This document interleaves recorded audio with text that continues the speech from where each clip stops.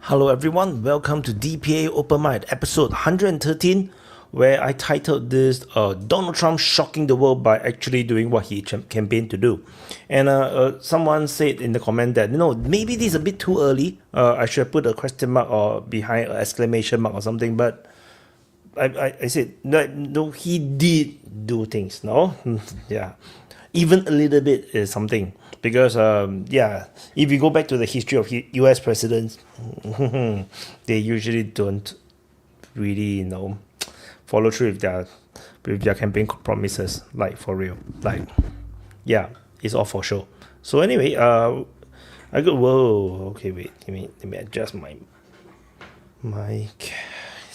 shit over here.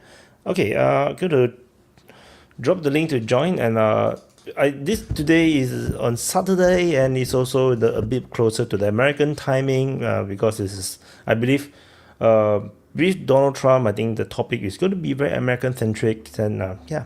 So it is what it is, and also no, because Chinese New Year is coming. I'm trying to adjust my sleeping hours back to something more human, and then so that I can yeah. If not, actually my sleeping hours now is a total mess. So yeah, everyone is angry. Like my wife, no one is angry. Like I'm just unhappy that my sleeping hours is not productive. So I dropped the link to join the open mic. I've pinned it on Rumble. I've just dropped it into YouTube, and I have pinned it. And also I have now dropped it into Twitch. Although no one usually joins from Twitch, but I put it in as well. Let me know about the volumes, and also, yeah.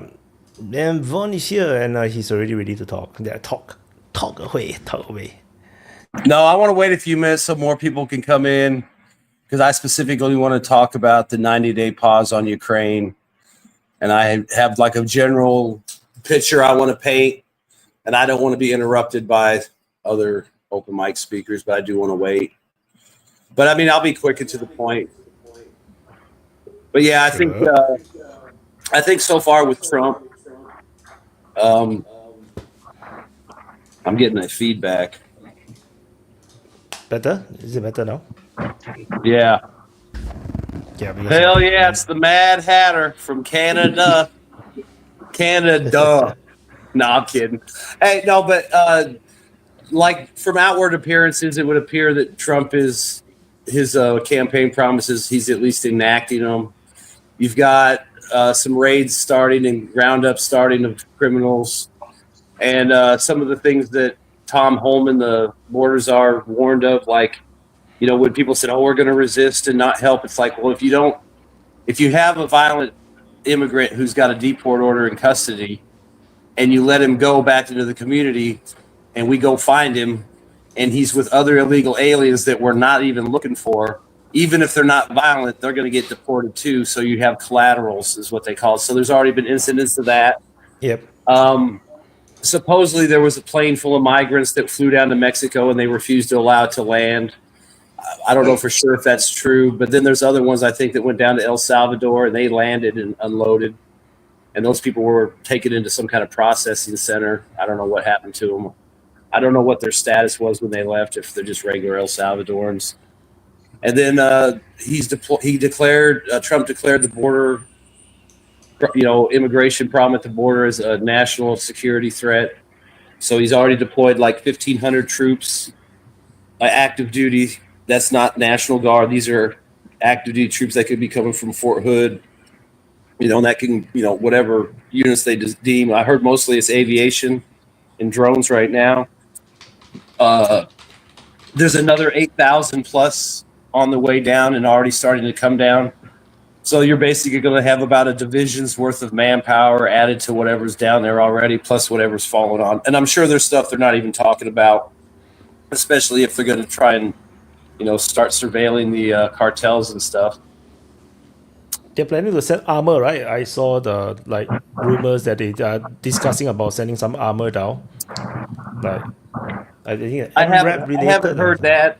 But like if you were going to do something like that, the Bradleys and I wouldn't send M1s down because that's no, not the IFV and the tanks. Like the another one. Let me find my tweet. Yeah, you can carry on first. The Striker, the Strikers. Yeah, Strikers. Yes. Yeah, and see the thing is with the Strikers, they could carry some guys. They could bring their own food and basic equipment, and those things with the ones with the little, because you don't need anti-tank ones and 105 caliber ones. The ones with the little 50 caliber, automated turret, they got real nice magnification and thermals. So you could drive those up there and park them on a hilltop, and they could set up a tent and just observe with a radio. And then when they see stuff, if people don't want to get their butt in their panties in a bunch about active duty troops, detaining people or doing law enforcement activity, they got a radio. They can say, hey, there's some guys they call a Border Patrol or a National Guard unit that has those powers. And they just basically vector them into the area and they pick them up, and I would think that would be another deterrent too. If, the cartel guys that scout, if they see, a striker here and, random drones flying and, guys, set up patrolling around, with binoculars and thermal imaging, watching, it's probably going to deter them from those areas. And it's just a matter of flooding the zone with assets to deter. I mean, sure, some guys will probably try. I'm sure there's some tunnels nobody knows about. But, I mean, a striker with a thermal imager and a couple guys in a radio, sitting up on these places. And the thing is, we've got Chinooks, which are heavy lift. They could drop a vehicle on top of something if there's no road that's got a flat, plateau, and they could just sit there and watch. And they don't have to get involved directly other than they just radio the necessary authorities to go make the pickups. So I think I would say, he met with Gavin Newsom, and I guess they had an okay meeting that nothing negative was said. Okay meeting. Yeah. Well, I mean, don't think he it's didn't say very anything bad. He didn't say like anything really great. So maybe, I don't know, maybe they worked out something, or maybe the law was laid down. But I'll shut up if you want to say something, Wayne. Yeah, I did want to say something, but not on the Trump's everybody in the country who he doesn't like, Bruce Wayne, but rather on the fact that Trump has declared himself Madam President. And I thought that was one of the funniest things I ever heard, which is why the hat. How is he Madam President? Well, don't you know anything about biology? I mean, you got kids, right? I mean, I don't know what you're getting at. I mean, if he misspoke and said something, I mean, obviously he doesn't think he's trans or anything. So, especially if you look at what he's proposing. Basic biology. When sperm cell contacts an egg, that's when he says conception is, and that's that's conception. That's when he says that's your sex at that point is what you are for the rest of your life. The problem is at that point we're all female. We don't differentiate into male and female until about I can't remember, it was 4 weeks or 6 weeks in. Yeah. So he basically declared himself Madam President. But the thing is, you're basically just focusing on something that misspoke. I mean, you know how he is. He hears things, he knows things. Maybe he gets them mixed together, but he obviously doesn't mean that he's a woman or anything like that. He just got ahead of himself. Considering how many transphobic people are on the Telegram group, I thought it was hilarious because he just declared all those transphobic people chicks with dicks. Well, okay, and the other thing with Trump this week, he got Pete Hegseth in. Kristi Noem just got appointed this morning for DHS. I mean, she might be pretty hardcore. I mean, there's a story about her when she was a young girl and one of her dogs wasn't performing properly, so she shot it, because that's what you did back in the day on the farm. So, she's beautiful but deadly, apparently. And then I think there's another guy, Bessett, that was confirmed. I can't remember. I think it's Treasury or something. And then I believe the next one is Tulsi Gabbard, and then possibly RFK. And there may be some difficulty with Tulsi Gabbard just because there's so much bullshit around her. But I mean, if they, and I don't know, maybe there's something in her, but they don't believe there's anything personal. It's just maybe how she did her job, or maybe some of the things she said. And then obviously RFK is going to have to tread a fine line, because, a lot of people are going to try to portray him as anti-medicine and anti-vaccine, when really he's just more oversight, safer choices, more autonomy. I mean, maybe not put a chemical in a food that is not, like in Europe, like the European food standards. I mean, who cares if your Fruit Loops don't glow in the dark? I mean, as long as they taste good, I mean, and they use, carrot juice and crap like that. I mean, it would be a hard thing to do, but damn, if we could at least get some of that going in the right direction. And, obviously he's pro, he's not anti-medicine, but, he doesn't think you should take a pill for every damn thing you got. And he just wants more accountability. And, he's got to figure out how to get that message out and convince those people that he's got the best interests in the health of America at heart. Go ahead. It's a scary thing that maybe you Americans do not know. The American food standard, that means the government make the decision what food is healthy or safe or whatnot, is actually just followed without thoughts by the rest of the world.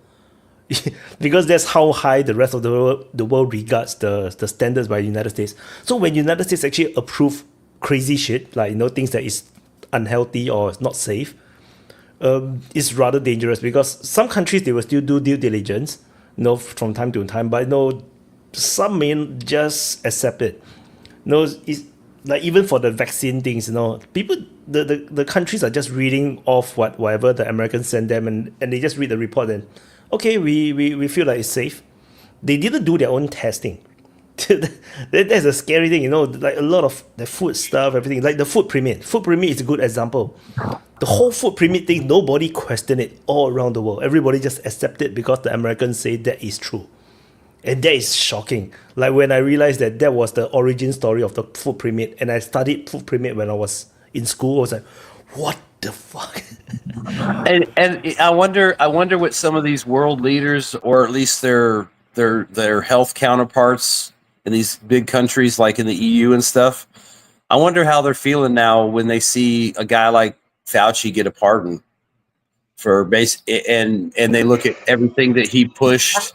You know what I'm saying? It's like, because if you think about it, like you said, people that, hey, Fauci said it's gold, and now he's backtracked. They've given him a pardon for something, and that's another thing I want to get into. The other thing I think that was good is Trump revoked all 51 security clearances of the intelligence officers that said the Hunter laptop was fake.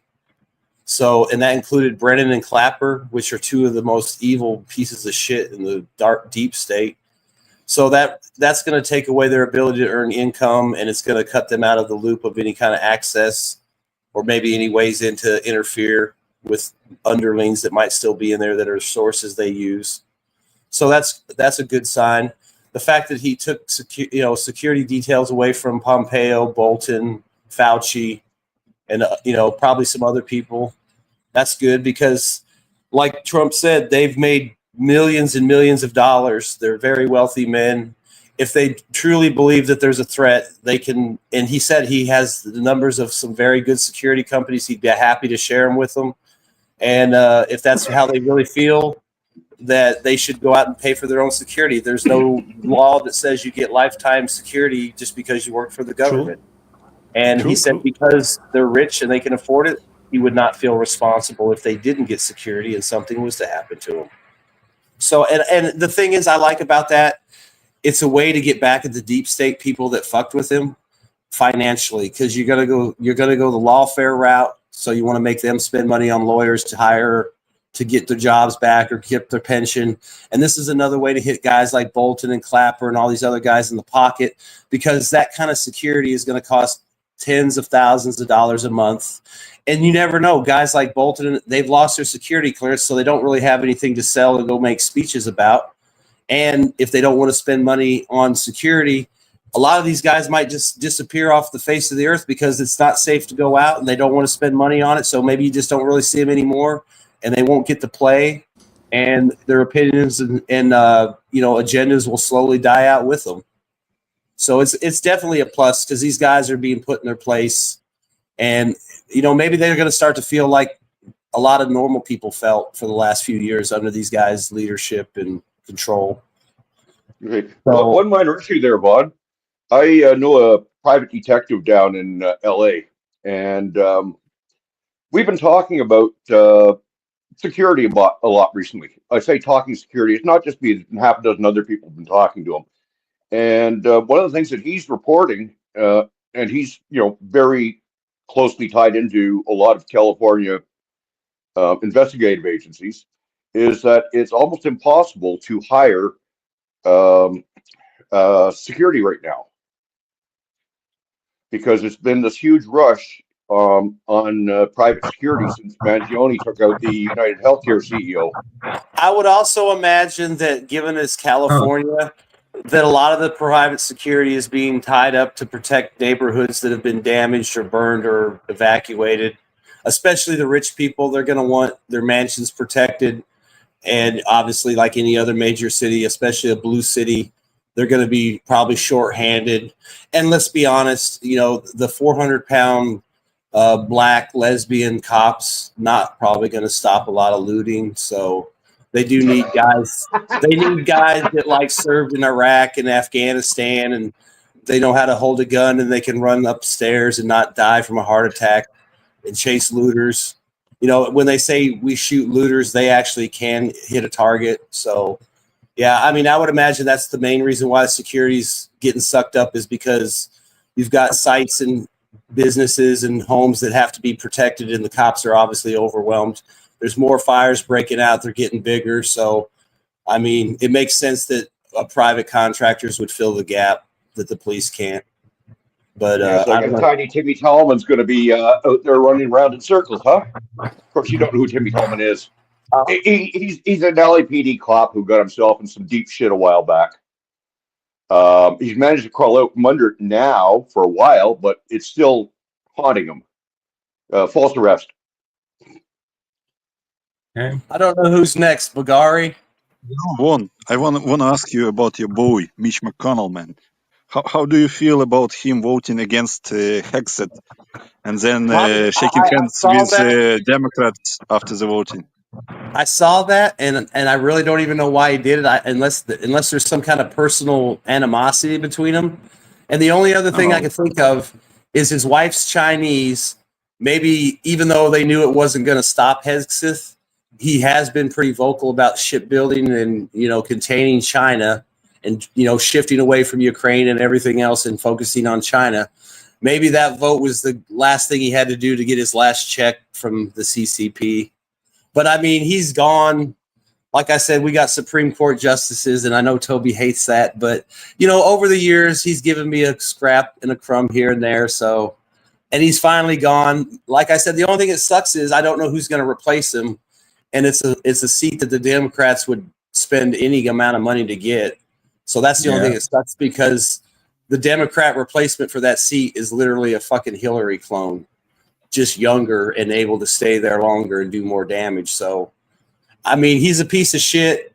He's going out the door. Hopefully, maybe Thomas Massey or somebody like that would try to get the seat. But the problem is you got Louisville, which is a blue city, and that's in Lexington, which is a blue city, and those two cities generally carry. That this whole his Senate district. So, and Massey's he's less popular a Republican than Mitch McConnell could ever be, because he has a wife and 3 kids and he has guns and he's not a fan of Israel. Massey said in the interview to Tucker that he will never run for Senate, that he will always be in Congress. So. Never say never. These are he seems like a guy that keeps his word. So, not you. Somebody fucking called me and fucked up my. I see. Yeah, I have no words about this. Like, I'll be right back. It's good that Vaughan has no words anymore. Like, Mitch McConnell he's an absolute disgrace, and he's Vaughan's boy. Yeah, he's Turtle Boy.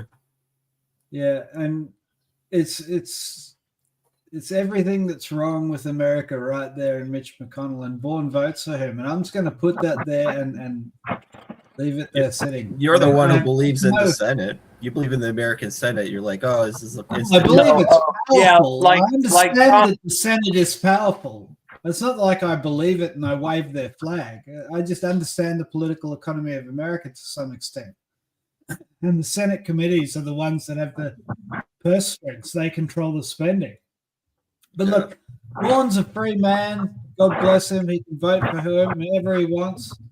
I know that he's really in favor of Justice Amy Coney Barrett and her contributions to American justice. I don't know. But anyway, Hegseth is in, so that's pretty amazing. We'll have to see what he does. Yeah, and like I said earlier, the next one I believe is Tulsi Gabbard and then RFK. So those will Do you be think Tulsi interesting. will get in? Yeah, you think so? I mean, supposedly there's no personal bullshit. So the only complaint people might have is maybe her outspokenness on foreign policy. But no. She's already the issue with Tulsi was that she was against the surveillance on the private citizens, and it was a big point of her. And the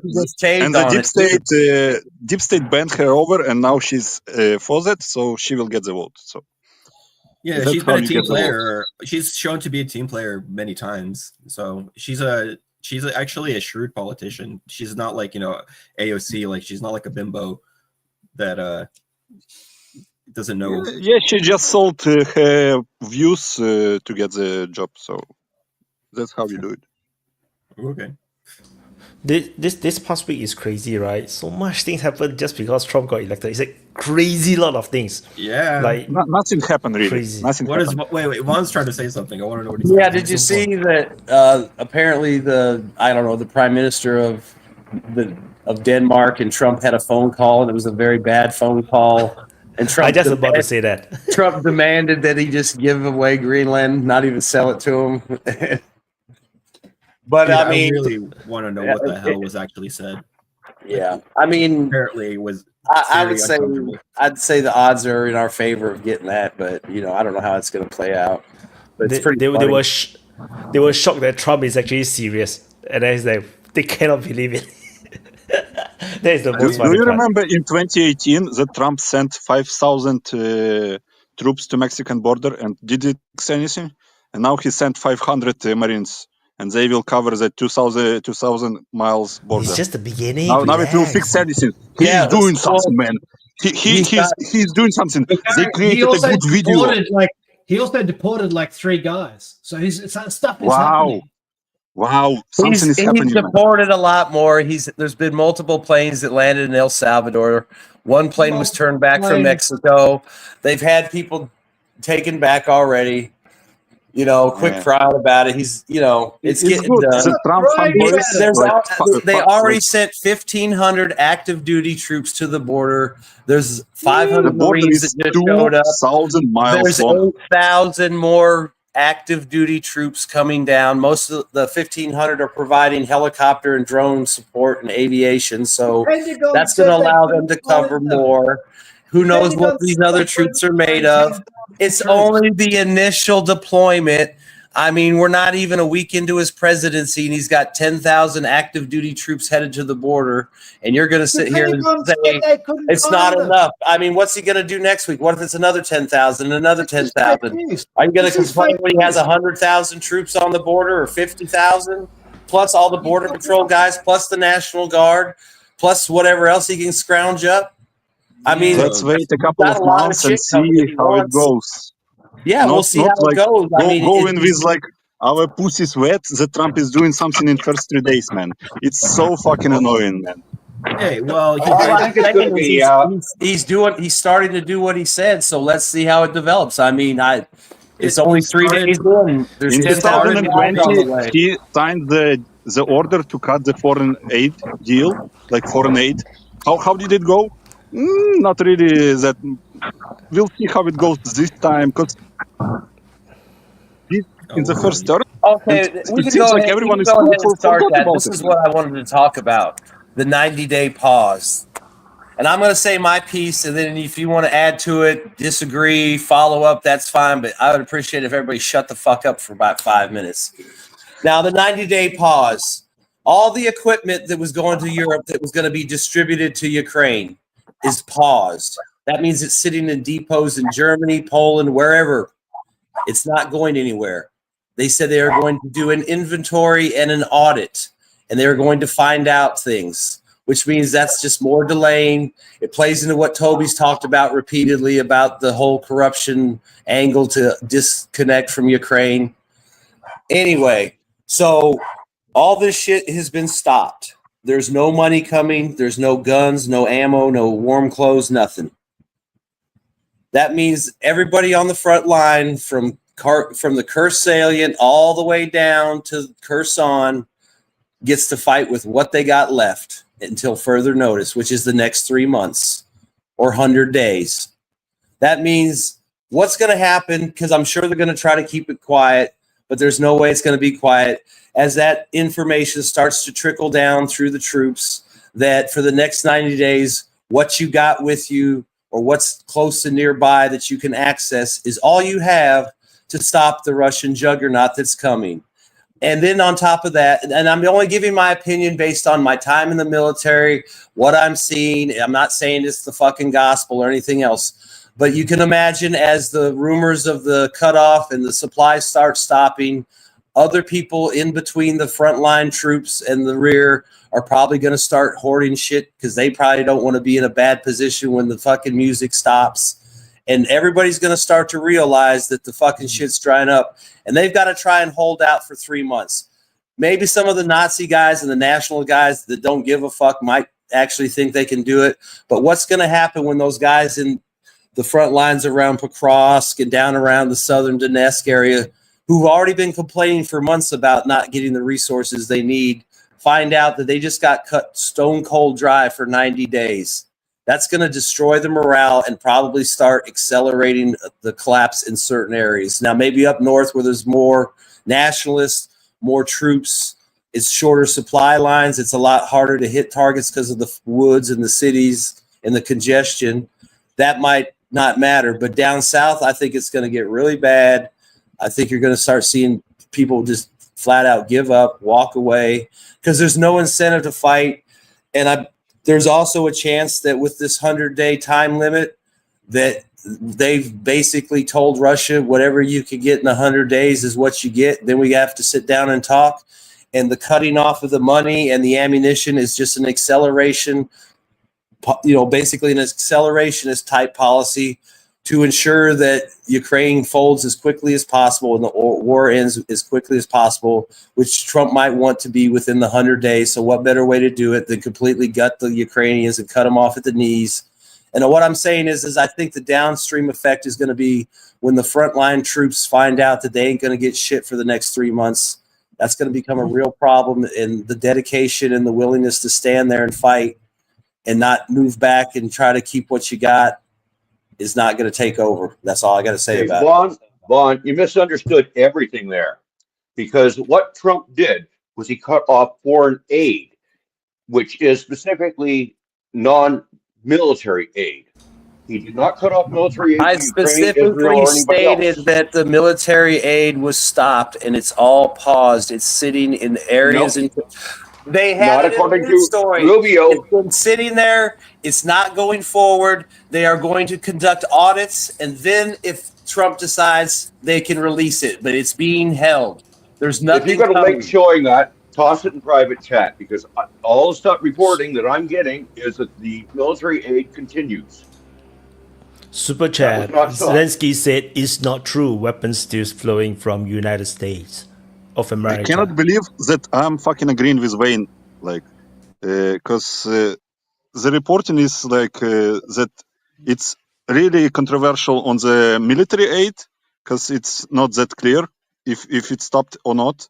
And second point is one is probably forgot that the United States is not the only country in the world, because France, Germany, all the puppets, NATO puppets will still transfer weapons. How much do they got to transfer?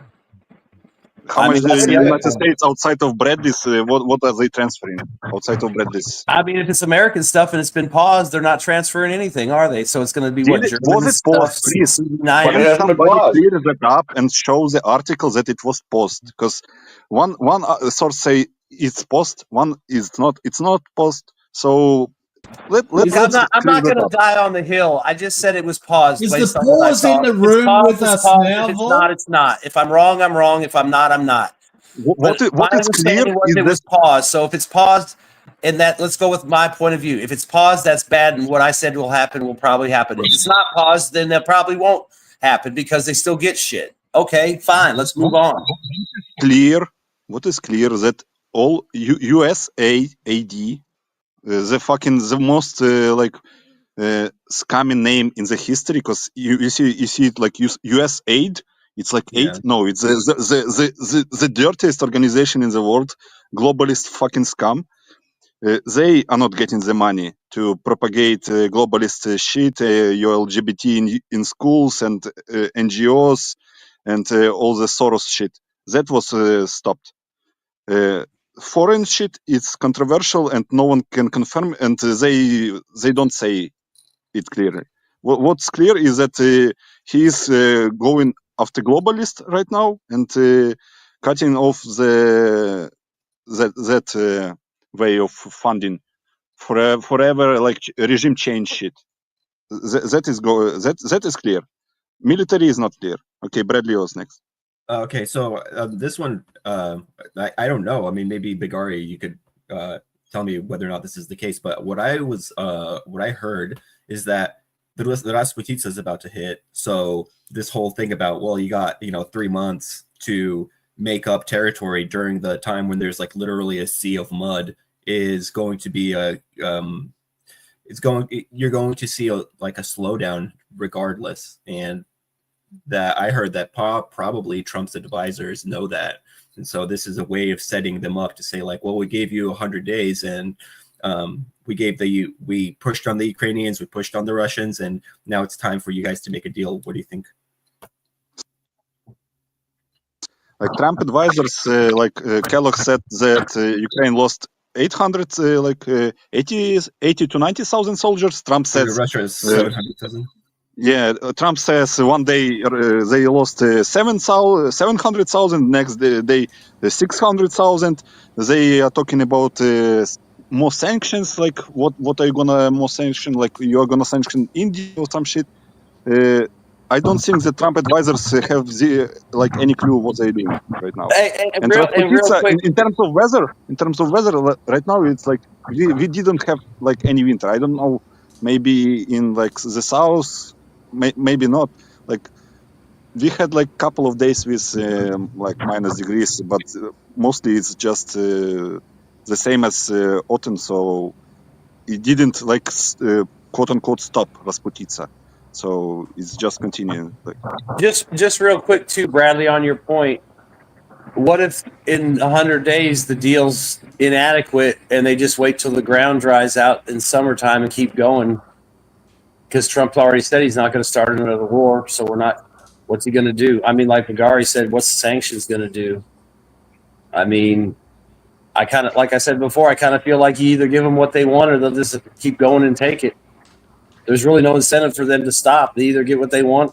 I mean, I'm sure Trump can figure out a way to get paid out of it, but I don't know what Trump says that Russia's economy is dying. He is like actually but that's like Peter Zeihan saying every day China's going to collapse and the housing. I mean, that's the same kind of shit.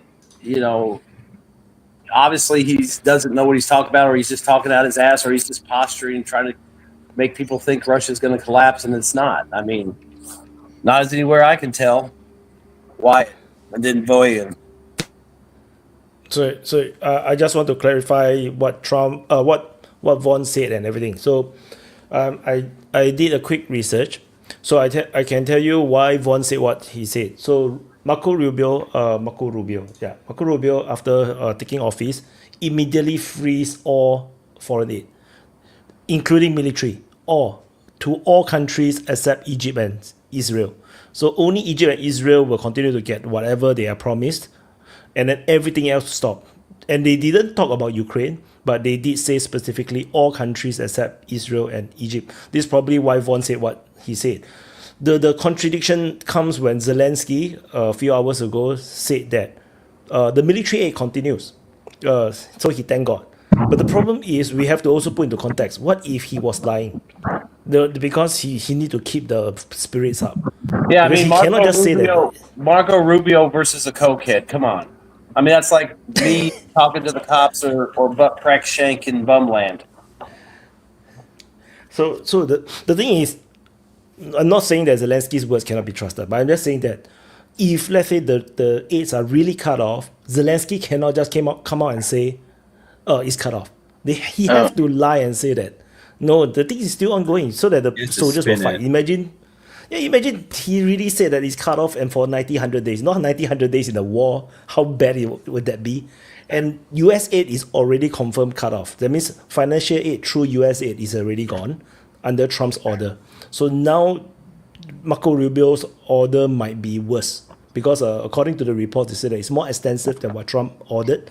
But anyway, it's the same thing because Trump said that he will suspend everything until the new secretary take over, which is exactly what's happening now. And then the secretary decided to suspend everything so that he can do an audit and see what the hell is happening because he just take office.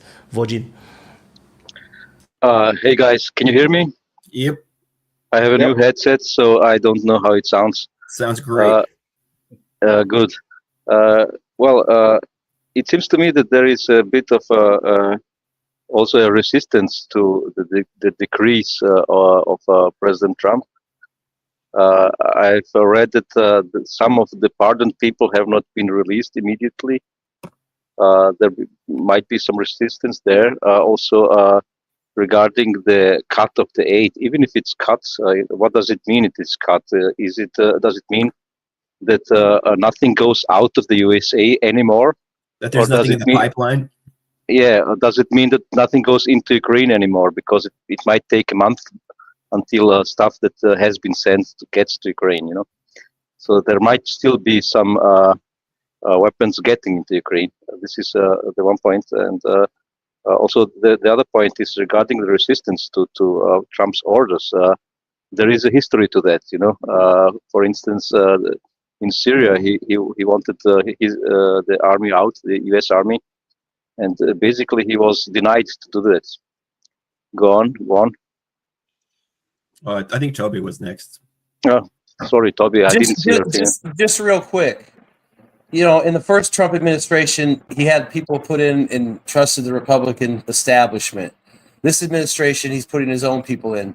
Now, obviously, they got ties to the deep state, and some of them are going to make compromises to get jobs, like probably Tulsi Gabbard and shit.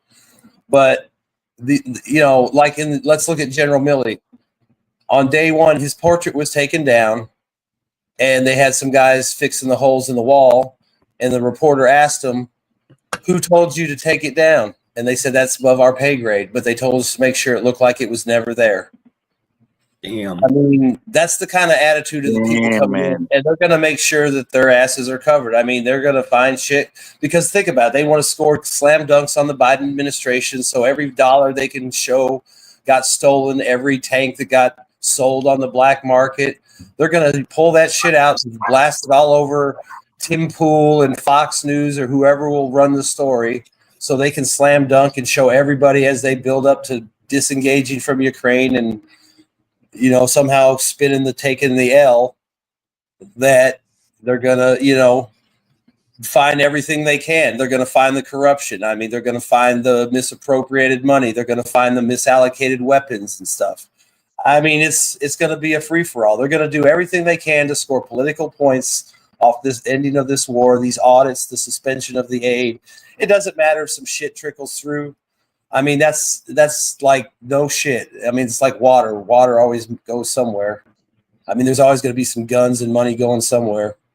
But yeah, I mean, we'll see what happens. It's only a few days in. There's a lot of big talk. Things are supposedly happening. So let's see in a couple of weeks if anything comes of it. But I would assume if anything does, you're going to know about it because they're going to, like I said, score political points on every fuck up they can find that Biden was involved in or the previous administration, especially in regards to Ukraine. Super chat. Hello, DPA gang. Great show on the WB show, Vaughn. Salute. What's the WB show? Working Brother. Yeah, someone I've banned from DPA. Yeah, no, it was a good chat about some military stuff. But look, I'm going to throw Vaughan a bone here because it's like his birthday. Trump won, and I don't want to be like the nasty man like Bagari and pour piss all over this. It is early days, right? And add Voyen. Don't forget to add Voyen to that list. Oh yeah, well, the Serb. What can you do? It's early days, and I have been very pleased with the general waft of what Trump is trying to achieve.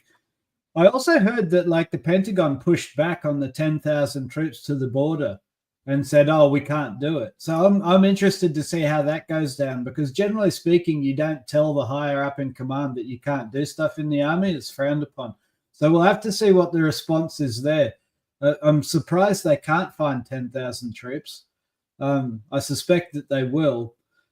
I also saw that Mexico turned back one of the aircraft taking one of the 3 deportees down there. So we'll have to see like how that pans out. Deportation is ugly. It's like deportation never works out well. It usually ends up with either them being sent back, or the courts, like in Italy, saying you have to take them back, or they get massacred where you drop them off, as happened with a whole bunch of Jews in Latvia in the Second World War from Berlin. So like, I don't think Trump really wants to deport hundreds of thousands of people to be put into shallow graves. So usually deportation. You think he cares? You think he cares? I don't think he cares, man. No, I don't think Trump is a bloodthirsty man. I think he genuinely hates war. That's why I like him. DPA. I think Trump is actually like a fairly decent human being. I don't think he likes to see the loss of human life. I've never seen him say anything that treats life as callously as like. He's going to escort the next plane with F-22s, man. with the exception of that Soleimani, like he died like a dog. He cried a lot. Poor Abu. Yeah. So there was that. But generally speaking, he respects human life. But I thought it was like, remember, Trump made the cartels a terrorist organization.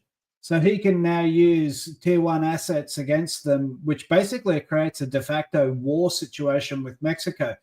I can see this evolving into the situation where US actually occupies territory in Mexico. And if people think that's weird, well, there was a lot of references to like the 1798 laws during his speech, his inauguration speech. And for clarity, that was when the US took Texas, right, from Mexico. So this is a big deal. It's like the gloves have come off with Mexico, and we're going to have to see how that evolves. And the other point that I wanted to make with regard to Mexico and Ukraine is Trump has a lot on his desk right now. Like, I'm amazed at the work ethic of the man. He's sitting there like doing a shift, like, he's working like a McDonald's. He's executive order after executive order, and he's answering questions from the press while he's doing it, and he knows what he's talking about. He's a very, very impressive individual. Just like BRICS. Spain is BRICS country, man. Yeah, but this is the thing, Bagari. You can pick holes in it, right? Spain is not on his top priority list. To his credit, he's focusing on America. He did campaign on Make America Great Again. He didn't campaign on Let's Make the World Great Again, right? And this is the thing. He is doing a lot in his own hemisphere. And so that's why I'm not that concerned about his stance on Ukraine or what he says about Spain or any of that stuff. He's a very, very busy man. I don't think he cares that much about Ukraine. And this is, getting to the point where that he's badly informed. It's like, whether or not he's badly informed, I don't think he cares that much. And I think most of what he says about Ukraine is basically, just walking away from it. And I think that this is what's going to happen in Ukraine is Trump's going to let Ukraine pan out the way it pans out. I don't think he's going to commit one way or the other, right? Why would he? What's in it for him? And so I think that basically he's going to let that pan out. I agree with Vaughan that he's going to look into the corruption. When he came in, he dismissed everyone on the Ukraine desk at the Pentagon. That was pretty full on. Like, that doesn't happen, right? So basically everybody on the Ukraine desk got sent home. Everybody. That's a big deal. So I think it's true. I think he is going to look into the corruption there. It is early days. Look, I do think that, Trump is only one man, but he's a very impressive dude and he's doing his best. And I can see why Vaughn's very excited. And we should give Vaughn his time. It's Vaughn's time, Bagari. I know. Hey, just real quick, I just want to say, if you're watching this right now, you need to like, subscribe, and share because this is a good shit. Yeah, anyway, that's not from our Bagari. Share the good shit. Yeah. Just one correction, about the plane in Mexico. The plane was going to Guatemala, if I remember correctly, and Mexico just refused to provide the intermediate landing spot. So they didn't refuse to take off refugees in. They just refused to have a landing spot with while it was going to Guatemala. Well, I guess we're going to have to use C-17s with aerial refueling capabilities. That way, we could just skip Mexico as a waypoint. Another point But about they have a ramp on the back. Hold on a sec, guys. Vaughn, think about this, or whoever it was who said, I can't remember who was who said that Trump was such a hard worker. Look at Trump. He goes in there, he signs a few executive orders, he spends the next day golfing. That's hard work, all right. Okay. He signed 100. Shut the fuck up. You got a video of him golfing? I saw him signing executive orders. I mean, his first day he signed 100. I think he signed another 100 the next day. What was Toby saying? Wayne, shut the fuck up. What was Toby saying about how Trump is walking away from Ukraine? I think what's happening is completely the opposite, because the media is dragging him into Ukraine shit. They constantly asking him, and he's constantly talking about Ukraine, and he's taking the responsibility for this, and he thinks that he will fix it, while he clearly cannot without cooperation of other parties, and he's getting bogged down. Instead of blaming it on Biden, he only says that Biden it will not happen. It would not happen if I was in office, if the election was not stolen. He only said this, but he doesn't directly blame it on Biden every time. He says that I will fix it, and he is getting in this trap that if he will kind of responsible for this. He's not falling into the trap. He hates American Western media. I mean, I live here. I think you're completely misreading the situation if you think Donald Trump is being influenced by the media and being suckered into Ukraine. Donald Trump. Close the media. I don't know, Vaughn. Number one law. Yeah, you know what? So I'm seeing the same thing. Well, yeah, whatever. I mean, that's ridiculous to think that the neocons on Western media are going to sit there. The people he fucking hates and calls fake news every chance he gets, he's going to all of a sudden start taking foreign policy advice from. Well, I mean, here's my thought on it. I think, and Gary, I agree with you. I think he is getting sucked in because I see that the Americans will want to keep this going. They just don't want to pay for it, right? So the plan A is to get the Europeans to pay for it, to die for it. That's the plan now. But we know that that's not going to happen because the Europeans don't have anything to give. So the way I kind of see this potentially playing out is Trump and Putin getting in. See, Trump doesn't realize how bad it really is in Ukraine. I'm convinced of that. And he thinks that he can just say to Putin, yeah, it's time to shut it down, and Putin will do it. Putin won't do it. I mean, how can he doesn't know that when he's been saying for months that you've been lied to about how bad it is? No one knows how bad it is. There's people murdered everywhere. He literally said the other day, there's bodies scattered all across the field. Let me saying, I mean, he's been made more than clear that it's very cut me off, and I'll explain it to you. You yourself just said that Trump believes that there are 700,000 dead Russians. He's misinformed. So that's why he's saying it. He's being misinformed. Yeah, and the very next day he said there's millions of soldiers dead on both sides. So obviously he's talking out of his ass because he doesn't know what he's talking about. Or maybe here's another way to look at it. Maybe he knows it's really bad and he's trying to put numbers out there. Maybe he doesn't have the exact numbers. Maybe people are cushioning the blow to him because they don't want to tell him, yeah, dude, our country just wasted $200 billion and got like 1 million dudes killed, 2 million wounded, and we did not achieve in a single thing we wanted to do. I mean, you got to look at it this way. Trump's the guy that's got to go out and deliver the message when the deal's made. That's going to be a real fun message to deliver, that we just took an L, but we're going to spin it that we won. And all that money and equipment we sent basically got wasted. Millions of people were killed, wounded, and maimed. And that's not, I agree. Who wants to be that guy that has to go out and admit that that the previous administration completely fucked up? Well, it's going to be Trump who's ultimately going to have to do it. But my concern is, if he wants to get into a pissing match with Putin, Putin's not going to back down. And Trump's not the type of person who's going to back down. And that's going to lead to an escalation. And start a war, so either get Putin what he wants. He pledges lots of stuff. It's Trump. He talks out of his ass all day. And that's what I'm saying. What Bagari's saying is true. Trump is slowly getting sucked into this, and he's going to start owning this war if he's not careful. That's the point. I remember Trump revising the numbers.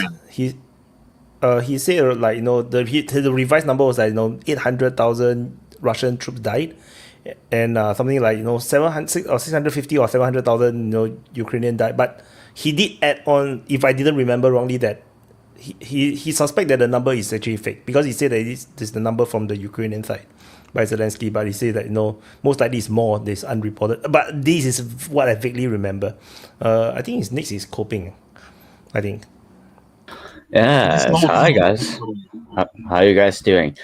Sorry. I just want to say also, Super Chat, talk about the recent Putin interview. Yeah, okay. Yeah, that's what I want to talk about next. But okay, I'll try to be quick with this. I've just been listening in on the stream, and I'll have to be going because it's bedtime for me. But a few observations, like Vaughn said something about digging up corruption, and that may be, might be something that Trump is going for in order to get leverage for himself. The thing that he was cutting off military aid all over, except for, was it Egypt and Israel? That's kind of interesting, especially when he also made a statement regarding Saudi Arabia. Because while his message may seem like he's pulling out of Ukraine, he was also making it clear that he wanted Saudi Arabia and the OPEC nations to be reducing the oil prices, because as far as he was concerned, this was one of the things that were fueling Russia. So it seems like he's going to be trying to make pressure on both sides, as was kind of alluded to in some open mics ago, as a possibility. However, I'm kind of more inclined to believe that what he was saying regarding the thing with Russia, I'm inclined to believe that's more of a show, and that what he's really doing is trying to prop up the oil and gas industry in the United States, because he also made it clear we are going to be one of the biggest energy exporters there is. And the thing with the U.S. oil and gas fracking industry is that it's quite expensive. It's not really competitive unless you can coerce vassal states like Europe to be buying it at 5 times the market price or something like that, right? So in order to become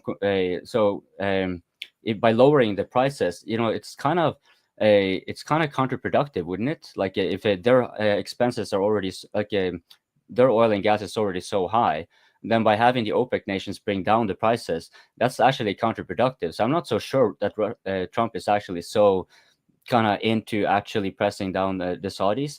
But what do you guys think about that? As for this Putin interview, I haven't heard anything. I can't speak about it. So I guess it's Toby maybe after the Super before Toby, Super Chat. In the 1950, USA removed over 1 million. Also, World War II and events surrounding it are singular in world history. Can't use to predict future. Toby. Yeah. Okay. So on the Putin interview, I thought that was really interesting, because it's also in the context of Trump saying that he wants China at the table when they talk about the future of Ukraine. It's very, very interesting that Putin is being so conciliatory towards Trump. Putin is being very friendly towards Trump. It shows you that Russia is not all in on rejecting the West and partnering up with China. And in geostrategic terms, Trump is on record as saying, and I think correctly, that pushing China and Russia into a partnership is a blunder of epic proportions. So I think that Putin is demonstrating that Russia do want the economic future with Europe. Without doubt, Russia benefits from an economic partnership with Europe. And I think that Putin is open to that. But I also think that Ukraine is becoming an intractable problem for everybody, including Poland, Hungary, Romania. It's basically a failed state, and someone is going to have to deal with it. Bagari and I have talked about like the Polish position with regard to Western Ukraine. There's a lot of antagonism there. I saw also something that I wanted to talk about briefly is Zelensky is now being called a psycho and a degenerate by people in his own government. And so I think that Zelensky's star is fading pretty fast. He wasn't invited to the inauguration, and apparently he wasn't very happy about that. That's a pretty massive snub. So I wonder what's going to happen with Zelensky. I think that the situation may play itself out politically rather than militarily inside Ukraine. He's desperate, man. He's desperate, man. Yeah, he's even attacking Slovakia right now. He's sending his hackers to attack Slovakia. So yeah, he's desperate. Yeah. Now, with regard to the oil that Coping brought up, there's a difference between oil and gas. Gas is used for most of the baseload power. And so the LNG exports to Europe from American corporations is one thing.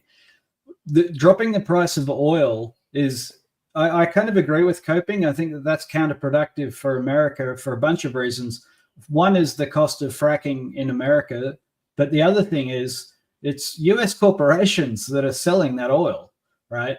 It's not like the U.S. corporations that are paying tax to the U.S. government don't make any money from high oil prices. So I'm also skeptical of whether or not there is a sincere desire to push oil down in price. However, it would benefit everybody economically if oil was $30 a barrel instead of 75. And Trump kind of is all about the economy. And so it would benefit the American consumer to have gas prices at the pump fall down. So I'm agnostic about that. I think Trump could be sincere in wanting to drop oil prices, but it's also part of the negotiation strategy. Trump is a deal maker. And so everything that he says, including the casualty figures in Ukraine and his statements about oil, it all has to be understood in the context that he's trying to make a deal, right? And when you're making a deal, you don't go around saying things that benefit the other side, right? You utilize what leverage you have. You jockey for position. You jockey for position, right? And Trump is the ultimate deal maker. And so that's why I think that everything that he says has to be seen in that context. But I would also reiterate that I think Trump is prepared to let Ukraine play out. I think his focus is domestic and in his own hemisphere. One thing I would like to bring up also is Greenland. One of the things people don't understand about Greenland, or that's not widely understood, is that Greenland is the EU's access to the Arctic fishing waters, and that's a big deal, right? The European fishing fleet only have access to the Arctic waters because of Greenland being part of an EU country. If it goes, Norway's not in the EU, right?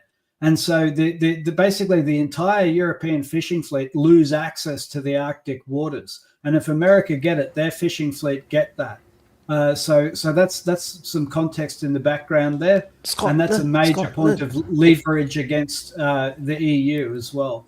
But anyway, it's next. Can I quickly throw in on the oil thing? Just one important context on the oil thing. There's also with Iran, because what Trump wants to do is tighten in the sanctions, which means that the market will then be going in the opposite direction. Like basically whatever the Americans are exporting, they will be are meant to be supplementing, but with the sanctions on Iran. So there's I thought I'd just add that one. And also as for the fishing, that basically means that yet again more power is consolidated around Norway, which is I've kind of stated this from early on. Norway and the UK are like kind of special allies for the United States. It gives a very firm foothold.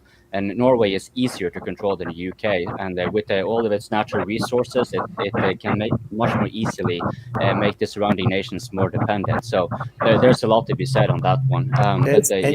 EU will start a Scottish Maidan, in Scotland. They're going to get Scotland into just real quick on the country. UK. That relationship's probably going to be strained quite a bit under Trump, since the guy they sent to be the ambassador was rejected by the Trump administration because he's said some pretty ridiculous things. So I don't think that Trump's looking to do anything that's going to, assuage any UK concerns. I think he's looking out for the United States. Just really quickly on the super chat question, I think that that interview with Putin, one of the biggest bombshells, is Putin basically saying that the 2020 elections were stolen, and if the 2020 elections hadn't been stolen, Trump would have won, and if Trump had won, there wouldn't have been a Ukraine war. So that is I think that's huge. The fact that that's not on every front page is indicator that they're just trying to sweep it under the rug. It's so logical, man. How could Biden be more popular than Obama? It's impossible. Come on, this. Politico wrote about Think it on about the it. front It's page. also a way for Putin to stir the pot in America. That's probably what it is. It's not more the than first anything. time. It's not the first time he Yeah, said exactly. it. I mean, but- Trump's out here going, "You lost 1 million troops." He's like, "Oh, there would have been no war if you had won because they stole it from you." I mean, it's probably just a fucking troll. But that's what, and also the Western media is not going to report it because you can't talk about stuff like that because it didn't happen. But I mean, it's great. Oh, it did happen. I was saying it sarcastically, but I'm just saying. I mean, he said it just to stir the pot, probably, and rile up everybody in America. I think You can open Politico and search for the article that says that Putin is trying to get, maybe not Politico, but some of the neocons, maybe Economist or some shit, that Putin is trying to suck up to Trump by saying that that election was stolen. They wrote about it, so they're talking about the oil shit. I want to ask, maybe I'm maybe voluntarily lower the oil price and fuck over the own economy. Maybe I don't understand something. Just cause Trump says so, cause Trump is a lord of the universe, or I don't know. Why would OPEC countries fuck over their own economies to please Trump? Can somebody explain to me? Maybe I'm a fucking retard with 80 IQ, but I don't get it. Maybe. I don't know. actually had Maybe the Houthis will start operating high mass. Right. Who knows? I wanted to actually ask a question too. How much leverage? Wait. What advantage is to them to ruin their own economies to help out Trump? There is none. So they're not going to do it. If there's a drop in prices, the question is not. No. But that's kind of a question that, because question was good, and I wanted to ask that too, but I didn't want to take time. The thing is that the real question is, what leverage does Trump have in order to make them do so? And that will be, for example, armaments and so forth. For the Saudis, here they have a pretty good grip on the Saudis in many respects. So, maybe they're but I'm not so sure if Trump could do that. That is just bought. Iran, that's very much more likely. That is just bought weapons from Russia for $2 billion. Why would they fuck over Russia when they are dealing with Russia? Can somebody explain to me? Sure. Hey, no idea on that. One point here. Sorry, this is important. Vaughn is saying nothing would have happened. The war wouldn't have started if Trump was in office, right? Who was in office in 2018? No, Vaughn? I'm quoting what Putin said in the fucking interview. Yeah, and who was in office in 2018? Had won and the election wasn't stolen, there wouldn't be a Who war. I was didn't in say that. That's office? what Putin said. Who was in office in 2018? Tell me. Who? What happened in 2018? Kurt Strait incident. Look it up. You mean when the Su-24s were buzzing the destroyer in the Black Sea? That is the nothing burger, right? That's like a nothing burger. I mean, that's like Cold War bullshit. That's like Sukhoi flying up Okay, they to fired on and 52 and captured those 3 flames and- Ukrainian naval vessels. They fired on and captured 3 Ukrainian naval vessels. The Russians did. That Yeah, is they not also Yeah, took there's the nothing to do with entire. Americans, what? They also took the entire Yeah, and- Crimean Peninsula and nobody Yeah. was either. So I live in Ukraine, that was and like- this is the Hey, first time I fucking Vaughn, hear about you this said it wouldn't incident. have happened if Trump was in office. I just told you that shit was happening while Trump was in office, and he did sweet fuck all about it. Of course, Ukraine is not under the United States. No, it's not in NATO. Why the hell would Trump be responsible for anything in Ukraine? Like Ukraine lose all those ships, then you lose all those ships. They really lost the entire of Crimea. What they expect, man? I mean, shit, dude. They were fighting in the Donbass, and nobody was doing shit. They were Russians fighting, separatists fighting, Ukrainians fighting. Nobody did shit. Nobody's sending shit in there and doing shit. I mean, maybe we were, but nothing official. So this is a what good. Separatists? Seriously, what separatists? Igor Girkin? It doesn't matter if he's separatist or Russian back or Wagner or whatnot. The key thing is the Russians, the Spetsnaz, whatever, whoever was there, the mercenaries, the Wagners, the volunteer battalions. I mean, the FSB. No, whoever had a fucking key thing AK is, that wanted to shoot at each other was probably there. No, the key thing is, if the first term is any indication, is Trump is don't give a damn about Ukraine. Which means what's happening right now, you should expect that Trump will not give a damn about Ukraine. People are trying to make it like it sounds like Trump's ego is so big that if Ukraine lose, it's a big hit to his ego and whatnot. It's like Trump never give a damn about Ukraine. So like he just don't like the war and he feel like it's a huge scam. And generally he is pro peace. But no, the thing is that as much as he's pro peace, I also quite concerned that he might actually start some wars on Panama or what. So no, yeah. Who's next though? Virgin. Yeah. Regards Trump. And the Putin's interview. From these sound bites, Putin gave, one can conclude that Russia does not look into a bipolar world or doesn't want a bipolar world where it's attached to China, obviously. He does want a truly multipolar world where Russia is not aligned 100% with China and can choose some alliances and very fluidly, which could also be with the United States. So this might be an indication. But regarding the oil topic, obviously the United States has already once controlled most of the oil producing countries during the Soviet times to damage the Soviet economy because it's a myth. No, it's not a myth. Maybe it's a myth that the Soviets collapsed because of low prices on oil. It's a myth. I know it's one of many effects, but it was definitely not helping the Soviet Union. It was hurting. So it was one component. And I wanted to ask Vaughn, because Trump has already, this executive order regarding the release of the files from JFK and Martin Luther King and the others. Well, it's already 3 days ago.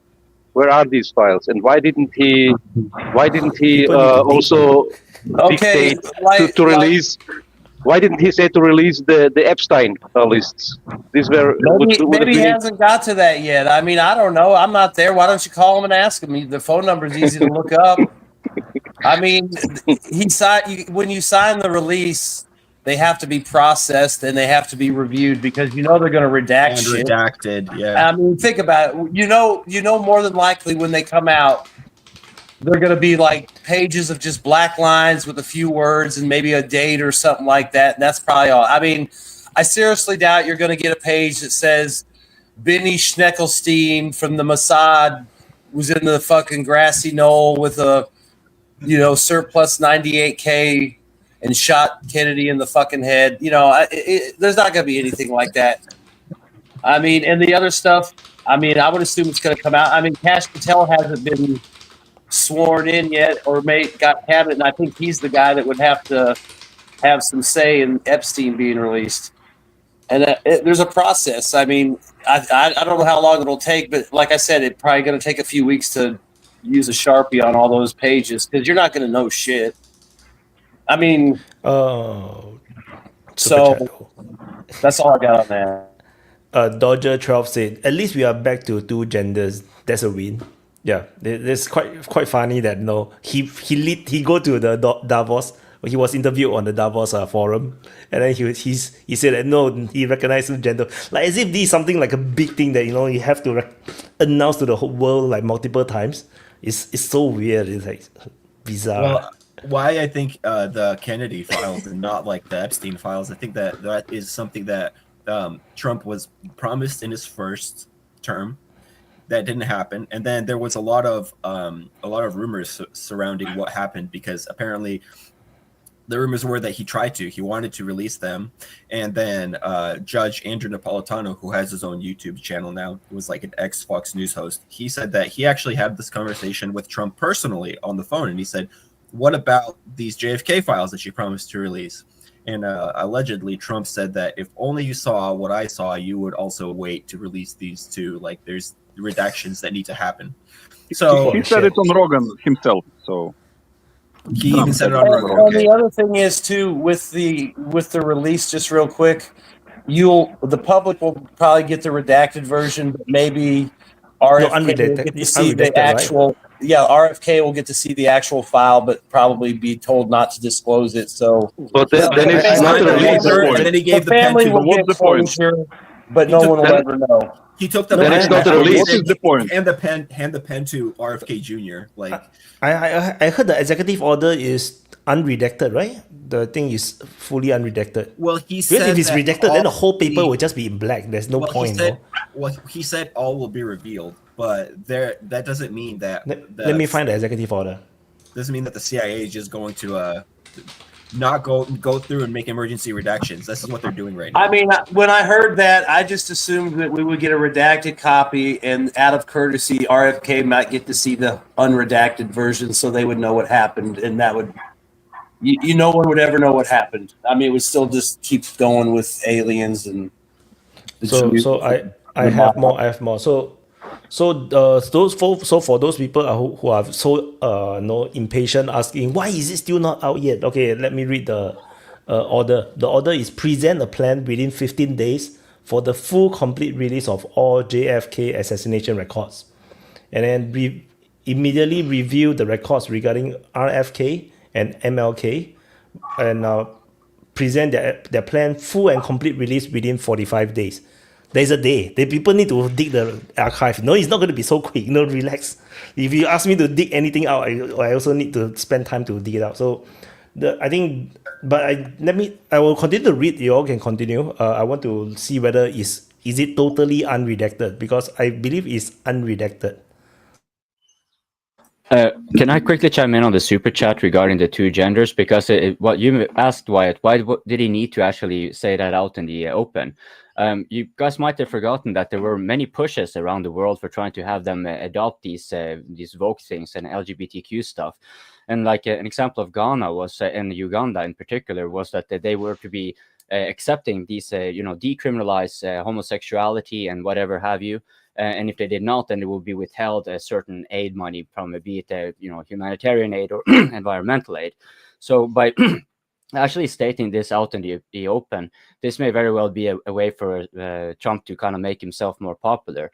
Because I've seen that it pop out a little bit here in like the weirdest places that, oh yeah, and now Trump is going to come back, and it's like a third worlder, and which is very in stark contrast to if you look at the left narrative. Where Trump is like a Nazi and he's going to try to oppress all the global South. But then, if you look at the social media from the global South, you'll see time and time again people saying like, yeah, it's going to take away this gay stuff or whatever it is. So, they may have actually picked up on something regarding the two genders thing that is maybe more profound than we would like to think.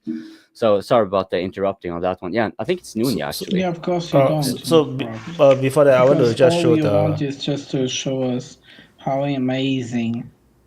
So this is the order. Perception. So before Nunya, so based on the fact sheet on the order, the only thing really can see is that full complete release of all. So there is no talking about unredacted or redacted. So I can only assume that full and complete is unredacted. So I just want to highlight this. Nunya. Well, yeah, just a couple points on the whole CIA declassification thing on JFK, RFK, MLK. I think we all know, we all get the gist of what it'll probably say anyway, so it's not going to be real news. And it'll be one of those things where they say, oh, yeah, we did bad stuff in the past and we'll try to do better for the future kind of thing. So I'm not really that, eager. I'm sure we all know what's going to come of it. If you want to, excite me, declassify the Gaddafi files or the Thomas Sankara files or somebody like that. Like, I'd like to read those. On the gender thing, I agree with Coping. I think it's more important than what we probably think, because it'll help us get back to some level of normalcy. You're seeing other countries who are starting to look at what Trump did, and now they're questioning, should we look at this stuff too? And I'll give you a perfect example. In Canada, on passport, Canada moved to the whole X thing, where you don't have to declare whether you're male or female. You can literally put X on a passport these days. So they're looking at that. Maybe we need to review that and see if we just need to get back to common sense. So I think it's a good thing. He already said that he will make sure that two gender will be in the constitution in Slovakia. So. Perfect. Yeah. Well, there you go. There's another one, right? So it's having an effect, which I think is a good thing. Go ahead, Toby. Just real quickly on the JFK thing. Like, I think what we might be seeing here, this is speculation, but I think we might be seeing some internal power politics inside the GOP, because remember that like individual families and their allies hold great sway within the political parties. The Kennedys used to be a really big Democrat party. And now you've got Robert Kennedy as part of a GOP administration, so they're not that big. And Robert Kennedy wasn't chosen as their nominee, so they're not that big anymore. Arguably, the Democrats have become the party of the Obamas. Now, the thing is, there are consequences from the JFK files. There are all kinds of consequences, legal liability for people that were involved and people that benefited. But the other thing is, look at the inauguration. Barron Trump is being courted by Thune, by Bezos. Trump is looking to establish a dynasty within the GOP, and cutting the Bush dynasty off at the knees would very much facilitate that. And so if what we see from the JFK files is that George Bush Sr. was one of the foot soldiers and he benefited, right? He later became director of the CIA and then president.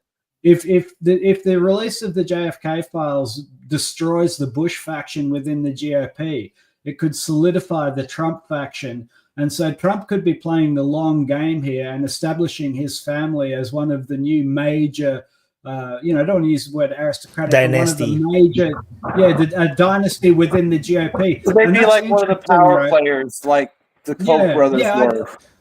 Right. Come on, look at his son. His son is going to be the Lee Sun-el guy, man. Right. And I think that, everybody on Team Trump has got a vested interest in this as well. So I think that the JFK files is probably more about internal GOP politics. And I tell you, if Trump can get the Kennedys into the GOP tent, right, the Kennedys hold a lot of sway, right? They are Irish Catholics, right? They are part of the APEC Brotherhood. That basically that's a huge section of the working class. Well, think about it too. With the JFK family, you can get the boomer vote until it's gone because of the admiration they have for the Kennedy family. Yeah, so I think that this could be internal politics within the GOP and quite smart politics from Trump as well. But we'll have to wait and see. And I think Bigari wants to complain, but after a while. Before Bigari, I just want to add one more point is that for some, I did see a lot of complaints about, not just on Open Mic or on the chat or in Twitter as well, that, the people are more interested in Trump revealing certain other secrets rather than JFK, RFK. I just want to highlight, this is the only things that he promised in his campaign. Everything else he did not promise. So it's a bit funny that people is asking for other stuff. Yeah, I think just real quick on what Wyatt said too. Like with the Epstein thing, I think you're going to have to wait till Kash Patel gets there because he might be the guy that has to put the pressure on Trump and show him why it needs to be released. Plus, you got to figure a lot of people on that list have billions and they're alive, and he just dodged a bullet last year and a couple more bullets in a golf course. So, Trump is pro USA, a little time for him to get that out, but I think you won't see any action on that until Kash Patel's at the FBI. because the logic, if I'm not wrong, is because Trump didn't even jail Hillary Clinton, because the logic was that no, this is actually very ugly for the country. So I think the Epstein list is the same thing. It will bring great shame to the United States, which is why he wasn't so keen. Bigari. Yeah, people mentioned Davos. Like, I think actually that Trump made the appearance in Davos via even via TV. It's like big mistake. Davos is in essence it's a globalist shit. Why would you want to be associated with globalists? And he didn't push back on globalists outside of this two gender agenda that globalists push. He didn't push back on globalists in Davos. Why would you go and talk to those people? Why would you want to be associated with them? I don't understand it. For me, it's everyone who is appearing in Davos is a satanic person. And why would you go and voluntarily appear and talk to those people? And don't push back on them. He even go on those media that he said that is fake news and be interviewed by them. So that's Trump. Trump would just. I know that we all love Trump, but let's talk he can be criticized. And this the people he wants to sanction, and the people with the money to invest in United States is all there. He have to talk to the people where he want to seduce into United States, and then Mohammed bin Salman was not there, so and he invested 600 billion already. Don't worry, people will tell him. People will be telling him that Trump wanted 1 trillion. So this Trump jerk session is getting on my nerves, man. Well, the thing is, Bagari, firstly, Trump is a billionaire, but secondly, it's a press opportunity. I mean, you saw the Argentinian president. He went to the WF, and he want to be associated with Milei. Well, I'm just saying he gave them one of the biggest serves I've ever seen, and that is good for his publicity. Any politician has got to get whatever coverage they can, right? It's like free advertising. And so, to some extent, Trump doesn't lack coverage. Everyone is fucking talking about Trump. Why would you go to the globalist layer, man? Well, but if you think in a very positive term of what Davos is about, is where all the elites go there and to discuss and try to understand what the hell is happening. You have sex with and also, of course, sex with and orgies with prostitutes and trans. That I know. But the thing is that the whole point, if you think in the positive sense, is there to understand each other, to discuss and to collaborate. So the biggest headliner Trump, of Davos this year, Zelensky. You want to be with Zelensky on the same level, Zelensky and Trump. Maybe it's just a way to introduce himself and kind of put his agenda out there and not say anything too controversial. So later on, when somebody in the WF is like, "Oh, he's a Nazi," it's like people will go back and say, "Well, God, he already laid claim to Canada, Greenland, and Panama. Nothing controversial. He already did a lot of controversial shit. When he was out there talking to him, he was being friendly and gracious. He wasn't going at him too hard. But that way, there's really no ammunition for them to say he was abrasive or off-putting. I mean, I'm not saying that's what he did. I'm just saying that could be part of it too. But the reality is that he dialed it in, guys. It's not like he made that much of an effort. It was a Zoom call. But the reality is that even if Trump do not attend, also called do not appear on the Zoom call, everybody is just talking about Trump in that forum because there's no way to escape Trump. He's going to change the world, and everybody is worried. So that is just how it's going to be. Well, think about it. They would have spent all day talking about how they would have talked about all day about how Trump skipped the WEF and why wasn't Trump there. So that would just destroy everything, right? So that's not nice. I mean, he already pulled out of WHO. He's going to pull out maybe out of NATO. He cut all the aids. He's crazy. He's already done all sorts of crazy shit in 3 days. He also pulled out of the Paris Treaty, right? And that's kind of interesting because the US is the only country, I believe. I think there's a couple of others that haven't ratified it, but they're the only country that is pulled out of the Paris Climate Accords. That's a big deal. Maybe Trump's just going slow and just put the tip in so far. Yeah, Well, he's he just did all ramping this up. before. Gary right? wants the Like, whole he did all this before. I love how he Toby pulled is out against the same globalists, but stuff he's before defending Trump Trump for. talking to globalists. But Well, listen, anyway, it's early days, and I don't want to be the mean, nasty guy on Vaughn's happy day, right? So I'm He doesn't want to prepared rain on Vaughn's compromise. parade. That's right. It's Vaughn's day. It's Vaughn's time. You know my positioning on like this whole thing, and there will come a time, right, when I bring reality back to Earth. But today, Yeah, yeah. When Trump removes pedos from churches and brings back churches to what it was, then we will talk. Yeah. Okay, all right. I don't know. Well, if you believe that man-made climate religion, then Trump is only logical and consequential. You know, he wants Greenland, and then he needs the ice to melt. You know, so that that would be something that they have in common. Then with Russia would also be helpful for Siberia. If Both of them ice- will nuke the Arctic together. They will nuke the Yeah. Arctic together. all the other countries turn into wasteland and into desert, but for them it's nice. No, joking. But obviously, Oh, that's why regarding they needed Canada. Because Yeah. Texas, will not be livable, man. They Well, need to When move you to think Canada. about it, the U.S. and Russia have got a lot more in common in terms of industries and interests than they do not, right? So something to be said about chatting. I was in the voice chat. We were talking about some of the aspects of a deal, to take Canada, and I was thinking, maybe in the Ukraine peace deal, Trump and Putin would say they would split Canada, but the only string attached would be that they have to take the side with Wayne in it. So that's probably It's not Hearts of Iron Man. It's not Hearts of Iron 4. Everything else in the deal will be perfect, and then we'll throw in that, and you got to take Wayne and Putin and Lavrov. Will be like, fuck you. That is the most serious geopolitical analysis I've ever heard.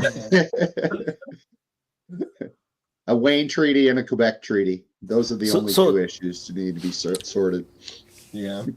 Yeah, people were complaining why, especially about Trump not siding with Ukraine and letting Russia keep everything.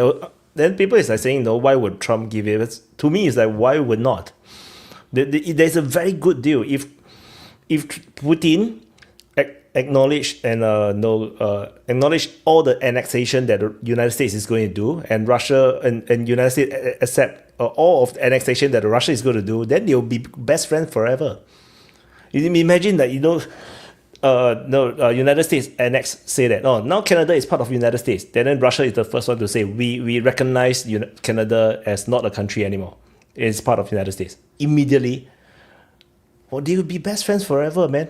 And they are able to immediately pull them away from China. Perfect. And then they can all deal with China together. Because Russia is in the very big danger as well, because if China one day suddenly flip sides, Russia will be in deep shit. I just was watching this computer game today on YouTube. It's a nuclear war kind of game, and then it's like the player was playing as Europe, and then he was invading into Russia. Russia was doing pretty well until China suddenly attacked from the other side, and there goes Russia was defeated. So in real world, it's the same thing. It's always a risk. Russia cannot afford a war with the West because that will make them very vulnerable on the other side. Then if they fight with China, it will also be vulnerable on the European side. So Russia need to do this balancing act. Yeah, that's what I think. Of course, they will not go against China, for the sake of it. They just want some balance. China doesn't have the same nuclear deterrence that America does. So, China would have to be very, very cautious of attacking Russia because that's what you think. Who knows, man? They're supposed to have 300. But can I ask a question in that regard, though? Because for example, the annexation of Greenland and everything, they've been, what can they do, right? That's true. But these having been cut off from Russian gas and oil and whatever, and they haven't been pulled into this Ukraine war. If let's say hypothetically that's the case, that Trump and Putin sort of make a deal, then what is to stop the Europeans from then saying like, you know what, okay, we're done being pinballed around. We're now going to just gravitate towards Russia as this is one main reason that Russia was not accepted into NATO, was because their geographic proximity and resource dependency would have the Europeans naturally gravitate towards Russia. So now when this deal comes into play, then you've been playing with so many contradictions with this union, this European Union construct that you've had, that they may decide that, okay, you know what do we really have to lose? Like they're already tariffing the living shit out of us. They're bringing all of our industries out of there, and they're forcing us to have higher energy prices by cutting us off from Russia, who does have the industrial capacity to actually fit in and fill in the blanks and be a market for, maybe not a market. That's probably where Russia will be like much more of a loss than the United States. But at this point, what do Europe have left to lose if it gets to that hypothetical, right? So I think it's a pretty dangerous thing to do, and probably also not really necessary. But yeah, I guess Bigatti. I think that day will come. I don't like talking about hypotheticals that will never come. But I just want to ask the open question, like, why would United States need approval from Russia to annex Greenland or some shit? Like, why would they care if Russia approves or not? International legitimacy. Nobody else is going to. Who gives a fuck about international legitimacy, man? Like, to answer, they don't. They don't need. They don't. It's nonsense. They don't need anything. It's just fucking nonsense. Are you living in they like don't need it, but 1970s? it's just the feather they can put in their hat. So when someone says, "Oh, you're being hypocritical," they'll be like, "Oh, well, they recognized us." You know what I mean? That's all it is. It's just a fucking word game for them. Everyone knows it's bullshit, but when they want to pull it out of their ass like a race card, that's what they're going to do. Well, so and so recognized us, and so and so and so and so. That's all it is. It'll be so some guy on Fox News can counter some guy that says what you did is illegitimate, and the guy on Fox News will be like, no, it's legitimate because Russia recognized us, and China and Kim Jong-un and Madagascar. That's all it is. It's not. I would even. They obviously don't care. I agree. Very briefly, one thing I will say about the Greenland and Panama distraction is we don't hear anymore this talking point about the sovereign boundaries of Ukraine and how you can't possibly change the borders in the world, right? Now, I'm not saying that was deliberate by Trump, but if that always stank as an argument. Hey, Mike. Because a NATO country, Turkey, was actually occupying areas of Syria. And so now we've seen all the borders change with Syria. Syria's getting carved up. The Israelis are taking what they want. And so this argument that borders never change has gone out the window, right? And so that is hugely beneficial to Russia because that was the main talking point of the Europeans. Oh, we can't let Russia win in Ukraine because never since the World War II have borders changed. I mean, it was false, but nevertheless, that was the propaganda. That was the push and the legitimacy for Europe defending poor old Ukraine. And I think that's kind of interesting because it definitely plays into Poland's plan for a greater Poland. And I think that we could actually see the partition of Ukraine rather than what? Toby, it's not interesting. It's return to normalcy because borders did change throughout the whole history up until yes, no, I'm aware of that. But what I'm saying is that the argument from the UK to their population and to everyone else was borders are sacred. And that what Russia did was so bad because they're full of shit. Putin is literally Hitler and so on. But my point is that Trump talking about Greenland and Panama the way he does, it just destroys any grounding for that argument. And we haven't heard it, right? You don't hear that anymore. Now you're hearing weird stuff from Rutte in NATO. But Voyan. Well, as a Serb, hello, Kosovo, this is not an argument outside of the Western narratives anyway. Also, if you look even further back into history, it's Turkey and they're in northern Cyprus for decades, many decades. So they have obviously these precedents already set. Nobody in Turkey cares if anybody else recognizes Northern Cyprus. They have it. But regarding the topic that the United States is effectively, clearly threatening to damage European interests, in this case specifically the Danish, it's a funny circumstance. All of them have made kind of their arguments that Russia after Ukraine would attack Europe, and take land eventually. But obviously it's not Russia, but it's the other side on the Western big power. I have seen, was it not sure, Craig in the live chat said that the Danish could eventually, because they for sure know, just say who has destroyed Nord Stream. if United States goes on with Greenland, I don't think this would change. Everyone knows who destroyed Nord Stream. Exactly. But Boyan, as a Serb, you shouldn't be talking about boundaries, not after Constantinople, not after the Serbian contribution to that. Like, please. Oh, I think you very well know how it feels like to be a vessel. You're currently your cell phone. You might get into some fight against some Chinese guys for the hegemon. Regardless, I think it's Mike. Go on, Mike. Yeah. Go, Mike. Okay. Thank you, guys. Let me just quickly go back to what you guys were saying earlier, because that's what kind of the vision that I've saw and I see coming, and I'm about to make more statement on that about the nuclear war. I say this war might go to total Armageddon. Okay, and then there are some things that people are missing about the total Armageddon.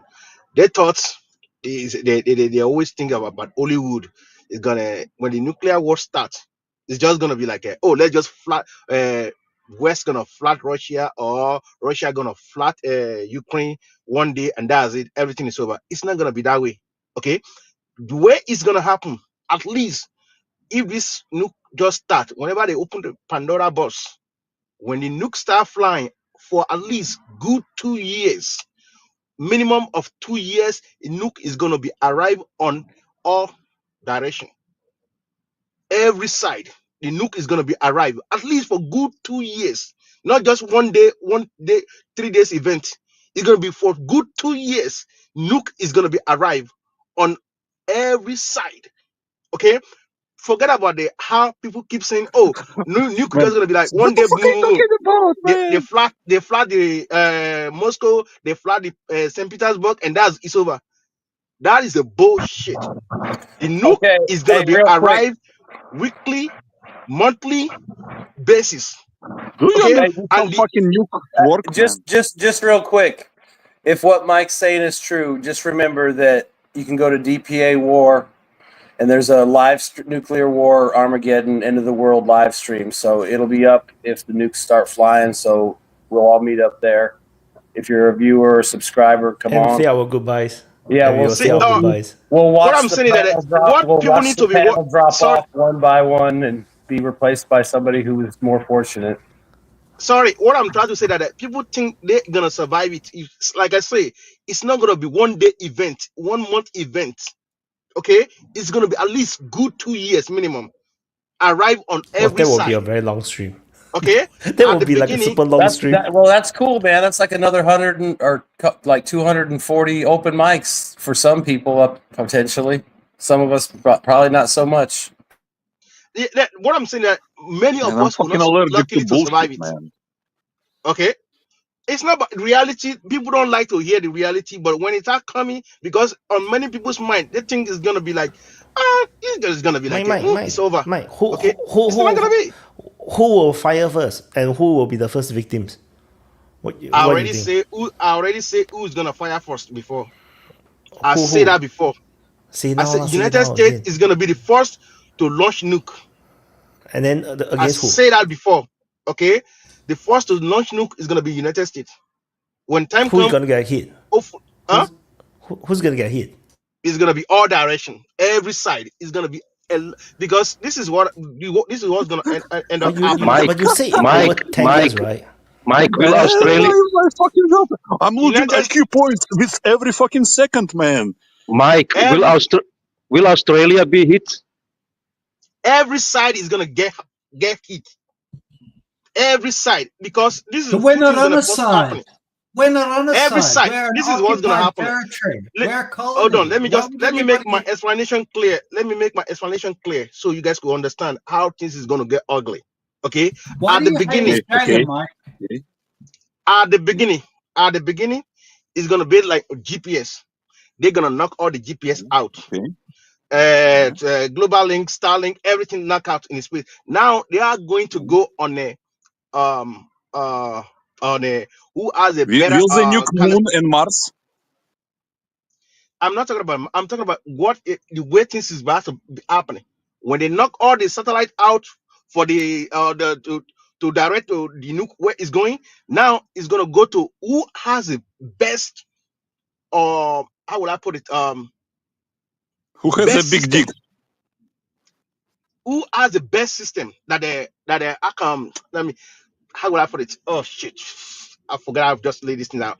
You forgot your Alex Jones files. Please leave it there. There's no point to talking about this. Either it happens or it doesn't, and then we can join the live stream on DPA War. Nobody has ever launched ballistic missile to each other before. Not US, not the Russia launched it to Ukraine, but both sides have done tests with I'm talking about intercontinental ballistic right now. Vehicles. I'm talking about intercontinental ballistic. What is the point of your fucking monologue, man?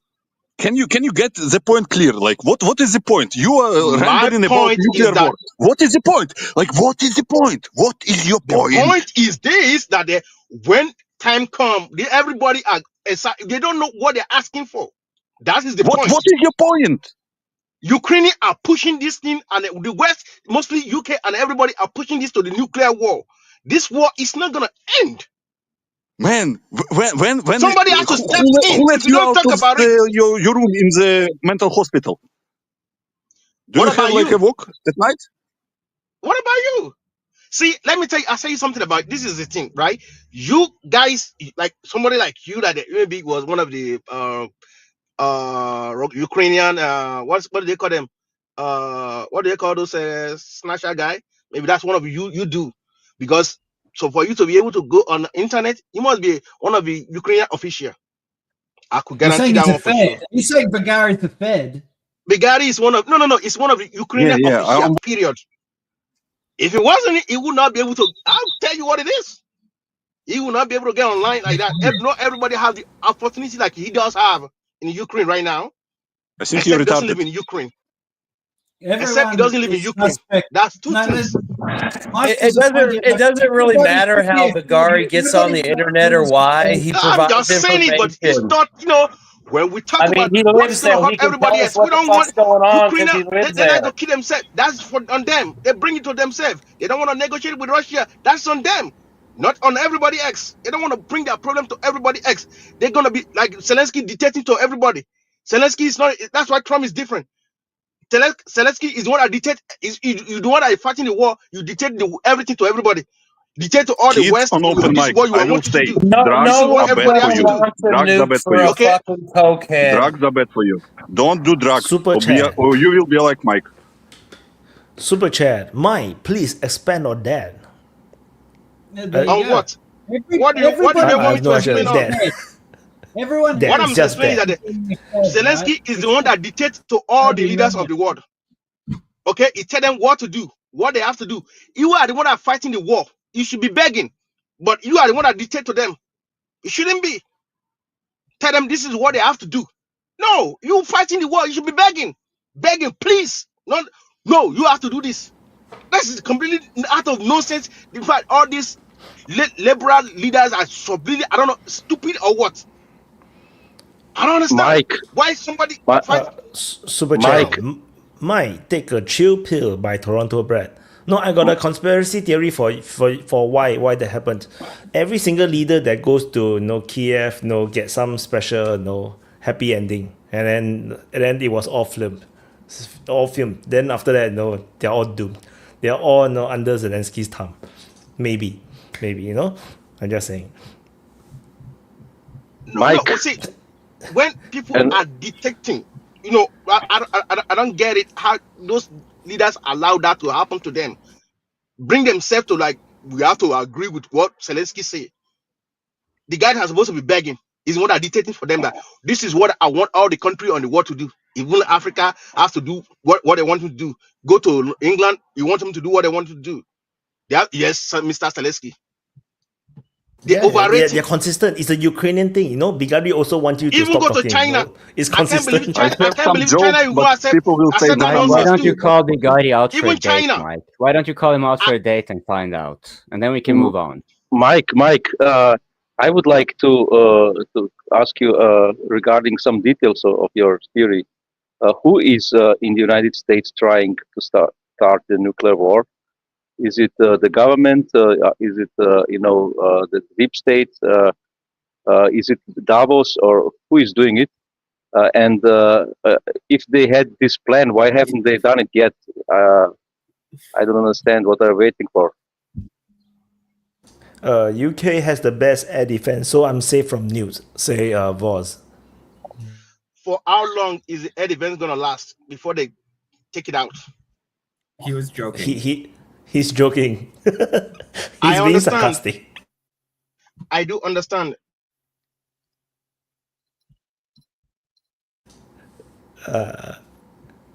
Bigari has hanged. Can I say something? I lost 20 IQ points while listening to that, so I'm trying to recover, man. Okay, I can give an interlude, and hopefully we can get to some better topic. Ladies and gentlemen, this is the DPA Open Mic, where you never know what you're gonna get. Do please kindly like this stream, lick that thumb right under below, and so it's glancing and glistening and shiny. And if you want to join the conversation, you can also join right here. Wyatt leaves a link to the Streamyard. And if you don't want to join up in person, you can always participate in the conversation like the folks in the super chat are doing. So yeah. Thanks to those of you who have super chatted so far. As for topic, advertisement. Can we do something a little bit less apocalyptic? I have a topic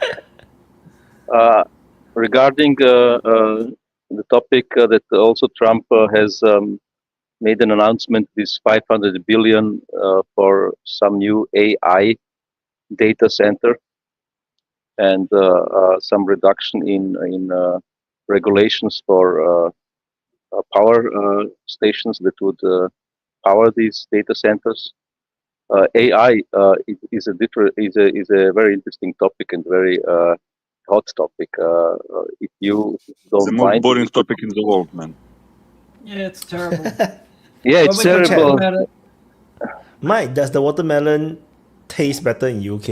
Why he asked Mike? Mike is not in the UK, right? Mike is in the US.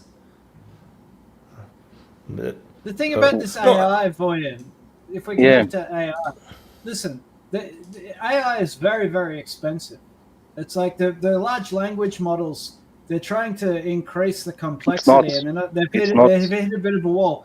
It requires a huge amount of electricity. And at the end of the day, you can hire a human being with a functioning brain for very little money. So AI is actually going to have to compete with real people. The only thing interesting about AI is philosophical and moral questions. We can do all of it. Oh, how much they investing? How much they investing? How much is that language model? What is the science? It's so fucking boring, man. I want to kill myself. Well, can it be a waste of money? Have you seen all the AI generated porn?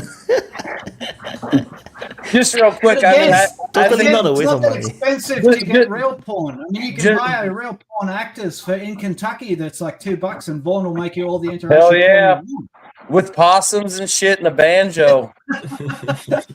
Well, 2017 already. Putin said in an interview that who will come first with general AI will basically rule the world. I just want to say real quick, I think obviously the Biden administration would have not been on the ball with that. And I would assume that it's probably primarily for military or economic reasons. And they probably have been briefed that China and Russia, and maybe to a lesser extent Russia, are well ahead developing their own systems and stuff. So this is like a dump cash, catch up, crash program probably more than anything. That's all I got on that. AI is just a power creep. Gamers know by JN. It's the question if it's really true that they need so much power for only further developing AI. Because this week the Chinese have released an open source AI, which is and people broke powerful. it by asking about Tiananmen Square, and it got broke. Yeah, sure. It is censored like every AI because it learns on data that it has been fed. But it can because it's open source, it can be uncensored. This is the good thing. And regarding that, the Chinese have used much less compute power to create this AI that they have released. I think the name is DeepSeek R1, and it is as good as the most recent I'm using frontier models of the United States, and they claim at least that they have used much less compute power, and it's a very probable because the United States has sanctioned the selling of these AI chips to them, which cost something like $30,000 a piece. And Elon Musk has, I think, built a system to teach that the Grok AI with 100,000 of these GPUs or AI GPUs. It can be very expensive, but the Chinese have proven that it can be done with a factor of 1,000 cheaper. So Aren't they reopening 3 Mile Island for one of those plants or sites that's going to do AI? Microsoft. I've not heard that. That's interesting. But 3 Mile Isle is reopening for something. I don't know. I thought it was related to AI, but maybe not. They were talking about refurbishing it. Yeah. Well, there is this that the Chinese have given this cheap model now, which is a proof that it can be done a lot cheaper and with a lot less power. And the point that there are recent developments there as well, because until now these AIs that one is using as ChatGPT or these picture creating models, they are what they say single-shot models. So basically, they have some knowledge base and they answer you directly on your question. Now they're using something like chain of thought or train of thought or line of thought. I'm not sure what the correct phrasing is. I think chain of thought, and these are using much more compute power, but they are smarter. This is one of major advancements that can make them smarter, and there are other new developments as well. Like there is something I have read something about grokking, which is some word in the AI world for generalizing the knowledge in the AI.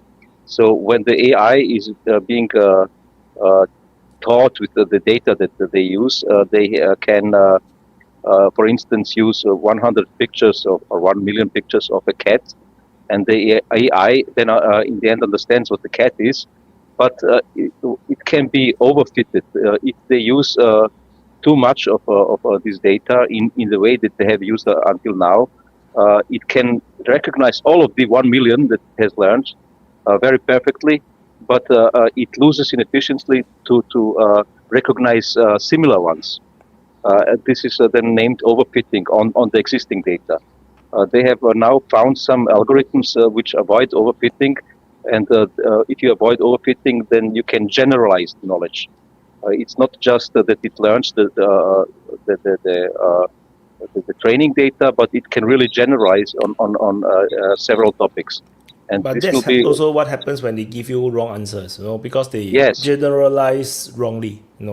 This is what I Can I just ask, Wojin, what are we supposed to discuss here? Like AI. What do we discuss on the open mic? We discuss everything. You are just giving a lecture, like you are paid by some AI provider, and giving the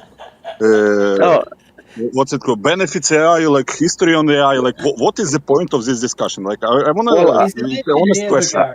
I can give you the answer to that. The thing is that this will have a big impact on all of our lives, and it will have big impact on geopolitics. Of course. And we can discuss these topics.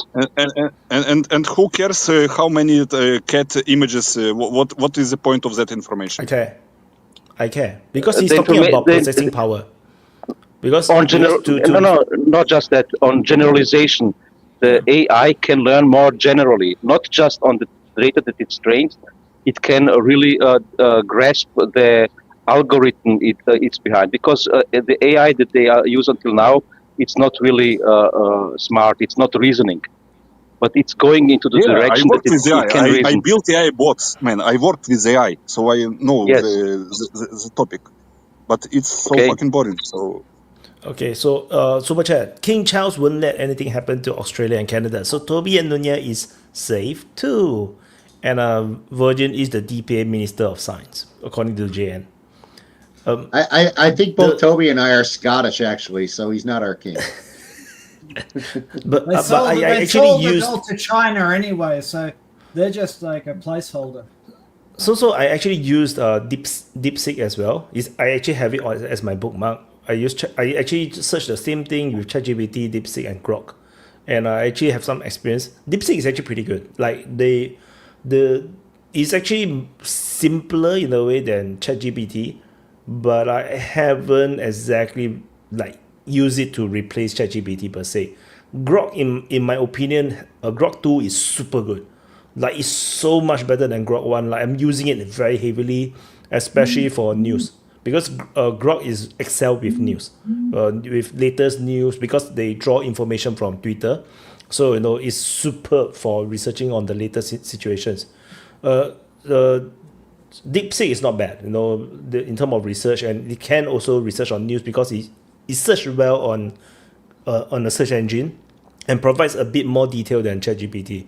But ChatGPT is I use it for more like other stuff, so like thinking, conceptualizing and stuff. So yeah, all AI tools are useful.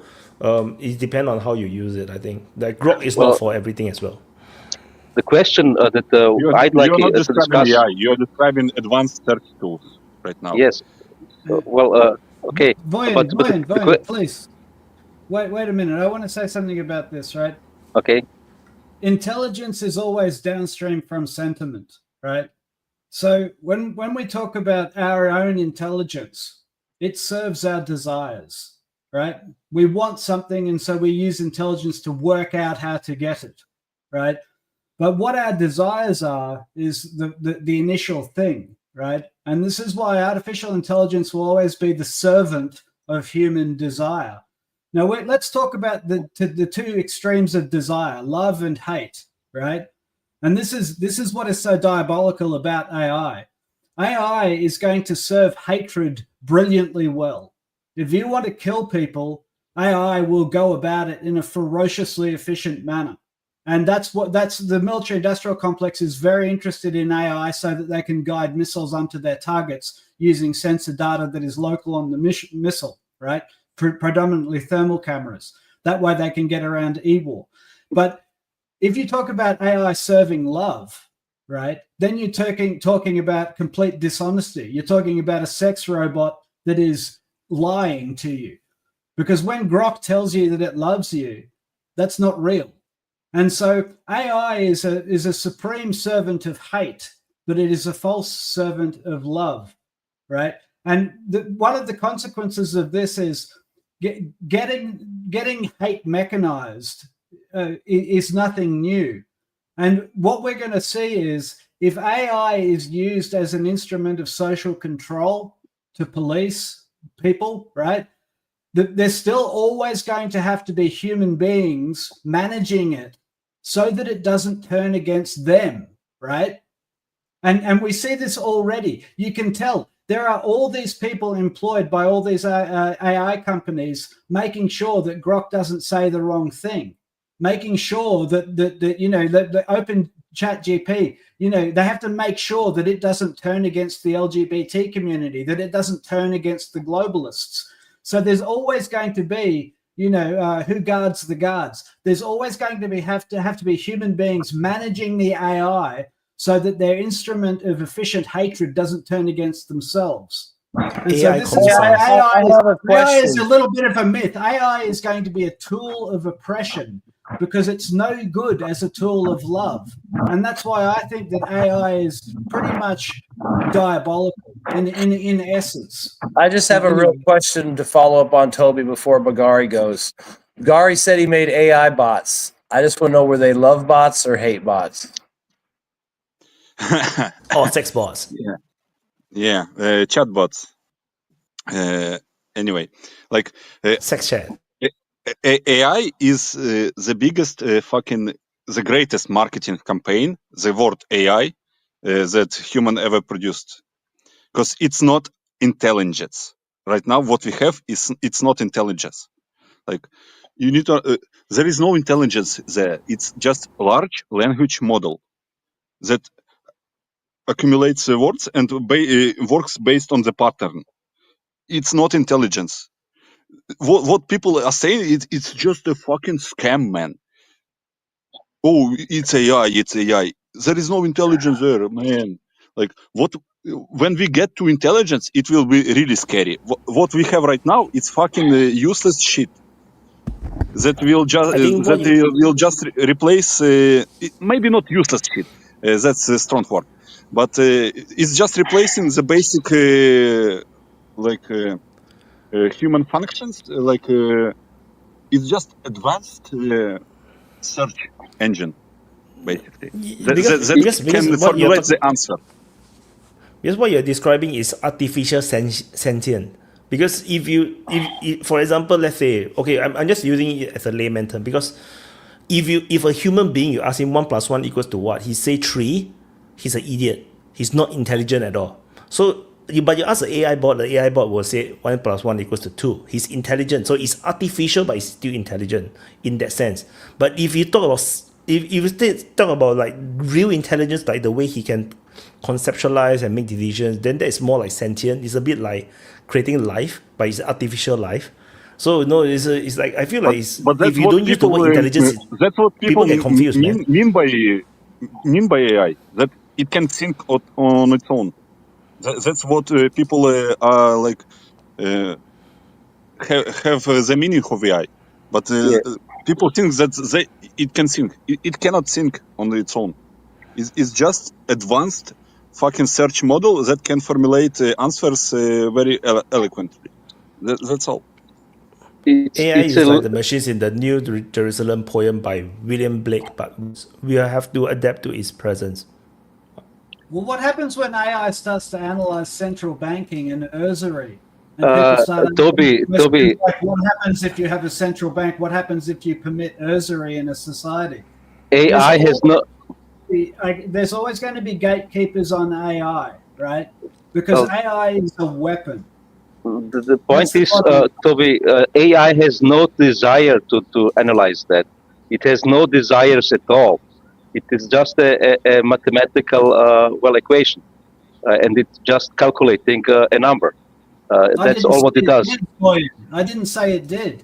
Yeah, but you're always going to have people giving it the desire. So what happens when people use the desire to question power structures, right? What happens when people start asking AI, do we need central banks, right? How corrupt is foreign aid, right? When people start using AI to attack power structures, what you're going to see is the governing of AI, right? And that betrays what AI is. AI is a weapon, and it will be used by the powerful against the weak, like every weapon is. There's nothing intelligent about it. That's not intelligence. That's just efficiency. It's a knowledge base. It's whether it's intelligent or sentient. In my opinion, no, definitely not. Whether it's intelligent or not, it's semantics. But the point is that I wanted also in this discussion to these AIs are except of this Chinese one, have been created now by the richest people in the world. Who is doing it? It's doing Musk and Sam Altman, who is already a billionaire and at least has a lot of billionaire investment money. Then Larry Ellison and these guys who are already very rich. And it will if they can have a handle on this, and they will have a handle on this, it will be a tool for them to just stay indefinitely in power. If you as an average person go to university and become an engineer or something, or a doctor or whatever, then you can earn some income on base of that. But these people will have the power of many thousands or many hundreds of thousands of such equivalent knowledge base that can be applied with algorithms, which is effectively the work that you as a person also do. So they have basically a tool in their hand to keep power indefinitely, the super rich, and this is a big problem that might be interesting to discuss. Also, then the other topic that was strange for me, because until now, when we had some automatization in our economy, the argument was it's a good thing for humans because this boring stuff in the factory, always the same thing that you have to do. You have to turn that block around by 90 degrees, and then the next block, and then the next block. It's stupid work, and the automatization makes it possible that we have the time for really interesting stuff. But the AI is doing now the interesting stuff. It creates pictures, it can tell stories and stuff. So it's taking away something that has been promised to us that we can do in our leisure time. So there are many topics on that is on the AI topic that we could discuss regarding Vigari's question. But it can't be a help, man. I felt like, it's just like the search engine, right? In the beginning, where the search engine, everybody is competing to be the primary search engine. Then Google won, and then with search engine, now like we can't live our life without the search engine. Like every single thing we search through the Google, through Bing or whatnot. And then I think in the future, like even now when I'm using AI, I realize that I'm becoming more and more dependent on it to solve very difficult questions when I want to search something. Like I no longer search a question on Google nowadays. I search it on AI because it just gives me a much better answer. But I search for a website on search engine. So like the role of AI is taking over certain things that we used to depend on search engine, particularly about searching for knowledge or answers to certain questions. Whereas search engine just now purely is for like looking for specific sites or shopping or food or something. I'm not sure it's totally coping. Thank you. I had a question because I came across some people who try to use some AI bots for stock trading, and this kind of pertains a little bit to what Wojin was saying about the rich, they staying powerful, and much of their wealth is usually just sloshed around on financial instruments and what have you. And the thing, and then there is like on investment and whatnot. So like, yeah, it's going to be used to the powerful are going to have the upper hand, no doubt about it. But while I wasn't particularly impressed with those AI agents that were doing the stock trading that I came across, I can easily imagine that, like if you're thinking about like stocks and ETFs and all those kind of things, they operate with the same metrics that we wouldn't necessarily operate with.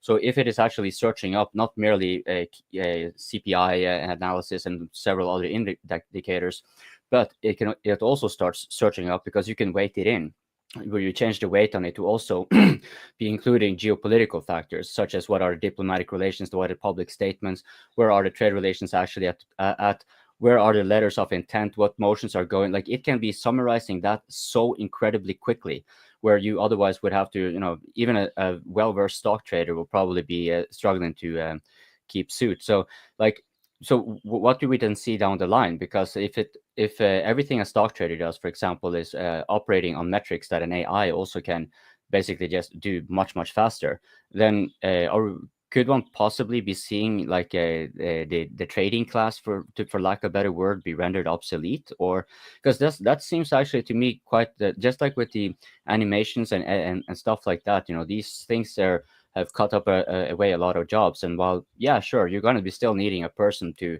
kind of to prompt in the animations, because it sort of like goes back to the desire part. This one, I think it's still a hypothetical whether a machine will ever be able to start acquiring its own desire. I think that's actually going to have to be made a condition into the programming, that it's going to be having is to be having an inclination pertaining, for example, self-preservation, and probably emulating then a lot of human factors, but of course then also excluding it. So I'm not sure what you guys think about that in that regard. And then Toby. Yeah, well, I mean, the idea that human beings are capable of programming the human condition into an AI is, firstly, it's kind of insane. Like, who would be the person that has such a good grasp of human nature that they're going to program an AI to have the complexity of people? But listen, I want to be so slightly optimistic on this issue, because I was thinking about this the other day. In a way, the printing press was the first AI, right? The printing press that allowed the publication of literature on a mass scale was in a way an AI. It gave people access to huge amounts of information in the same way as, White uses Grok or other things. And it definitely changed the landscape of the world, led to all kinds of conflict, but also to social evolution. Now, there's no doubt that the printing press was seen as a huge lever of power by the powerful. It allowed them to print their pamphlets and to indoctrinate people to their brand of the church. But it got out of control because reformists also got hold of printing presses and started to print their version of the truth. Ultimately, what emerged from the printing press was a evolution of ideas with Rousseau and the rest of it. And arguably what we got out of the printing press was the idea of democracy and the emancipation of people.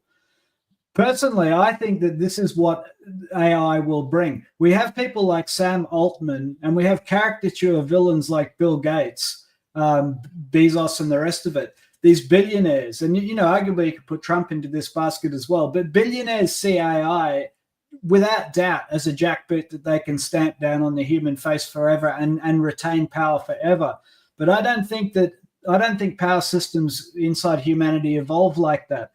And my hope and prayer is that what AI does is that it forces people to accept that we are so powerless against central banks and billionaires that we desperately need a reformation of our political emancipation. It is no longer enough to vote for representatives because, and this maybe is clearer to me in Australia, but it's kind of true everywhere.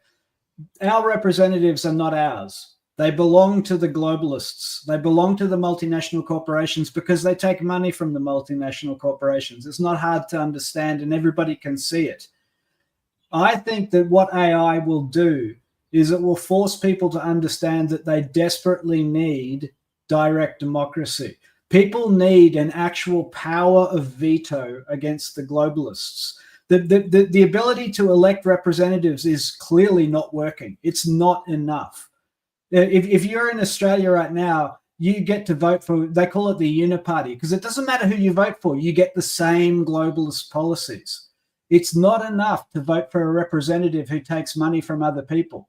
It doesn't work anymore. In order to redress the power balance between people and to make emancipation real, I think that what we're going to need is a direct power of veto. And the Swiss have that with direct democracy. If people can vote yes or no on laws, if people can actually bring a referenda to bear based on numbers of signatures and then say yes or no, then they have the power to withstand total tyranny. And so that's my optimism. I think that AI is going to take us forward in the same way that the printing press did. Maybe not straight away. Maybe we're going to experience even more totalitarian tyranny we saw that with COVID as well. COVID was largely billionaires like Bill Gates just playing with us as though we are like pawns on a chessboard, just like items that he owns that he can move around. And so many billionaires made so much money out of that raw exhibition of power.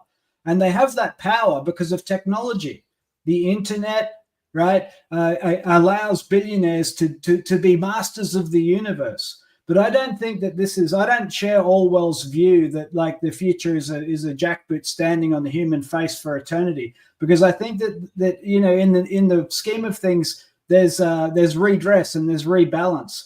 We did get ideas of the Enlightenment come forward and the emancipation of people.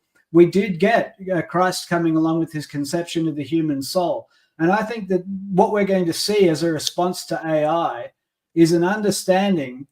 And, maybe I'm being, optimistic and foolish, but I think we're going to get an understanding that for emancipation to be real, for human life to have any value in a world full of business billionaires that make war from profit and practice usury with no limitation, I think we are going to see a growing understanding that there need to be referenda on demand. We need to have a power of veto, and we need direct democracy. And I'll leave it there, but Bigari or Voyan, you can fight for it.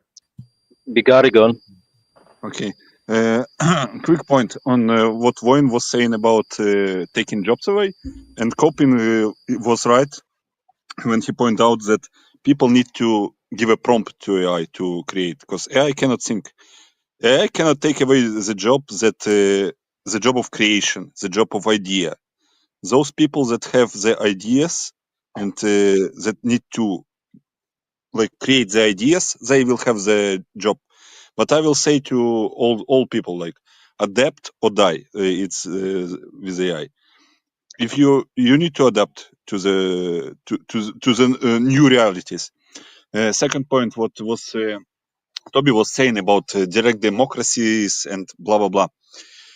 Why cannot we have direct democracies everywhere right now? We live in completely digitalized world where everyone can vote on everything in the immediately. We live right now the current voting and democracies and representative system is dating back to fucking 16th century or 17th century, where your local lord had to go listen to you and go to the king 2,000 kilometers away, because you cannot go give message immediately. This is the biggest scam right now we have, is the presidential system in your fucking local government, etc. Because you directly can vote on everything you want to.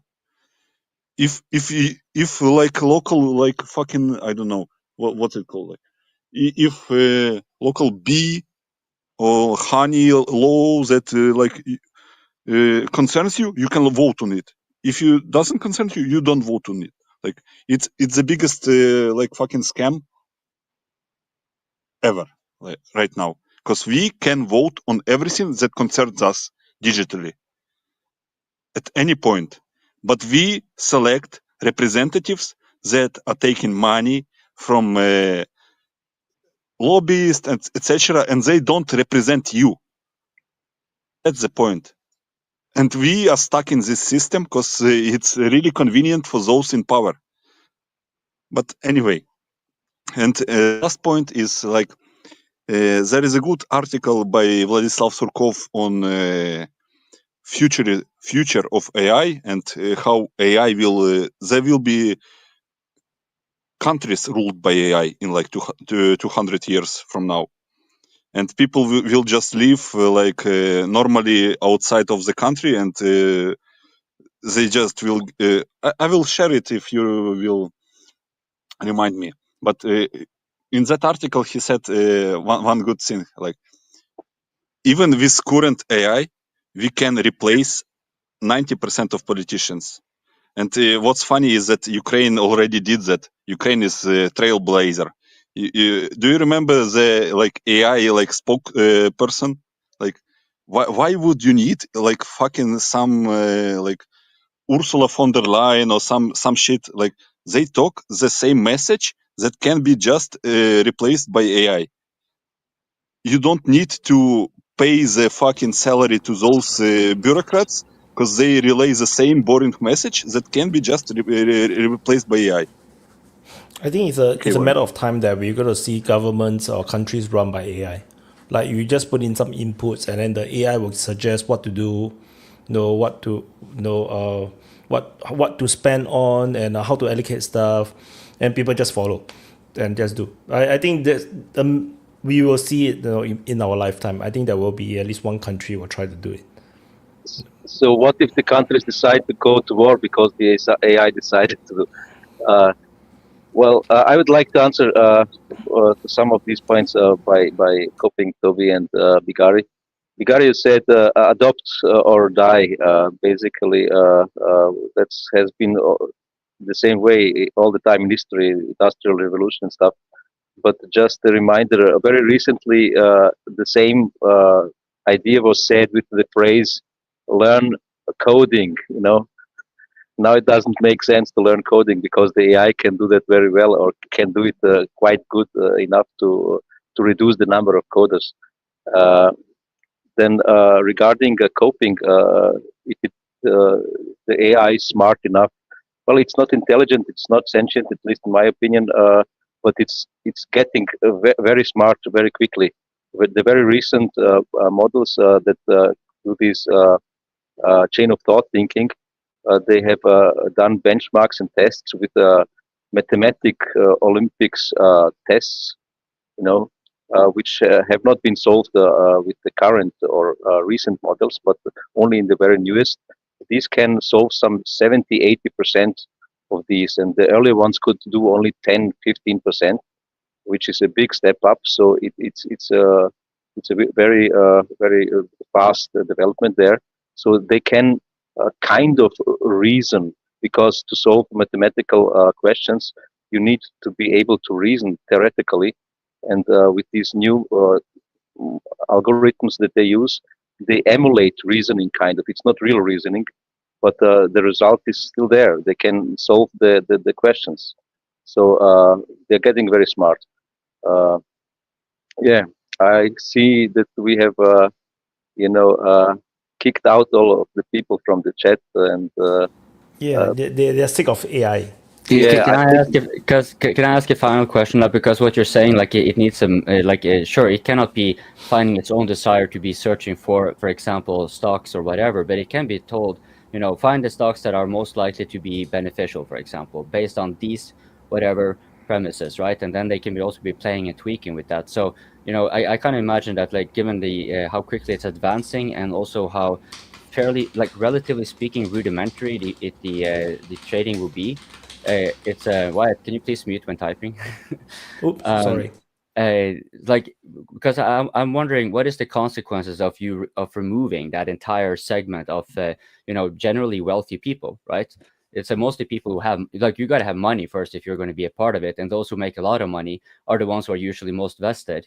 And these people who are quite vested into the stock market and all the market dynamics and so forth, they also, they follow geopolitics as well in order to kind of make out their investments and analysis. So, what will be the consequences of, because this segment, which is a very high tier, also with money, I kind of imagine that, like, what's happening if that one gets crushed out? Like, it goes back to, like, the politics, right? Are you going to have an AI to be representing a face for your trader, the trading class? Like, it's going to be their kind of politician, right? Like, that's kind of how I'm viewing it.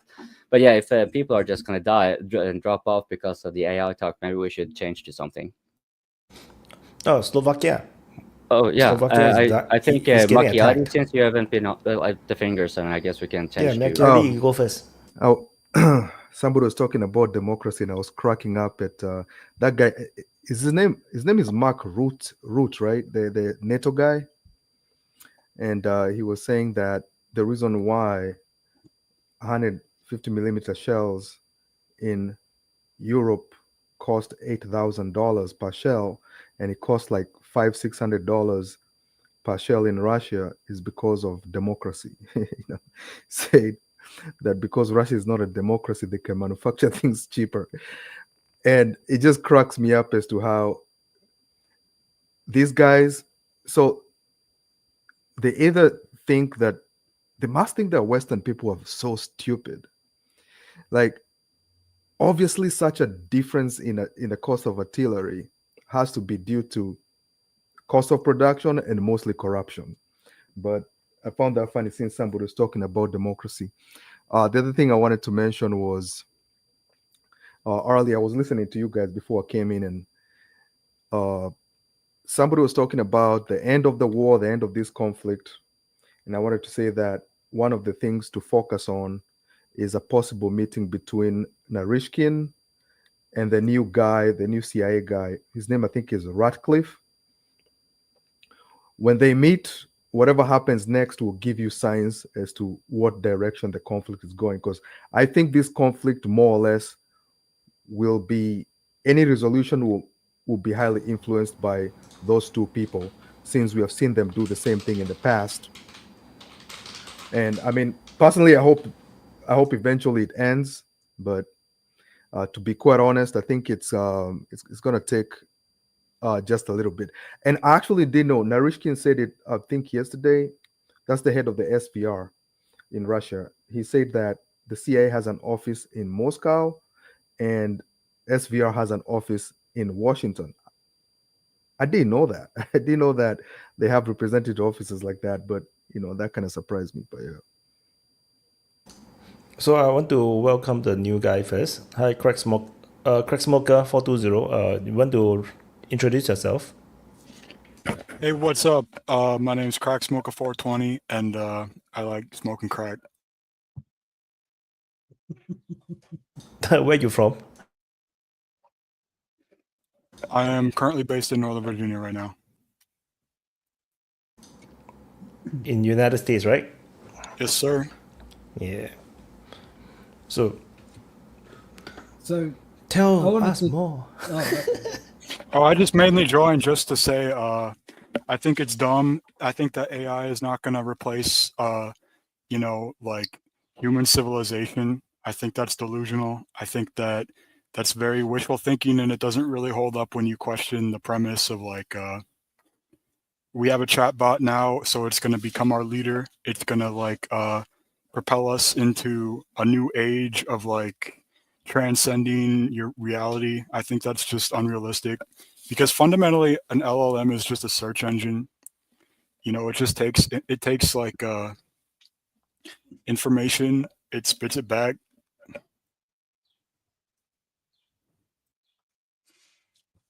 Yeah, I think that's right.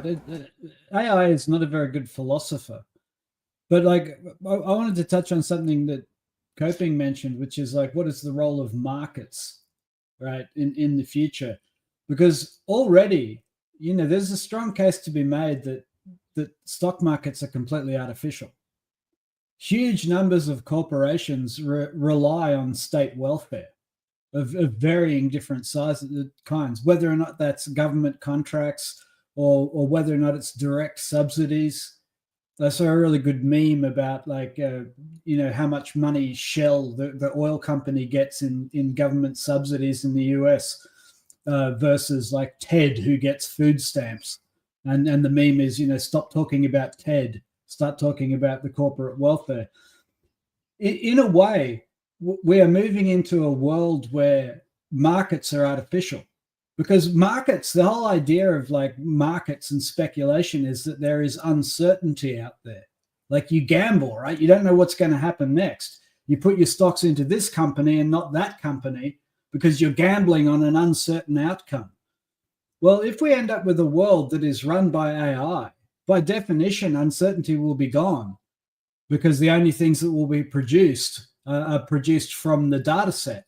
And so you won't be so much gambling on uncertain outcomes as you will be speculating on outcomes that are only uncertain because the AI keeps them uncertain so that you continue to speculate.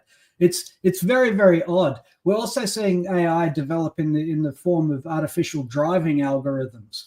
Well, if you had every truck in America driven by AI, you've just gutted the most jobs in America. There are more people earning a living from truck driving in America than any other job.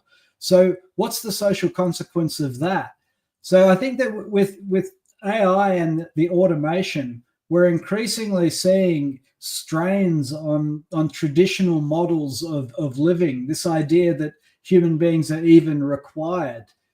To a large extent, ordinary people are becoming visitors in the billionaire's world.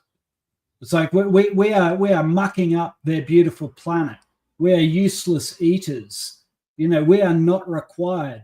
Like it's not too hard to imagine soon a completely automated mine loading goods onto a completely automated train that then loads goods onto an automated ship that then takes it to an automated city. And you can have entire production lines, entire supply chains with almost no human involvement whatsoever. So there's this diabolical possibility that really the only people who matter are going to be the shareholding class, and everybody else is just going to be like a burden and a threat to that power structure. And this is why I think that sooner or later there is going to be a conflict. And I think it's going to be sooner rather than later. There is going to be a conflict between the billions of useless eaters and the owners of the system. But why? And this is why Elon Musk say our future is out of Earth. No, is interplanetary, intergalactic. So because if we all stay on Earth, I think that's what going to happen as per what you say. But if let's say there is something more, you know, like Star Trek world, there's something more to pursue, to explore, then I think maybe not that bad. No. I just want to challenge your idea that like markets are artificial and therefore it's going to be just AI selling and buying to AI. Do you really think that I think that that's the last thing, because like I mean, due to the nature of economics, nobody's going to allow people are going to always be creative and try to break out of the box of like whatever algorithm you set up. Someone's going to find a way to game that algorithm. If I may just, because what you said, Toby, it seemed like it was pretty much by like the way that the market will be obsoleted, because I kind of get what Cracksmoker is saying. Like there will probably be more adaptations to it, but fundamentally what you were saying sounds true. Like it will probably be much more similar to a planned economy, and what you're more to ended with would be that it would be a self-running economy. It goes the next step beyond planned economy. But I think Cracksmoker might be a little bit more on it, because there's probably going to be, trying to tweak around it for your own benefit, right? And then, you want to tweak it, like you said, the data sets. How do you tweak the data sets? There will be attempts of that, and perhaps more corporate espionage and stuff like that. So, well, I think a big factor in this is whether or not we continue with fiat currency and invented money, because there's a strong argument to be made that like when you have just infinite money supply that we've been living under for quite a while with the central reserve system, everything is possible. Every kind of nonsense is possible, right? You can have 72 genders. You can have the climate change agenda. You can have unbelievable amounts of spending on any kind of nonsense that you want. But if you go back to a hard currency and you actually have to tax real things and real people instead of just debt spending, all of a sudden you get a lot of pushback, and particularly from the billionaire class, right? It's like if the billionaires had to spend their own money, if they got taxed their own money, if Elon Musk was paying 50% of his capital in tax to pay for climate change, right? That would be the end of climate change. If people actually had to pay with real money for these things, a lot of the nonsense would evaporate. So I think that the only way that you have like a truly automated system is if you continue with fiat money and invented money so that you can pay for whatever nonsense you like. And I think that there's problems with that too, because it starts to get completely out of control. And also there are social costs to nonsense. You end up with falling birth rates. You end up with all kinds of shenanigans. So I think that like we're going to see like interesting things in the future about whether or not fiat money continues or whether or not we go back to some form of hard currency. But at the end of the day, Coping, it is theoretically possible that you have data sets that basically run the entire world as a form of communism, where everything is deemed to be known and all outcomes are prescribed by the algorithm. And if that happens, then market speculation will be a fiction. It'll be like a video game. It'll be programmed. The uncertainty will be programmed in, or it won't exist. Can I just say something about the quote unquote hard money, like the gold thing? Like I think people overestimate the ability for having a hard currency to solve our economic problems that caused by fiat money. And I'm not necessarily a fan of fiat money, but like, for example, Spain, when they were the first country to start exploiting the Americas, and they brought over tons and tons of gold, and that ended up causing like hyperinflation in Spain. So just having even though it was a real hard currency, so to speak, that doesn't necessarily cure all these problems. So, I'm not, and fiat currency in and of itself is not necessarily a bad thing. It's the way that it's, like you said, the money printing, right? I mean, for the most part, it works as long as you don't go crazy with it. And so I think that like the quote unquote gold bugs, as they're called, believe that, if we switch to a gold backed currency, it would solve everything. Well, that's not necessarily true. What if, the United States discovered this massive gold mine, like we just did this huge lithium mine in Nevada or something like that, and it has like more gold in this one mine than is, all the discovered gold everywhere. So, and it gives power to all the countries that have gold mine, right? Generally speaking. So it is, if fiat money, everybody can create fiat money. It's a fair game. As long as you can do better economics, you win, right? So if you can't, then like you fuck it up like Greece. If you do it right, then you can be like China. So China doesn't allow their currency to trade. Like the rest so they manage it correctly, right? If you fuck it up, it's like Greece. You go and take other people's currency and then you die together with it. You get game, and then all the wealth gets sucked up. Right. But the point, so that's my point though, is like there is no. I mean, you could almost make this as like, and I'm not like a big crypto guy or something like that, but I mean, that's one good argument you could make for crypto, right? It's like you can't, if at least Bitcoin, I should be more correct. Bitcoin is you can't make more of it, right? So it's finite in that sense, as opposed to gold or silver or whatever. You can always find more of it, right? And maybe there's this like huge, Elon Musk, maybe he'll go to Mars and he'll find out that, the core of Mars is made out of gold or some shit like that. You know what I mean? So that well, John, this is the thing. John, your point about the Spanish finding all of the silver and gold mines in the New World, that kind of proves the point, right? They were able to get around the idea of a hard currency by basically finding an artificial source of fiat. And you're right, crypto is the only real source of hard currency, right? But the question is, is the world prepared for such a strict regime? I don't know. That's totally speculative. I can't speak to that, but I'm just saying the idea of gold solving all these problems, I don't believe it's true. I mean, I don't know. Yeah, I never said that it did. Oh, okay, but I was talking about a hard currency. But I agree with you. Crypto is the only legitimate hard currency, and that assumes, right? That assumes that the people who say there will be no more keep their word. But of course, it can't be Bitcoin, because you can't just bring in a whole system for the world where it's so distorted, where the people, because everybody with Bitcoin will then own the world, and then no one else will have anything.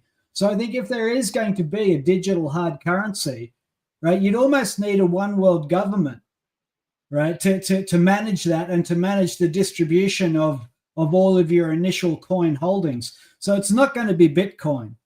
It's not going to be any coin that exists at the moment, but it'll be something like that. It'll be based on the blockchain, and it'll be a secure digital currency. But you're going to need a one world government to make that happen. And I think we're a ways off that just yet. For now, I think it's just a good place to stash your money. I think. Yeah. So so I think one of the biggest scams out there that we have is this idea of perpetual growth, that we need to keep on developing and growing, and it is sold as a way to solve the problems that we already have. In truth, we have all the mechanisms to solve all the problems we have, all the major problems, that is. Let me just say all the major problems. And all the solutions right now that are being brought up by all these people at TED Talks and all these billionaire guys and millionaires guys holding talks about how to solve world hunger, it's all nonsense, because most of the solutions right now anybody can come up with are just solutions to the problems that were created in the pretext of solving other problems. Hunger, housing, all those things, the basics especially, We have all the mechanisms to do that, but one of the main reasons for perpetual growth is competition. If these countries want to destroy each other, but that is not articulated that way to the public. The public, you can't sell them the idea that the reason why we need to produce so much use so much money on research and development is in order to defeat Russia. No, it's easier to tell them this is the way we solve our problems. Oh, AI is going to solve our problems. Computers, or they're going to come in and they're going to do this. Oh, this and this. That's how they play it. And they have all these little people planted everywhere, popping up on TED Talks, talking about the next revolution that's going to change humanity. It's all crap. They're just playing games with people. I think that was Vojin was next, I think. Yes, I think you hit the nail on the head regarding the growth issue. Growth is said to be necessary to lift people out of poverty, but the real reason is to make your own state capable to survive in the competition with other states, because you will be taken over if you don't grow. The other topic that Toby mentioned regarding Bitcoin, well, I don't think that it's a hard currency. It is an asset, but it's not a monetary asset in my opinion, because there is like with gold, there is what's the word for it? There is no depth behind it. There is no promise that you will do something for it if you get it back. There is only the belief or the trust that someone else will take it for me to take it back. While fiat currency has this intrinsic depth that it is an IOU, so you can expect something from someone that you give it back to, So therefore, the fiat currency has some advantages. Obviously, it has the risk that it gets inflated, but that is then the responsibility of the governments. Wyatt? Yeah, so Vojin first point was exactly what I wanted to say, because as a Singaporean, Singapore is a small country. The growth is the only way to save ourselves, because anyone can do almost everything Singapore can do, generally speaking. And Singapore is a small place, and so the only way is that we have to keep growing, keep evolving, keep innovating in order to compete with the rest of the world, so that we can still have a quality of life that we want. So if you stagnate, that's what happened to Japan. Japan is a bit like, when you play computer game, you reach level 99 and then it's like you cannot grow anymore, and you will maximize everything. In fact, if you go to Japan, things is all perfect, pretty perfect, in terms of life. Other than work is shit, that's their cultural problem. But they have great food, they live well, the quality of life is good. So they max out. But the thing is that even that stagnation now is that everyone is caught up with them. Now everybody go to tour to Japan. Everybody says, "Wow, Japan is so cheap, so cheap." And yeah, so that's what happens when you stagnate. I mean, anyone can stagnate. You can still live a good life and don't grow. You can be like what's it like called, Bhutan. You can be Bhutan, no problem. You can be North Korea also, no problem. But the thing is that if you don't grow, then you run the risk of people start to come and buy you out. That's what Vojin said, which I agree. Shabos. Yeah, I was wondering, because you were talking about how Japan has reached level 99. I know it was a video game metaphor, and then they stagnate. I was wondering if you or the other people are in here, are you familiar with the mouse utopia experiment? Where you had, basically when they achieve level 99, you have, I don't know, Wyatt, have you heard about this? Calhoun's mouse utopia experiment? Not entirely sure. You can say more than I can. Maybe I might have heard it before. Okay, well, basically it was just a guy did a study. He replicated it several times where he created an area where mice had perfect living conditions. That none of the mice were diseased. They had all the food, and they all started the to die water. out. I'm sorry? they turn gay and they turn beautiful and they start to die out. Literally what happened, because you were talking about how the only way for Singapore to survive is for it to be constantly challenged, be forced to innovate, because survival. So basically in this mouse utopia was when they removed all those external threats, when they were provided with, food, water, and that's exactly what's happening in Japan. People start to close themselves up. They start to live isolated. They just go inwards. They stay at home, play computer games, jerk off, and then they don't go to work. They don't challenge themselves. That's real. And then they start to have a waifu. In the mouse utopia, like there was a group, like, because they didn't all neuroticize in the same fashion. There were several different levels of neuroticism. Like one was they stopped having children. Two, the ones that did have children, a lot of times the mothers would not care for their children, and sometimes they'd even commit infanticide. Then there was the quote unquote beautiful ones where they would just groom themselves all day, but they didn't do it. And then there was even like I forget what he called them, but basically they were kind of like these renegades that used to go around, and they formed little packs and they would go around attacking mice that started to behave normally. And then homosexuality. I'm not kidding. You had homosexuality in mice that they had never seen that before. So we actually see various version of this breakdown of society, so-called society, in United States, in Europe, where they start to have turn gay and everything. And then in Japan, you have this the groups that actually turn inwards and turn the beautiful ones. They care is be alone. They just want to stay alone and don't want to get involved with the world. I mean, we are starting to see all this breakdown of the environment, and I think that's also why I come back to what Elon Musk said. The future of humanity have to go interplanetary, because if we continue to stay on Earth, we might go extinct. We will eventually, run out of meaning to live. It's a very weird thought, and you can actually see it even within ourselves.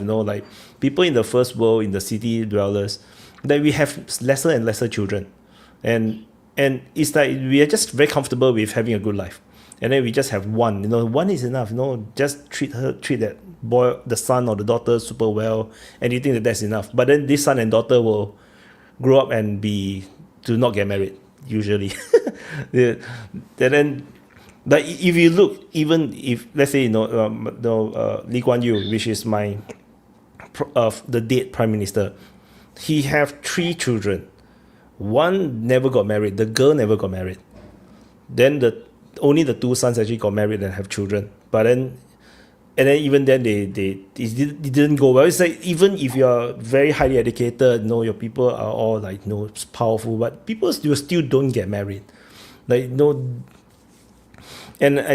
it's very dangerous. I find it very scary when I first learned of this experiment. It's like, I cannot see the escape. I cannot see how you encourage people living in Singapore to have more children. It's super hard. I talk to my friends. I find it super hard to convince them that you should have more children. No, Toby. Yeah, firstly, I think a lot of nonsense gets talked about this mouse experiment. I'm not sure how you read so much into looking at mice to know that their state of mind. But secondly, I never said anything about their state of mind. I'm purely speaking about their behaviors. Well, about their state of mind, so only how they anyway, behave. people listen to discussions of that and they accept everything they're told. I'm skeptical, but in any case, even if it's true, people aren't mice, and this never panel claimed they here were. Hush now, John. The thing is, this is a very, very materialist panel here. I would even say godless and Marxist. We're discussing the existential crisis of materialism. Yeah, if you have nothing to live for except material wealth, you're probably going to become suicidal and depressed. This is hardly a new realization. Karl Marx himself, his daughters, committed suicide. They were so thrilled with their existential crisis. The thing is, materialism is a very dreary intellectual place to be. And the world at the moment can be largely differentiated into the godless and into those who have faith. People who have faith love their families. People who have faith see no end of purpose and good works. primarily dealing with all of the Marxist scamps out there who are dreary and depressed, and trying to bring them into some kind of light and build a kingdom of heaven. This idea that materialism is the be-all and end-all, that is in itself a sickness. That is Marxist materialism. And so this idea that we are destined to destroy ourselves presumes that we're destined to be godless Marxist scamps like you all. So, like, if you want purpose, right, and don't you laugh, Coping, because I'm talking right at you, buddy. Like, if you want purpose, go find some. It's not that hard. Like, contemplate the philosophy of the spirit and talk about building a kingdom of heaven in your own life. Have a family, because, like, the creation of new souls is something that never gets old. But anyway, that's my evangelism for today, and I'll leave you all to your existential dread. Wait till you see how many of those childless people are actually in church. You will be shocked. and also, Toby, being in church isn't enough. Anyone can go to church. One second, Coping. Sure. So I kind of a little bit agree with Toby, just a little bit, because a couple weeks ago, so Kenya has like 43 tribes. They're in different parts of the country, but I was in an area where there are a lot of fishing, or like fishing villages, a ton of fishing villages. These guys, so there's no war in the area or anything like that. Lake Victoria has enough fish for everybody. They farm a little bit here and there. They have cattle here and there. These people do not have any real struggle.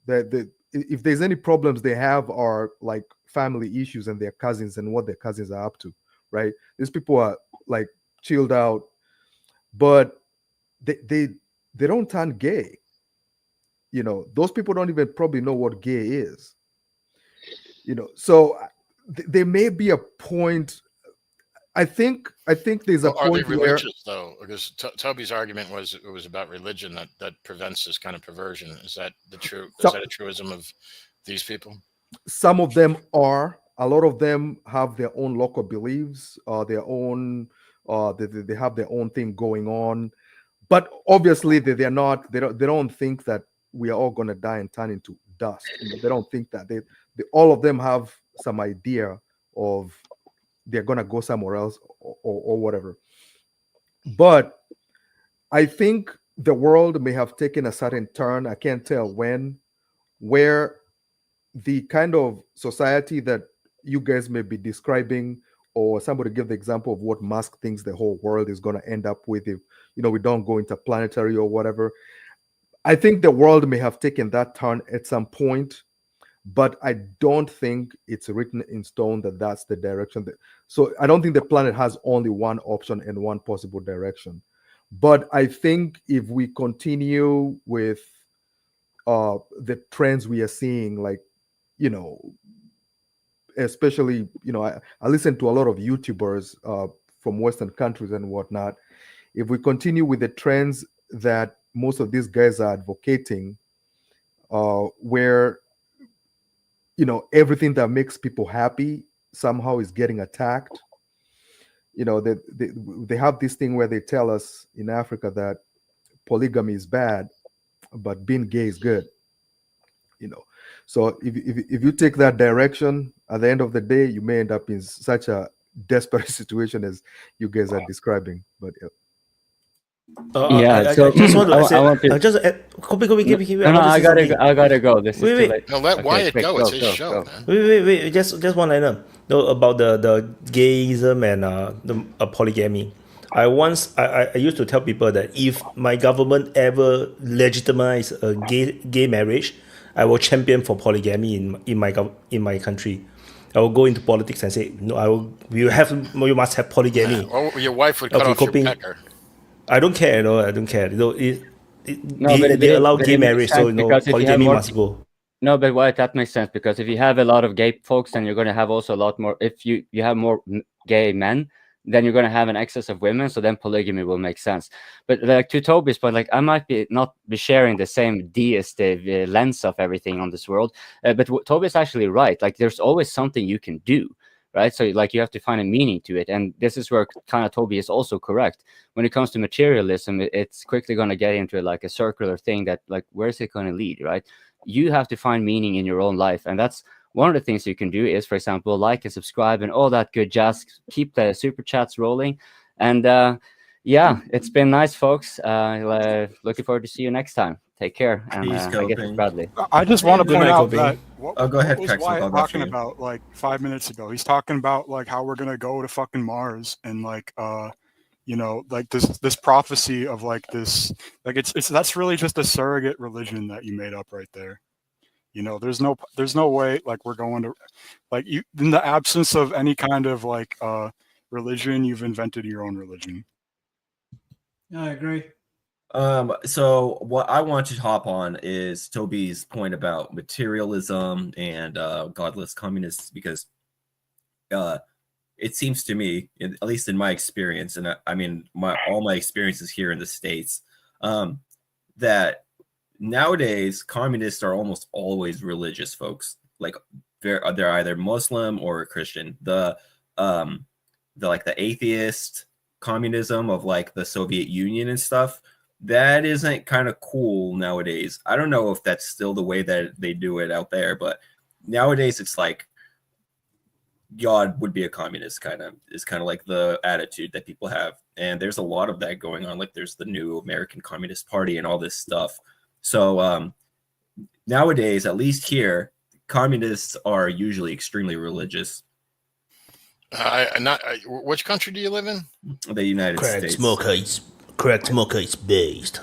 That's not true in the United States. I'm telling you about my experience. The communists that I've met, I've not met a single communist. Pretty limited. Sure, perhaps, but I'm saying that I've not met like you need to expand your social circle and have a wider acquaintanceship. Okay, well, perhaps you could say the same about yourself, because in my experience, like I said, there's a lot of religion is the opiate of the masses. Marx was a staunch atheist. I'm not, and not only that, but Lenin was. Lenin wrote a lot about religion too. Yo, Toby, hold up. Lenin wrote a lot about religion too. I'm not arguing about that. I'm just saying that it's like that's the cool thing now. Like there's a lot of that. Just like go look up the American Communist Party on Twitter. It's like what is it? What do they call it? MAGA communism or whatever. So like that MAGA communist kind of strain, it's very much both religious as well as like, let's say, class conscious. I don't know what the right term would be. I don't know how they would term that themselves. I'm just telling you, you can just Google this stuff. I mean, you could say disagree, but I mean, that's the people that I've met. Well, it's semantics, right? It's like if you're going to call people communists, then that carries with it a whole bunch of stuff, including Marxism, which is pretty staunch atheism. So like just because... Well, it does. That's what the word means. Like these words have meaning. Now you can call them communist if you want, or you can say that like they have a social conscience, or that they actually like care about other people. That doesn't make you a communist. It just makes you like a Christian or a Muslim or some other religion that cares about people. Just because you care about people, that doesn't make you a communist. If you're a communist, that means you subscribe to Marxism, which means you think religion is the opiate of the masses. Which means you're an you gotta be very careful about that, because what you're doing is you're ascribing. You're basically building a straw man here. These people have their own approach. I'm talking about the plain meaning of words. Like I know about what these MAGA communists have said. Like they try to argue that they're like compatible with Christianity or something, but they're really just totally full of shit. You could say that. I'm not okay. I could agree with Toby that there's internal contradictions. It's truth. Toby could say that there are internal contradictions between somebody that wants to be both like a MAGA communist or like a religious communist. You could say that. I'm not taking a side here. I'm just telling you that this is what these people think. These are the people that I've met. The people that I've met that are communists. I've not met any of those hardcore pro-USSR communists. And I mean, I'm a Russian American, so in my community, there's not going to be any of those people because they fled communism. The ones that I've met are American communists, and they're in this MAGA communism variety, and they've been very religious, and they've been very open about it. That's just my experience. I mean, and you have met Garrett on the chat. And I'll partially agree with Bradley a little bit. with the example of India. So the CPA, Communist Party of India, has over 96 million members. These are card-holding members, right? And there's a difference between a communist and a socialist in the way it's applied right now. So a communist is a member of a communist party, but a socialist can be a member of a communist party. So those Indians, those 96 million Indians plus, are all basically what you'd actually call communists because they are members of a communist party. Now, when it comes to socialists, who if you're a socialist and then you become a member of a communist party, then you're a communist. Even the Soviets never claimed they were communists. They were saying they're socialist, but they wish for their future to be communist. That's how they talked. Now, a lot of socialists, like a lot of socialists, even in the US, people like what's this black Bernie dude Sanders with a beard? Oh, Cornel West. Yeah, he's a socialist, but he's also a reverend. You have good example. Yeah, people like MLK. He was a socialist, but also a reverend. So I think there's a difference, and a lot of people, due to the information that we have been fed through the media, a lot of people don't differentiate between these internal groups within any group, right? I was giving people an example of the difference. Like if you look at Telegram groups of MAGA and Telegram groups of what do you call these guys? What do you call these guys? QAnon, the QAnon people. If you look at both of them, they are completely different people. But if you don't examine them, you won't see the difference. But if you examine them, they are absolutely different. So, but the other side cannot see it. Maybe if you're on one of those groups, you can see it. But if you're out of it, you can't see it. So, and also communism, socialism, all that stuff has evolved from the days of coffee shops and people debating about whether God exists and the material factors around that or whatnot. Now I think it's a question of most of the communists you meet or socialists you meet. I want to call them socialists. Most of them are just talking about the issues that are happening locally than debating about Das Kapital. Yeah, I agree. You want to narrate this, Wyatt? Breaking news: Deep State has updated the map according to Bigari, and I pull up. It's true. Vertical Novosibirsk has basically fallen to the Russians suddenly, out of blue. Yep, and it happened. So yeah, this is Deep State UA. So yeah, breaking news. Yeah, so, look, there's a. Oh, okay. I'm just going to say one last thing on this, right? A lot of Marxists have tried to argue that Jesus was the first communist, and they point to the parable of the rich man, right? So there's a young rich guy who goes to Jesus, and he tells Jesus that he hasn't sinned, and he wants to know how to get into heaven. Oh, give your stuff, right? And he's kind of pestering Jesus about this, and in the end, Jesus, I think, just wants him to go away. And so what he says to him is like, okay, so you haven't sinned, but if you really want to get into heaven, then give away all your money. Just go and give away all your money to all the poor people you meet. And so then the young rich dude sort of runs away. And I think that, like, just because someone belongs to a church, that doesn't mean that they're a spiritual person, right? And just because somebody is a member of a communist party, that doesn't mean that they are inevitably destined to be a godless materialist. Human beings are human beings.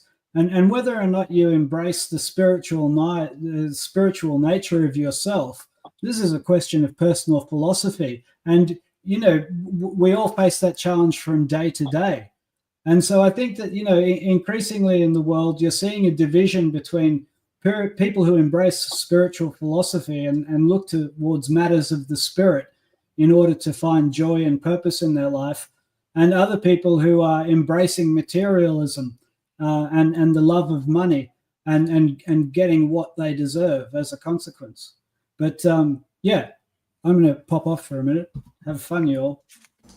I think the big picture is, like, you can't make, like, tell me why, as a materialist, I should have a bunch of kids. You know, they cost money, and when I'm dead, basically, I don't really care. So why you can should I have ask kids? you can ask it from that perspective, or you can take a look at, let's say, the Soviet Union. How were trans rights and gay rights treated? How was abortion treated? The Soviet Union was very much pro have lots of babies, and it was like to the point where if you meet Russians or people from Ukraine that grew up in that Bradley, era. The thing about that is, like, why were they so pro kids? Because they had depleted their own population through like mass. I'm not disagreeing with that. Of course, but what it is the value that this. Okay, so when people say nowadays, like, okay, godless Marxism and godless, like, let's say, for example, what is it, a social Marxism or whatever. When people talk about those things, there's the theory behind it, and I'm not super educated about the theory behind it. I'm not a communist. I'm just explaining that you can also see the actual results of what the policies were. You know, you look at China, communist country, what is their stance on, you know, the trans rights or whatever? They're not pushing that as much as what we are. Usually you go to communist countries and they are pro having lots of babies, and the propaganda is pro having lots of babies. And you have exactly wrong. Like I was gonna say, hold up, let me speak from my experience. Like the Russian people that I know, it's a point of pride to have like 6 or more kids. That's like something that you're always like, you hold up, like, I've done this thing, I have kids, and that is like something that's valued and viewed with a lot of respect because you were able to have 6 kids. Now you look at younger people that go to those same circles, they don't have those same values. They don't think it's cool that you've had 6 kids and that's your chosen contribution to life. So, I mean, Boyan was disagreeing with me. I'd love to hear his perspective. Well, it's easy to disagree with you because the Communist Party in China has had this one-child policy for decades. Of course. The first thing, and the second thing is the Soviet Union has had something like 5 million abortions per year for 4 or 5 decades. So it has gone down now after communism is not anymore the rule of the land to under 500,000. So it's a very contradicting your argumentation. If you and you have sidestepped the question from what was the name? Toby? Yeah, no, the crack smoker. What is the reason for you to have kids? You have simply sidestepped it. You have not answered it. Okay, so let me try to make sure I answered it then. I thought I did answer it. I'm saying that there is the philosophical part that you can look at and say, well, if I look at Marxism, I don't see a reason why I could find anything spiritual or pro having kids or, pro or anti-trans rights or gay, whatever. There's that. I'm not taking that away. I'm not super schooled on the theory, right? I'm just saying that when you look at the results, when you take a look at what's going on in those communist countries, usually they're not the ones that are pushing this quote unquote social Marxism stuff. So you can say, okay, well, that's separate from the theory, then they're doing something else. Well, then I'll just say what Wyatt said and say that communism obviously has changed then, and the way that people who identify as communists look at these issues has also evolved. Hold on, let Wyatt go and then answer that, and I want to speak to your point. Yeah, so I just want to correct about Virgin's point about the China's one-child policy thing. The one-child policy was enacted along with the opening up of the economy. That means this is the adoption of capitalism, and they learn it from Singapore. So after Deng Xiaoping came to Singapore, they pick up everything from Singapore because Singapore have this 2 is enough policy. So he went back and one-child policy. So by that point, when they enacted that, they are no longer a communist country. They are like abandoning communism. So it's not. I mean, the child thing is not really like a communist thing, I think. So it's like, I think it's unrelated per se.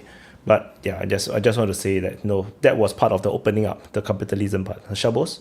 Yeah, what I wanted to say about Bradley was talking about how communists don't embrace like these social progressive movements, like promoting transsexuality, homosexuality, child transsexuality. all these kinds of things. My argument is the reason I believe that people who have socialist leanings promote those things is because by doing so, you destabilize the current ruling regime, which is not communist. So if you promote like anti-family, all these things like, homosexuality, the quote unquote global homo agenda, all these kind of things, it divides and stratifies and atomizes the society. So you're saying this is a modern tactic, is what you're saying? Well, yeah, I think because transsexuality is pretty much a recent human invention. But I'm saying that anybody that wants to overthrow an existing order will use whatever tools are available to them. So, like for example, they'd like to break down the family structure, right? So, because that makes it harder for people to organize, to have a value, to see the inherent evil of something like communism or socialism, whatever you want to call it, whatever. I'm not going to get into a semantic argument with somebody, but I think that's why you'll see that people like, you see these groups like Antifa and these communist groups promoting these types of degeneracies, things that we know are bad for society, like giving children puberty blockers and all those horrible things that they're doing to kids.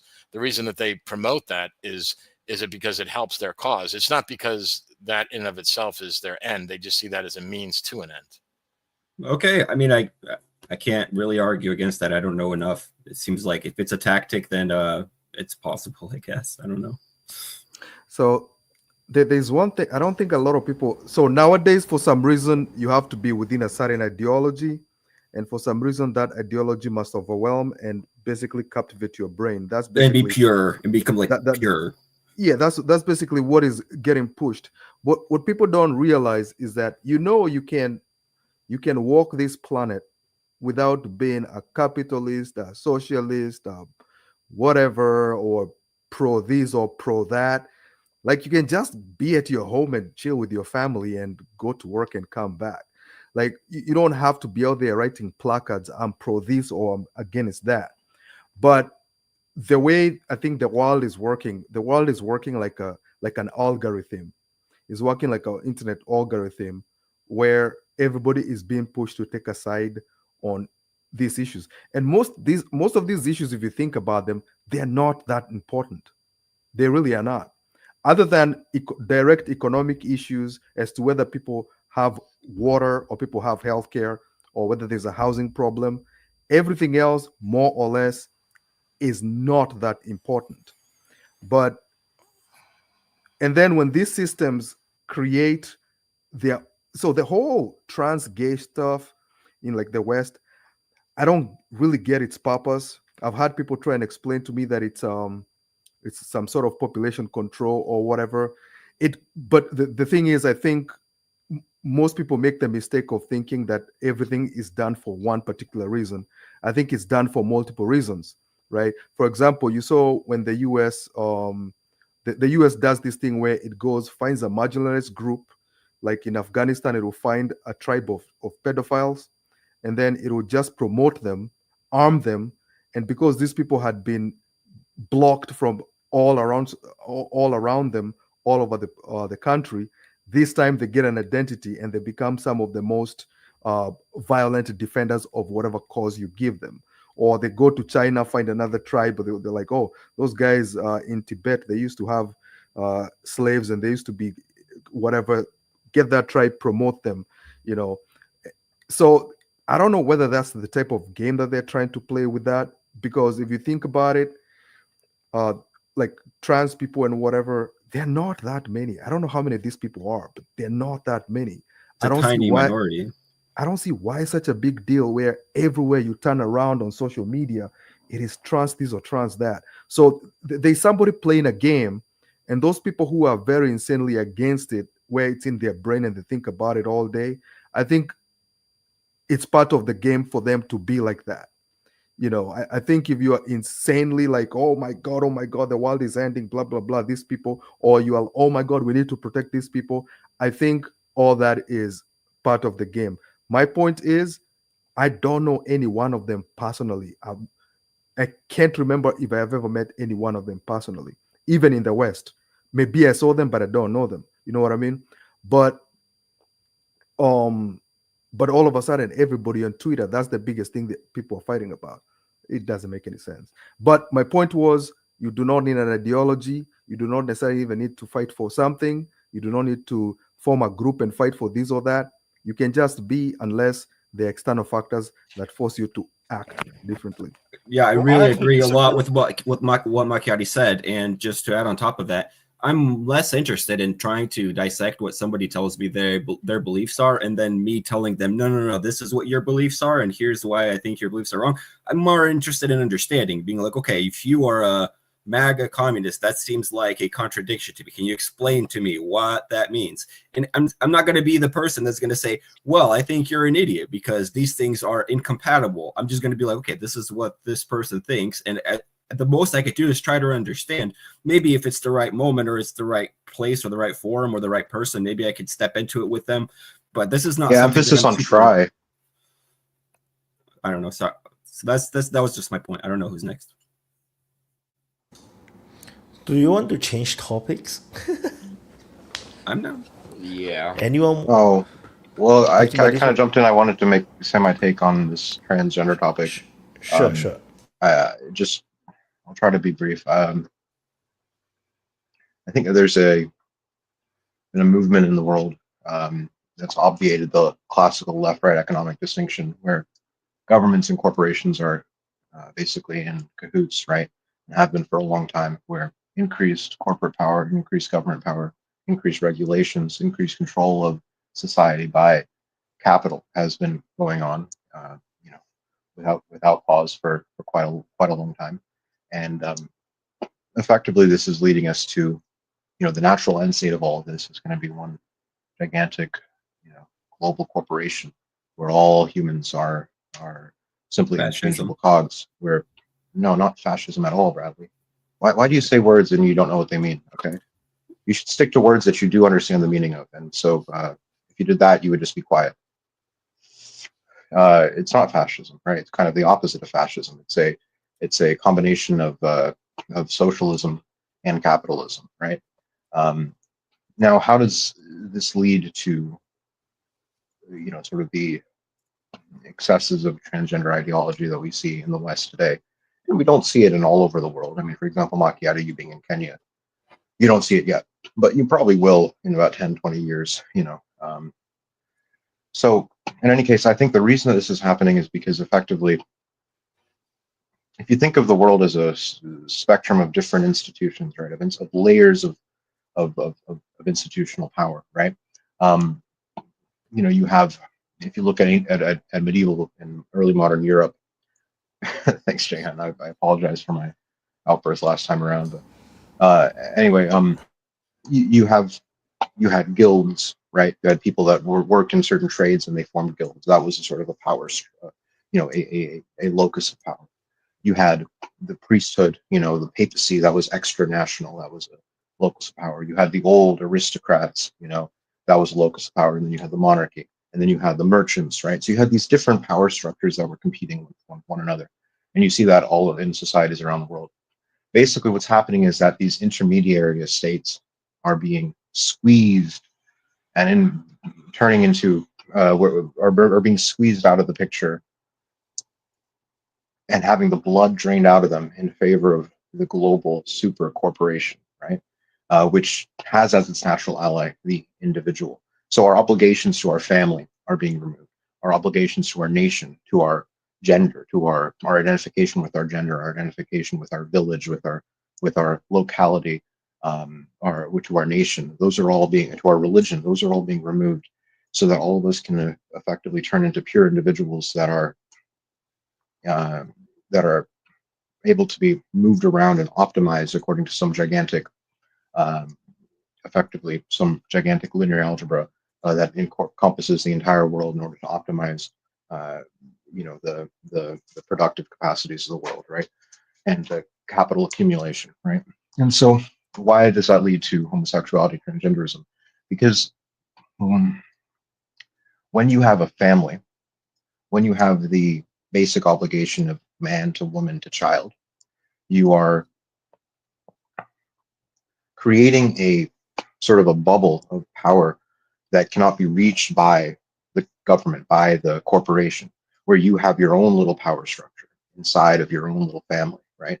If you have connections to an extended family, that's an extended power, an extended bubble of sort of tribalistic, like a power nexus there that the government cannot reach into. A simple example: if I have a lifestyle where I, am born and I live in my family home and I learn my family business, my grandmother has a toaster.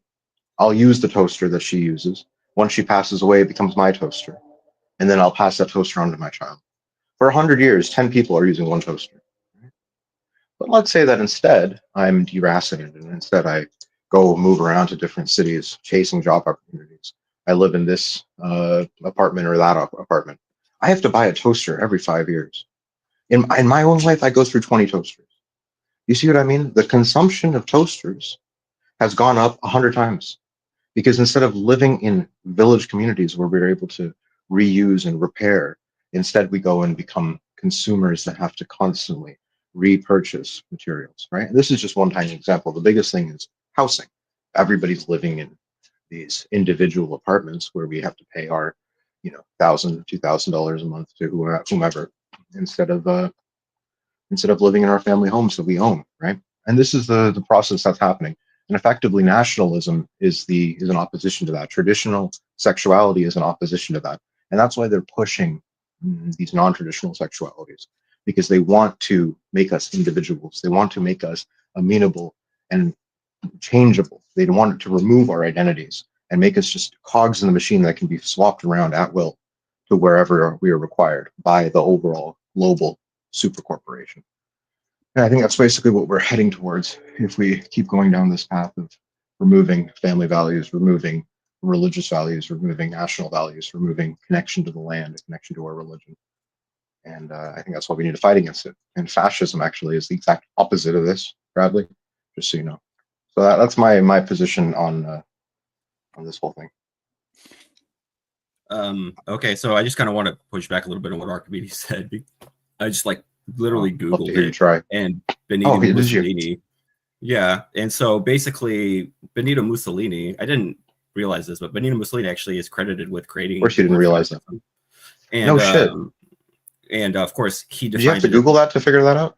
And of course, he defined it as the merger of the corporation and the state. Within a country, right? Of a country, not a global system, right? Fascism is one country trying to stand against an overall global structure. Yeah, where right. the corporations and the state of one place are. If I may, Bradley, yeah, and fascism also. Hold on, Bradley. If I may, what he meant by that was that the corporations would serve the state, not the inverse of that. And by the state, he meant the people. Well, and have an interest in the state too. Yes, exactly. And it's indeed it would be a symbiotic relationship. In other words, the people and the corporations, it would be symbiotic, not predatorial. So, but only within Italy, right? People take out of context, but they don't understand how it was used. I understand that fascism also has also implies strong nationalism. Whatever, Bradley. That's really not my point. All right, my point is not about fascism. Okay, I just think you're a retard for saying that. Oh, that's fascism. Okay, you don't even understand what that means, as evidenced by the fact that you have to Google it and you just learned this giant revelation that Benito Mussolini invented fascism. Come on, man. I mean, how uneducated are you? Seriously, what are you even doing here? Really? What I was able to do by Googling it is find out that I was actually correct, right? When I was saying that it's the merger of the corporation as well as the government. So let me finish what I was going to try to say. I mean, I don't know why what's gotten up your bonnet, but my point is that, okay, if you subtract the nationalist part of it and you just have the government and the corporate power kind of merge, that's in the vein of fascism. Just by the definition, and I don't know that's not what Mussolini meant, nor was it. Can we stop this? Can we stop trying to explain fascism to Bradley? All right, it's far too big of a word. It's got 7 letters in it. All right, that's too many for you, Bradley. Let's stick to 3 or less for now. Okay. But I addressed that. Whatever. Okay, I don't know what's. I want to make a point that Macchiati, you said that and Bradley, I think you kind of affirmed this, that you don't need to have an ideology, but like we saw before, this example of making AI God, or having a prophecy about going to Mars. If you don't have an ideology, you do tend to invent one. And I also see in this debate, we've been like or discussion, whatever, like people do things like they assume certain values, like before people like just kind of assumed that AI would like perpetuate democracy, and that like people just had this like idea baked in their mind that like democracy was a worthwhile goal, and that ultimately more participation is the solution. But Democracy that's don't go not. to war. But that's not you know, just a given. I think that's something that really demands further discussion or you know, support. It's not just like self-evident. And also, so like if you don't have an ideology, you tend to like, you know, create your like a good you know, way to benchmark whether a certain set of ideas is an ideology or not is does it explain God? Like if you can explain God with like whatever your background is, like Marxism or like a religion, like then that's going to be comprehensive enough to give you like a general framework for understanding things. And you know, like really like having an ideology in that way, it's really something that gives you power, because you're equipped to deal with this stuff. You have an answer for things. You have a foundation for your ethics. Like you don't just have like a lot of these discussions on this open mic tend to go nowhere because no one has any like agreement about ethics, and it's just like speaking a different language. And having an ideology of some sort, by that definition, really addresses these problems, and it makes you more equipped to deal with things and you know, understand political situations. Especially, it's really hard to do that if you just come to it like with a totally like sanitized worldview where you're not even going to take sides. That's kind of unrealistic, and you know, what's even the point in doing that? Well, super chat. if you don't, Euros in the house. Yeah. Nice crusade. Last open mic, Key. Whoever rules DPA must have that iron in him. Salute. Actually, this quote is I believe is quoting Lee Kuan Yew. So. Just to respond to Crack Smoker real quickly. So, McCluddy. well, give me Euro 1 second. No need to respond, because if you don't have ideology, it will be given to you. Okay, there's always people that want attention, right? So they put you in a box to understand you immediately, right? Based on one or two sentences, people will want to put you in a box, and by that they will easily understand you, you know. But we, as far as I know, I see the complete destruction of definitions. You know, the definitions change. You know, what's nationalism, what's patriotism. Patriotism is already not even used. You know, people who accuse other people of communism don't know what communism is. You know, the fascism we see here, fascism is not one state of setup, right? It's not one setup. Fascism, nationalism, it's actually their solutions to the problem, how they solve the problems. So fascism is actually tending to unite, right? It's a bunch of sticks together, right? That's example. That's what it means. Unite people, corporations, and state together into one goal. When who doesn't want to do it, well, then they're gonna use military, because it doesn't have a legal way to solve that problem. Those that don't want to join in, right? That's an example of fascism.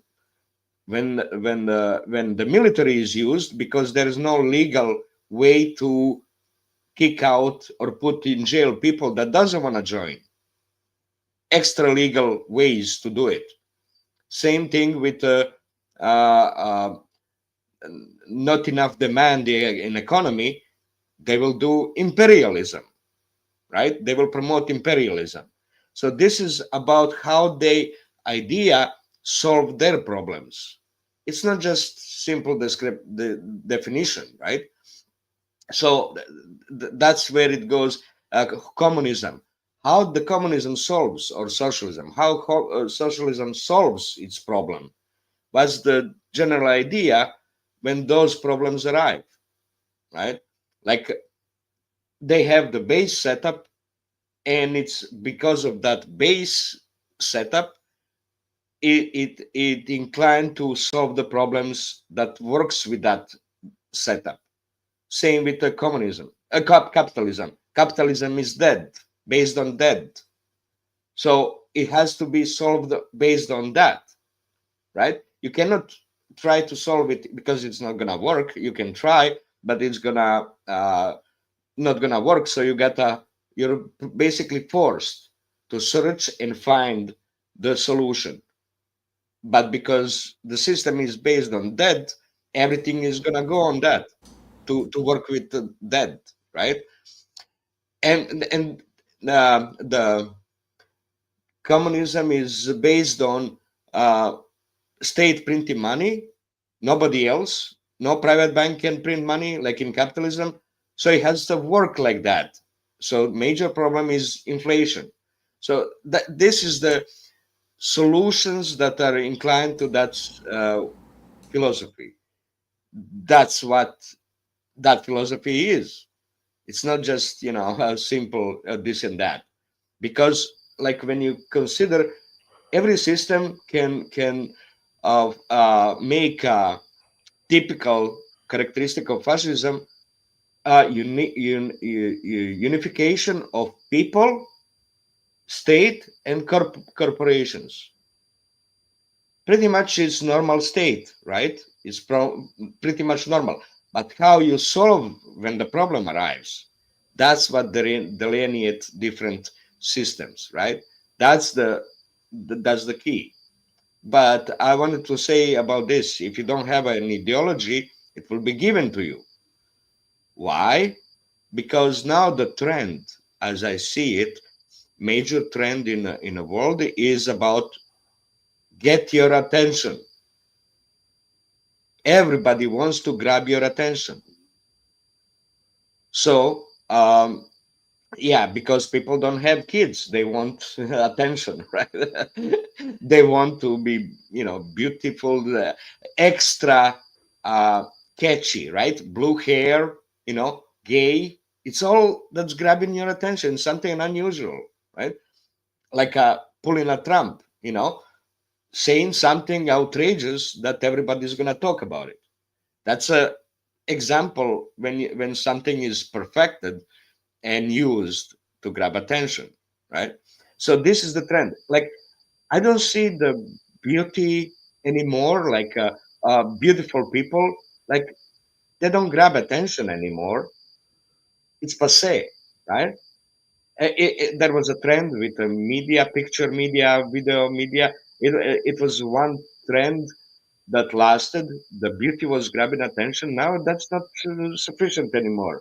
Beauty is not good enough. Now you have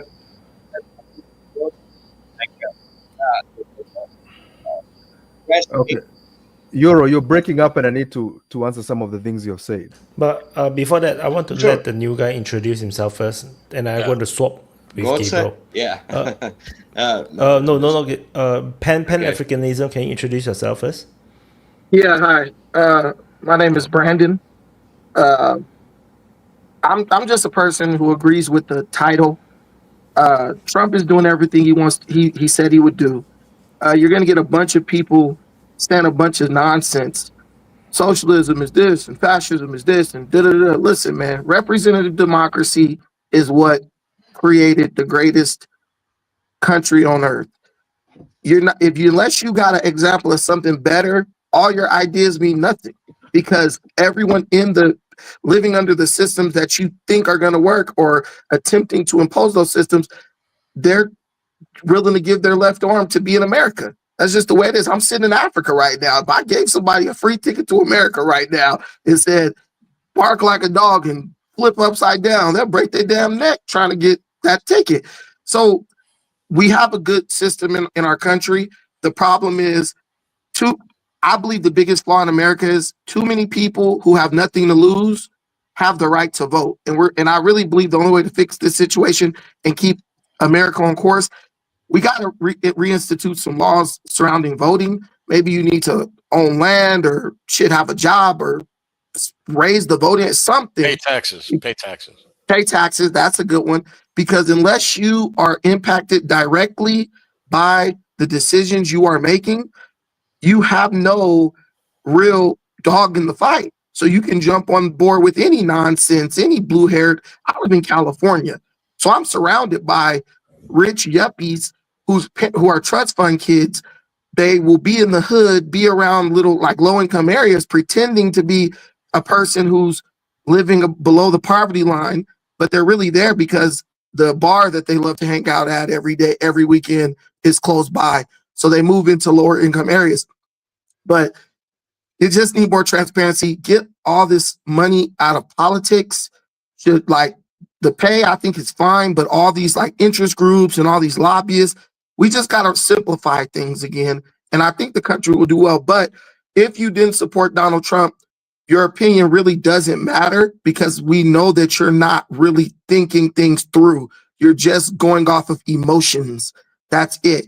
And if you're going off of emotions, you can go back to like elementary school. That like you can talk with all the great, like you can articulate beautifully, but I just understand that you lost the plot at a very early age and you never had the maturity to understand that and correct. So I just agree with you. So I clicked in. I have my own YouTube channel too, but I love this. So I'm gonna subscribe to you and I'm listening right now with you guys to see what you're talking about. Did you, Pan-African, make sure you give Wyatt your email if he hasn't already done it. So I gave everything in the back chat. Excellent. Can I ask you a question though, quickly about Trump? We'll invite you into the lounge, the Open Mic Speakers Lounge. Yeah. And super chat, wise word, PUSP. Yeah, PUSP. I just wanted to ask Pan-African, what happened to make you kind of support Trump? Like, what did you have a turning point, like where you realized that the establishment, like the neocons and the Democrats, and we're all full of shit, and that Trump was starting to speak some truth? Like, did you have? I'm just curious. I mean, because you said you're from California, so you're surrounded by fucking liberals. I mean, you live in California. I know California. I live in Seattle, so. Well, the thing is, my first time ever voting, I voted for Barack Obama. particularly because he was black. And then as I got interested, as I like did some research, he was just a lot better than Hillary Clinton. I didn't even consider the Republican candidate, but that's just kind of how it is when you're young and you're black. But since that time, I've been voting Republican. So like, I didn't support Barack Obama's second term. I didn't support, and then Trump came in. I don't really look at it like, oh, there's a turning point or an epiphany. I just look at what makes sense. And Trump makes all the sense in the world. Hey, I've owned things. Our economy is not doing good. I know how to get things moving, because the thing that kills American economy is a lot of like red tape and bureaucracy. So anybody who's against red tape and kind of like what I'm going to cover on my channel coming up is in California, they won't let people even clean their own yards from the fires because the state wants to get kickbacks from companies by awarding contracts to go in and clean up somebody's front yard. Like, you can't clean your own front yard? Like, that doesn't even make sense. So why is that possible? Because a bunch of people who really didn't care about, the rights they were infringing on, voted for people based on fondness, relatability. Oh, this person loves green energy. They want to save the earth. Just a bunch of people voting for stuff that really they are not impacted by. But yeah, no turning point per se. I just go with whoever makes sense. And I probably will never vote Democrat again, ever, in anything national. Maybe in a local election, I don't know. But the Democrats are just doing a really good job at being incredibly unappealing. Honestly, you don't need to have a preference. You listen to them for 2 seconds, and you're like, you wonder if they're actually serious with the stuff that they say. Yep. No, I agree. Yeah. Well said, brother. Can I jump in and I have say plugged something? your channel in the Clarify. chat as well. So anyone who want to follow PUSP, I think it's easier to pronounce. Yeah, so to check it out, his channel is basically his full name here, Pan-Africanism Strikes Back. So his channel is not small. He's a 14K sub channel. So you can go and support. And do come on more often. No, I'm quite sure a lot of people like to talk to you. And I just let me say a few more super chat. Columbus was a Macedonian. Changed my mind. And Yo Gabe, our Lord and Savior, and he's gone. I think he got a bad connection. Yeah. So carry on, dudes. Go ahead, Beth. All right. So if I may say something to clarify, guys, you're talking about communism and it's not clear. Communism is left. Left means total control of the state over everything you do. So we're talking about the percentage of communism you live in right now. America currently is communism, like it or not. Let me explain. In let's say higher percentage communism, you say something against the state, you're in jail. They lock you up, they kill you, you disappear. In America, you are ruled by unelected government. Your president is a puppet. You try invent, let's say, 0-point energy, free energy, or talk some shit or about flying saucers and aliens, you're gonna disappear in 24 hours. That's because of the unelected government. The same shit happened to JFK. So basically, you live under communists. You understand me? It doesn't mean if you have some capital in your pocket or a house or a mansion that you don't live in a communism. You understand me what I'm saying? Try talk against the CIA. You will disappear. That's what it means. The state is in control over your life, man. That's communism. Right side, on the right, all the way right is anarchy. No state control. You understand me? So the participation of the state should be minimal in order for you not to have communism. But currently, you think you are free, but try to talk something like Julian Assange. You don't even have a freedom of speech, man. Julian Assange wasn't even American. He was speaking in Europe against America. They locked him up. What are you talking about? They locked him up in Europe. Try you talk something against the CIA in America, see what's going to happen to you. 24 hours, I give you life. I think what you don't understand is how many people in America actually support the things that you dislike about America. That's one thing I had to realize. That's one thing I had to realize as I grew up and matured. There are people who have different opinions than me, and those people are significant in number. So I can't say that, oh, because this happens, that means we're living under communism and slavery, because who could ever vote for Ronald Reagan, or who could ever vote for Joe Biden? No, there's a lot of people who have a lot of different views, and you think that your view is the right way. So anyone who doesn't agree with you must be either a slave being forced to do something, or someone who's oblivious to everything that's going on around them. I don't know. You're a slippery slope there. You're not a slave. You're a servant to the slaves. You understand me? But you I try find talking something against the state, you will disappear. That's communism. The state controls your life, man. You understand me what I'm saying? You have limited freedom. Limited freedom. Go say, but I actually disagree with the way you categorize left and right, because when you go to the extreme right, you get Nazism.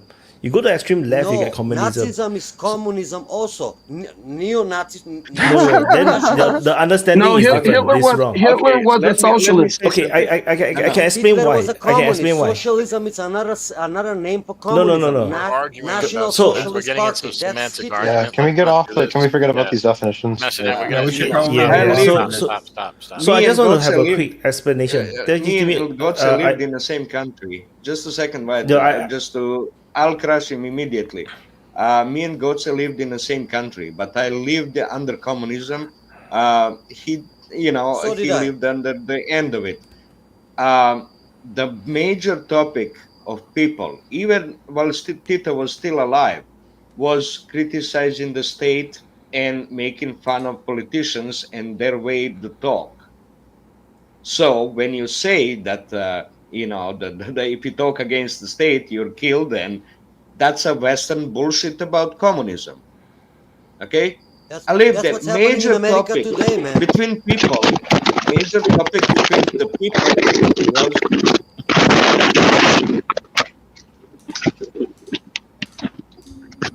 while Tito was still alive.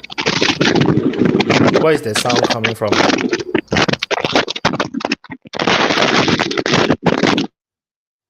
somebody's been a communist with their microphone. So there's Vojin. Vojin It's S, from Vojin. the guy with the headphones. I just mute Vojin and it went quiet.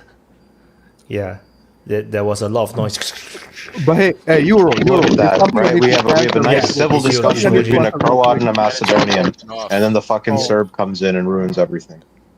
Crazy. No, let me finish. But my understanding of left and right is, one side you have the conservative, which want to centralize, want to concentrate on the state, on whatever they have existingly. That's the right. On the left, you want progress, and you destroy everything that is in the past. That's what communism always do. They'll destroy whatever system that is existing, and they'll go towards this extreme end, and they start killing off every single person to the point where it's total anarchy. But of course, it will never reach total anarchy because someone eventually will take control, and that's what you have in all these communist countries. On the right is different. On the right is that they gain power and centralize everything and become like fascism, or some kind of centralized power super state. So these two does look very similar, but how they reach there is different. So that's why it's a bit different. They're not Like the same thing. They're not the same. yeah, I never heard right is ever anarchy. The left is always the anarchy. All the way right is anarchy. All the way left is pure communism. That's the What I difference wish, between what I left and wish, right. the Serbian guy, communism is the anarchy. Serbian guy needs to stop trying to apply to America Eastern European ideologies as far as like politics. America is a relatively new country. So anything you're saying, oh, it's this and it's that, how can you even know that when this country's like barely 200 years old?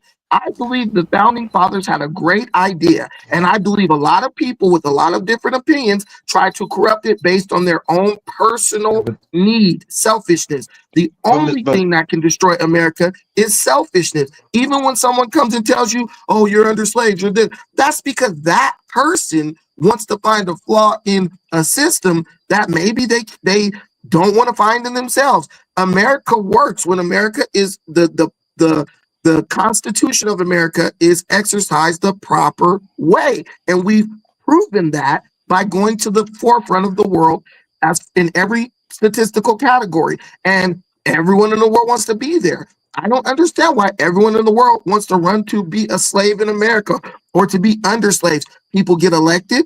Sometimes people you don't like get elected. Sometimes your neighbor can talk to you and smile at you every day. And in his mind, he's voting for something that hurts both of you because, hey, his daughter needs money for college, or his car broke down and he had to pay. He doesn't have the $5,000 to fix it. When people let their personal grievances interfere with doing what's best for the collective, that's the only thing that hurts representative democracy. But it is a democracy, and everything you say we have that's communist, we have the ability to change it in an instant. Through our political power. No. USA need to ally with Serbia because God is a Serb. Hey, one second. I need to respond You to cannot what change Euro because and, you are Fox ruled was by saying. unelected government. You understand? I think God might actually be a Serb. I mean, have you looked at the state of the world today? This could only be produced. Did our government want Trump elected? I have a question for this guy. Did our government want Trump elected? Fuck no. Trump So how is do not you your see- president, man. well, Trump can I is not your say something about president. this? Trump is just a puppet, man. If he was not a puppet, he would disclose. Our government tried to get rid of Trump, bro. They tried to fucking kill him, for fuck's sake. At least Trump proved that everything you're saying is nonsense. Okay. God said, try to dramatize less. There are different groups of people that have power. Okay. Man, you're gonna go in jail if you speak against the deep God state. said- Do you understand the what I'm idea talking of about? ideology. I think So what I was saying about ideology is Wyatt, this. you're going to have to intervene Is that, here. so what I was saying We- about can we ideology change- is this. Let me just finish Yeah. one point, because this is something two guys say something I want to respond real quickly. So when I talk about it, you're saying that somebody has to have an ideology. Now, obviously, everybody needs an operating system to basically operate in society. But the ideology, as the two guys were saying, I think it was Crossmoke and Euro Jordan, you're basically using the ideologies that already exist to say that the rest of the world more or less needs to have something similar, meaning these kind of polarized ideologies that are prevailing in the West. So either you are a green-haired LGBTQ whatever liberal, or you're a goose-stepping fascist. You don't have to adopt either. And as a matter of fact, this whole push of ideologies as it is right now, if you go to Twitter or you can even go to Reddit, you'll see it is causing so much mental illness. People are losing their minds over these things, right?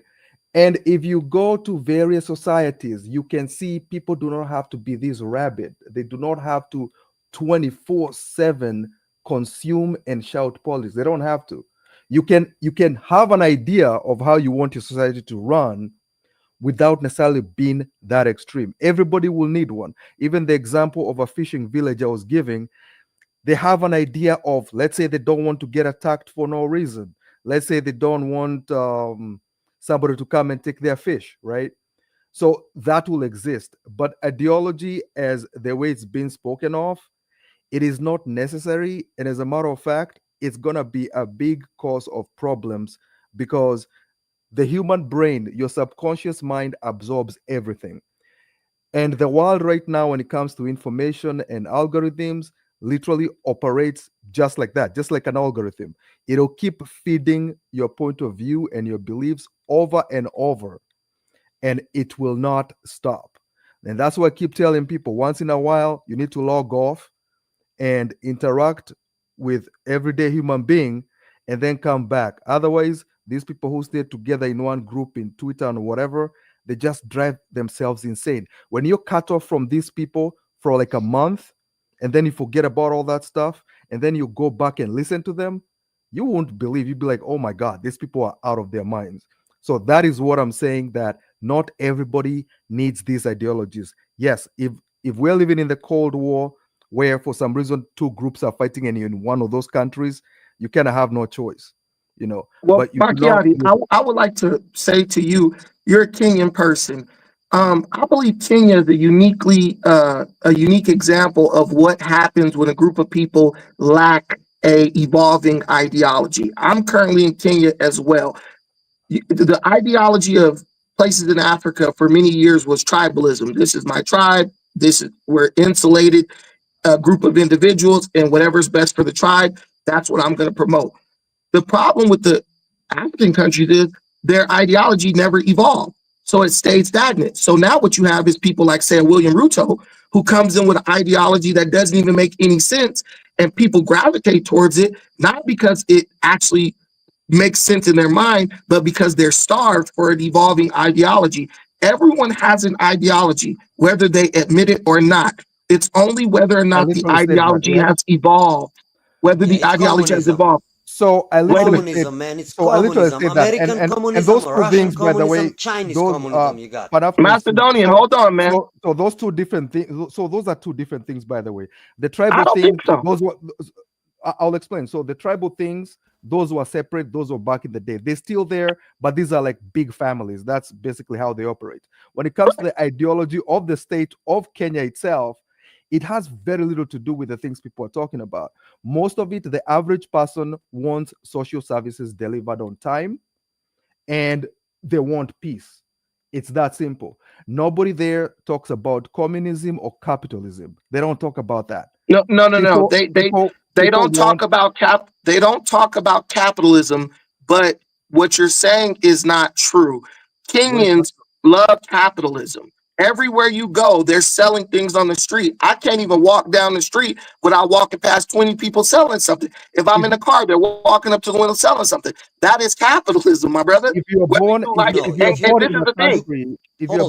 the social. They want the social. Wait a minute. Hold on. They want one second, man. 1 second. Just a second. Just a second. You can sell whatever you want to sell. You can sell. If you speak against the state, they're gonna make you disappear. You understand me? You're gonna disappear in 24 hours if you speak against the state. You understand what I'm saying? You can sell whatever you want to sell on the street, man. Don't talk against the state. Don't talk about aliens. Don't talk about 0-point energy. We got it. No aliens. Okay. We got it. Let him finish. Macedonian, let him finish talking. Fuck. All I'm saying is this: Kenyans want social services.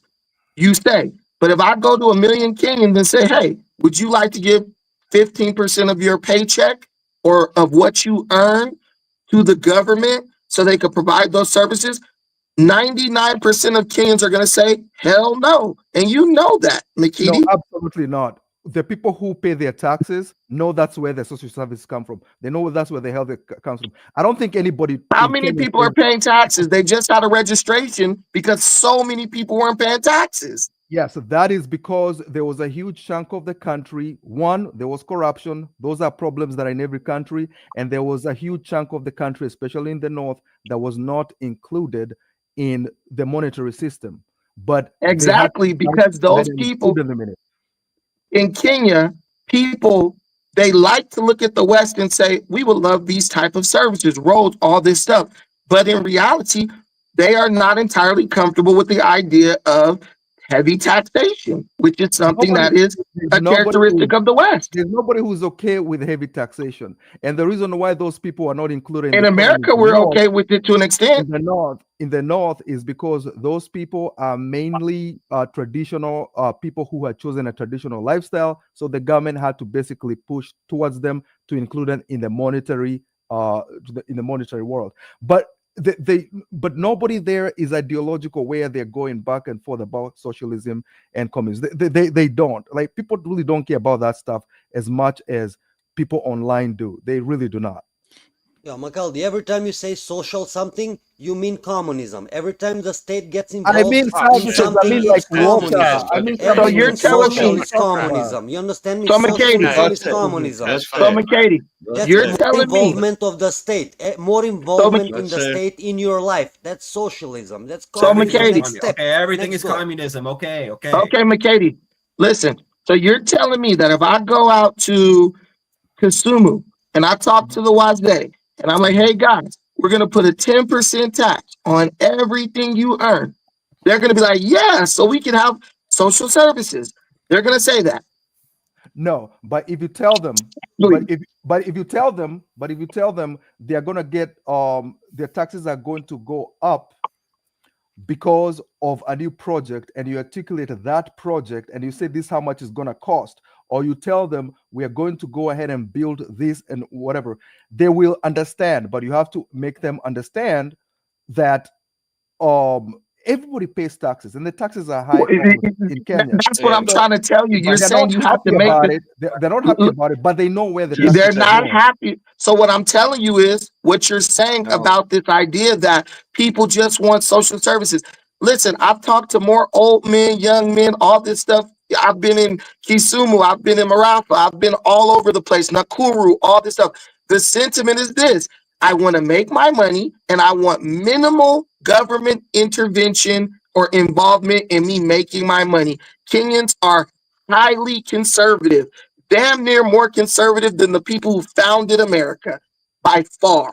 Yes, they are conservative. They are socially conservative. And by the way, when I say social services, I don't mean anything to do with socialism or communism. I'm talking about gentlemen, Bojan's had his finger up for a long time, man. Just let him speak. Super chat. The only ism I accept is Wyatism. Vojan. Can you hear my other mic? Yes, we can. Better? Yeah. Does it make noises? It's not making noises. Yeah, there are some noises. Yeah, my voice. Yeah. Okay. Just a correction for PASP. I am the Serbian in the round here, not the other guys.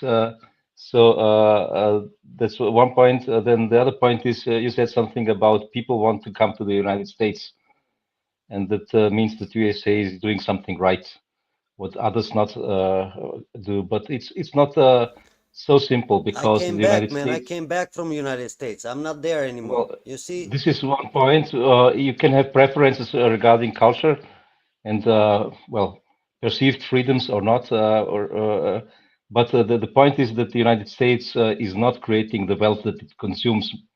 Not all of it. The United States is consuming a lot of the world's wealth by the petrodollar. So obviously people want to get there to get a cut of it, you know. And if everybody does that, it's not possible, because not everybody can exploit everybody else. Then nobody's exploiting no one anymore. Listen, gravity causes water to flow downhill. These things that you're trying to question are natural law. People migrate to where things are good. If that's the case, everyone would be migrating to freaking Estonia right now or something. No, come on, man. Like, be honest with yourself for a minute. People aren't trying to come here by the millions because it's horrible. That doesn't make sense. No, I'm not saying that. I'm not saying that. They're coming there because it's worse where they are currently. Some people are not moving to the United States. I probably would not move to the United States, or maybe I would visit. But I live in Europe. It's fine here as well, you know. And the point that you guys had earlier regarding communism and fascism and stuff, we have been lost there in the definitions. I would like to remind you, it's basically fascism, in my opinion. The root of it is that the oligarchs control the corporations and then control the states, and the communists is just the other way around. The states and the cliques who are in the Communist Party control the corporations or the factories. So they're very similar in that they are joined at the hip, the state and the production capacities, but the difference is who has the control. Want to go on? Pasba, you now talking about also justifying people not paying taxes, but wanting something for free. Everybody, I guarantee you, everybody in the world doesn't want to pay taxes, doesn't like to pay taxes. Nobody in the world likes to pay taxes. Okay. And everybody wants something for free, right? Everybody. And what do I want for free? Oh, man. But the point is, and you just wait real quick. Jordan, tell me one thing that I want for free. The police and justifying something that's in Kenya, right, as something how it should be, because people want it. Well, you went to United States where it used to be only inevitability in life is taxes and debt. Do you understand that? There was order. You dreamt. You dreamt about going there where everybody has to pay taxes. Jordan, what you don't understand how funny it is. Jordan. No, don't interrupt me. You went there where you have the same to thing pay 4 taxes, times. where you cannot avoid paying taxes.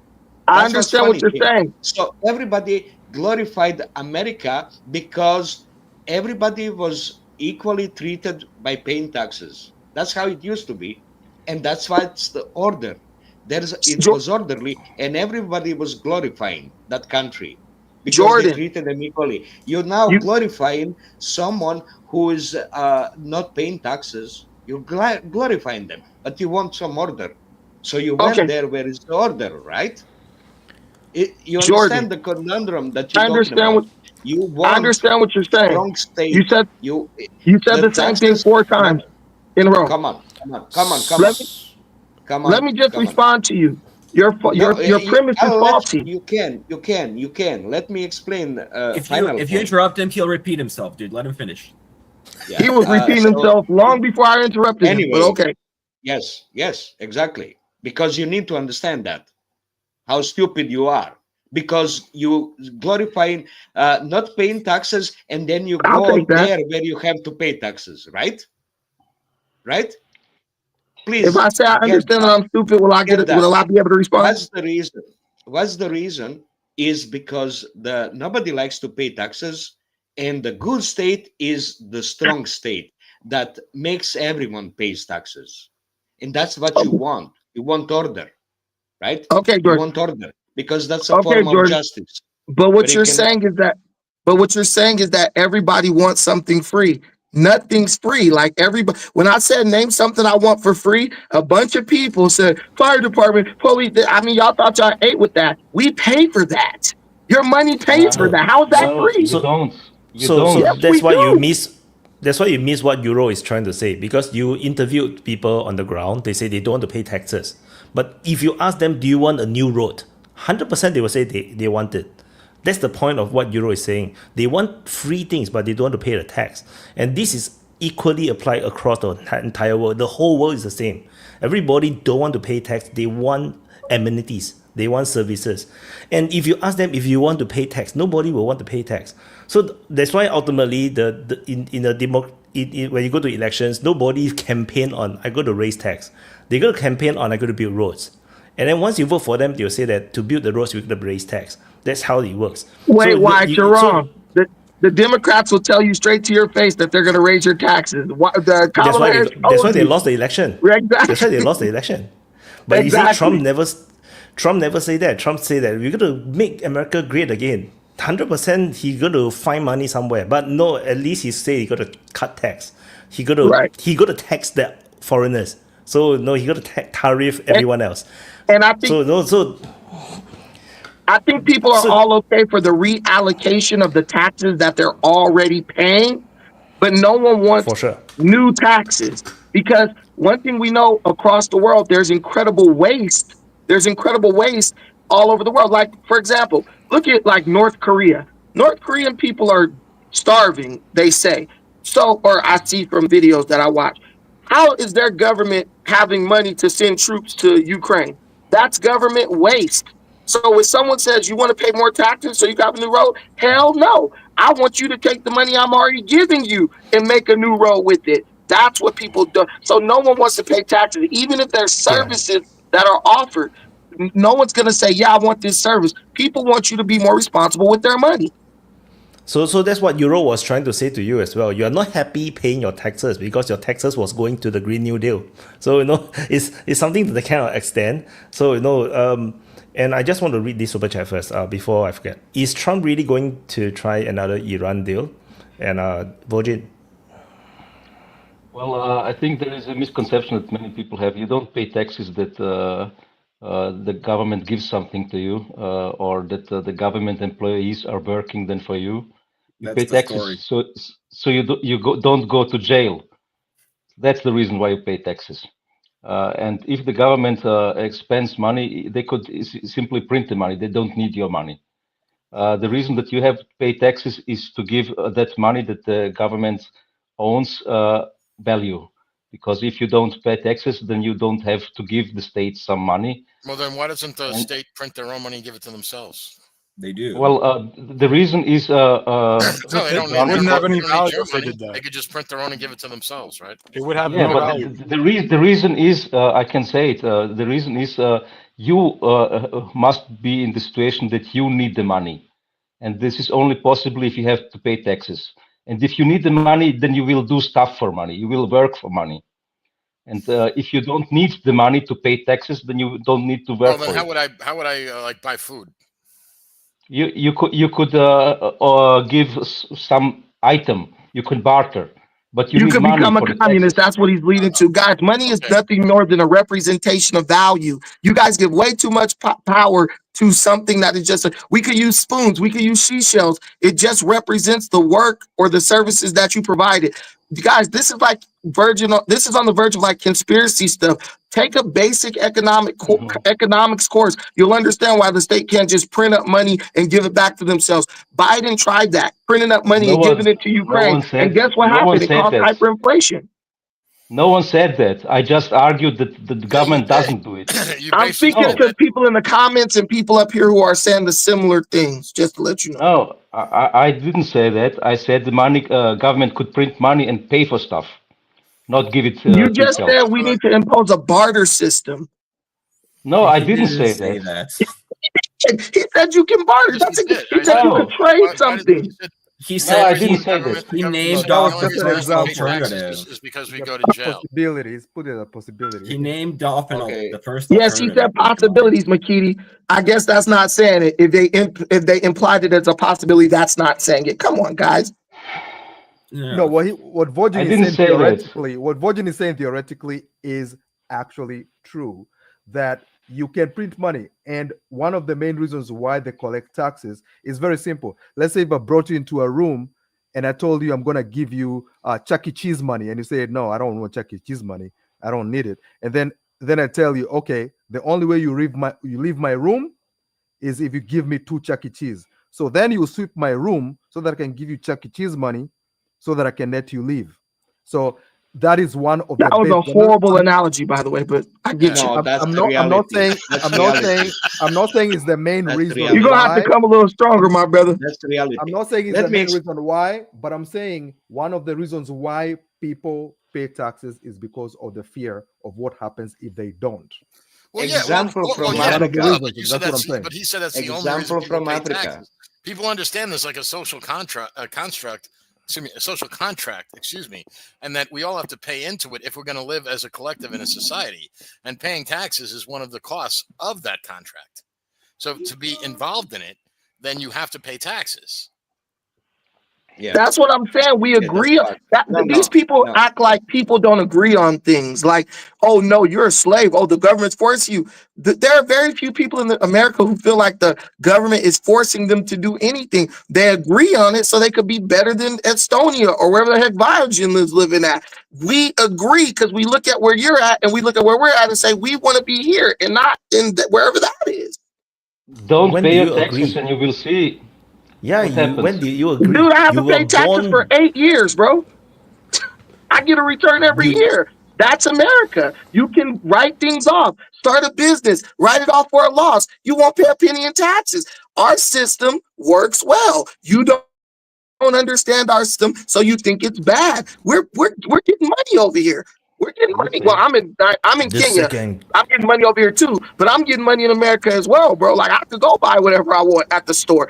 It's only the people who I feel don't understand what's going on who are complaining, and then the people who are poor due to their choices who are complaining. Most people got money in their pocket in America. We can go to a movie, go buy our girlfriend a nice diamond ring if we want to do that. Hey, super one chat. example. The second coming of Gabriel is porn us. Yeah. I'm back, baby. One example of how money was introduced for first time in some places in Africa where British came. So British arrived, took the land, right? So they wanted to exploit the land to get resources out, but there was no road.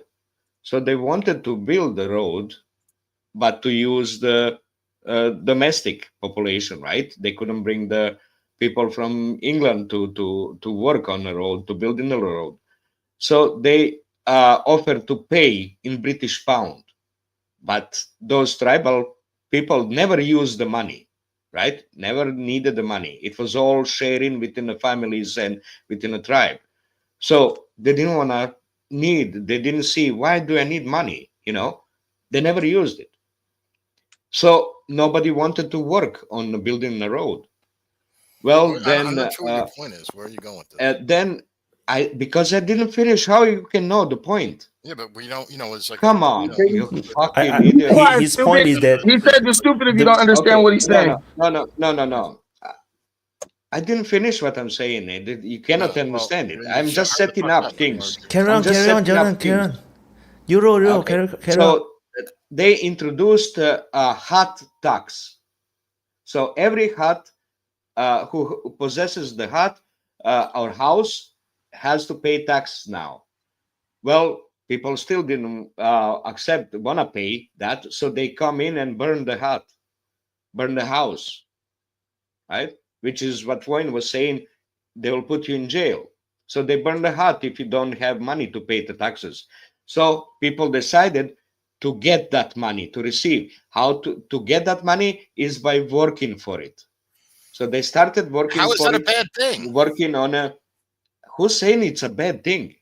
Who said it's a bad thing? Point? I'm saying example. I'm talking about explaining an example from history. I didn't say it's a bad or good. I'm saying how it works. Have you ever considered the idea that you might not be a good explainer? Another way the British could have done it is like you don't even have to burn the house. Let's say the British bring some goods, very interesting goods, maybe interesting food, something. Or maybe they just burn away the farmlands, then there's no food. Like then they have to buy the food from the British that is imported from India. Then they will ask for pounds. Then in the end, they will have to go and work to get the pounds. From the starving Indian.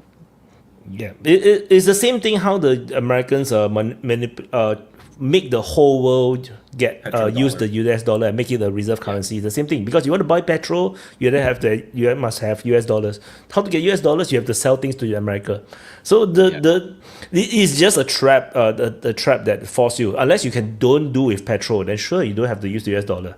No, so the tax is the same thing. You sure you can live in the jungle, you go ahead and just disappear into the desert. The government can't do anything to you. Everyone benefits from it. It's not a trap.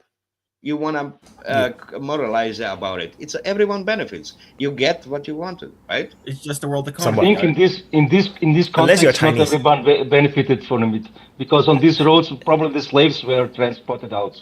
Yeah. Unless you're Chinese, no, because what you get is opium, So it's a different story altogether. Let's change topic, man. Oh my God. Yeah, let's change topic. This black hole is horrible, man. Yeah, exactly. Yes, please. It's like the abyss, Even I cannot stand it anymore. Before we change topics, can we all agree that the United States is the greatest country on earth? Yeah, of course it is. Yeah. But no, man, don't be ridiculous. One of the things I wanted to hear about, like the international people, about how do they feel? I want to start with Wyatt. How do you feel about like what Trump has accomplished in 5-6 days? Like compared to any other president in my lifetime, what he has done in the United States, how much he's changed things. Now, maybe it doesn't impact you as much because you're not actually here seeing it. How much things have changed in just the last week, and why is it that as opposed to this second term he's had, why is it that the left is so weak and exhausted, despite the fact that Trump being way more quote unquote right wing this term than he was the first term? Because the first Trump was pretty milquetoast, but this Trump is like, MAGA on steroids. I mean, he's Maximus Prime. I mean, he's like, fuck you, I'm killing people, I'm taking names, get the fuck out of my way, but at the same time, you're seeing the left being like total pussies now, where they were all brave. Do you remember like at his inauguration, they were out rioting and shit like that? You're not seeing that. Like, why is that happening? Like, you start with Wyatt, I want to hear that. Hey, my mom said, "Watch your mouth." I'm just kidding. I'll talk about my perspective. So, actually, Trump in his first term was also something like this. It's just that people wasn't paying attention. Just that this time round, he's way more prepared than he was in the first term. So he was doing all his campaign promise as much as they can. But the problem in the first term was that there's a lot of rhinos in the Republican Party. He can't get a lot of things through.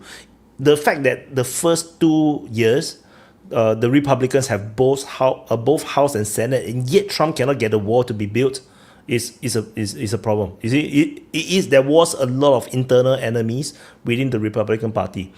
So despite that, Trump still got a lot of things done. It is very interesting. He managed to do some changes to the healthcare system. He managed to cut the taxes. He managed to move the capital of Israel. No, not capital, embassy to Jerusalem. He managed to do. Who gives a shit about that? That doesn't affect me. No, but the thing is, most presidents talk about it, but they never do it. So he managed to do quite a number of things. He managed to build part of the wall despite it was so blocked.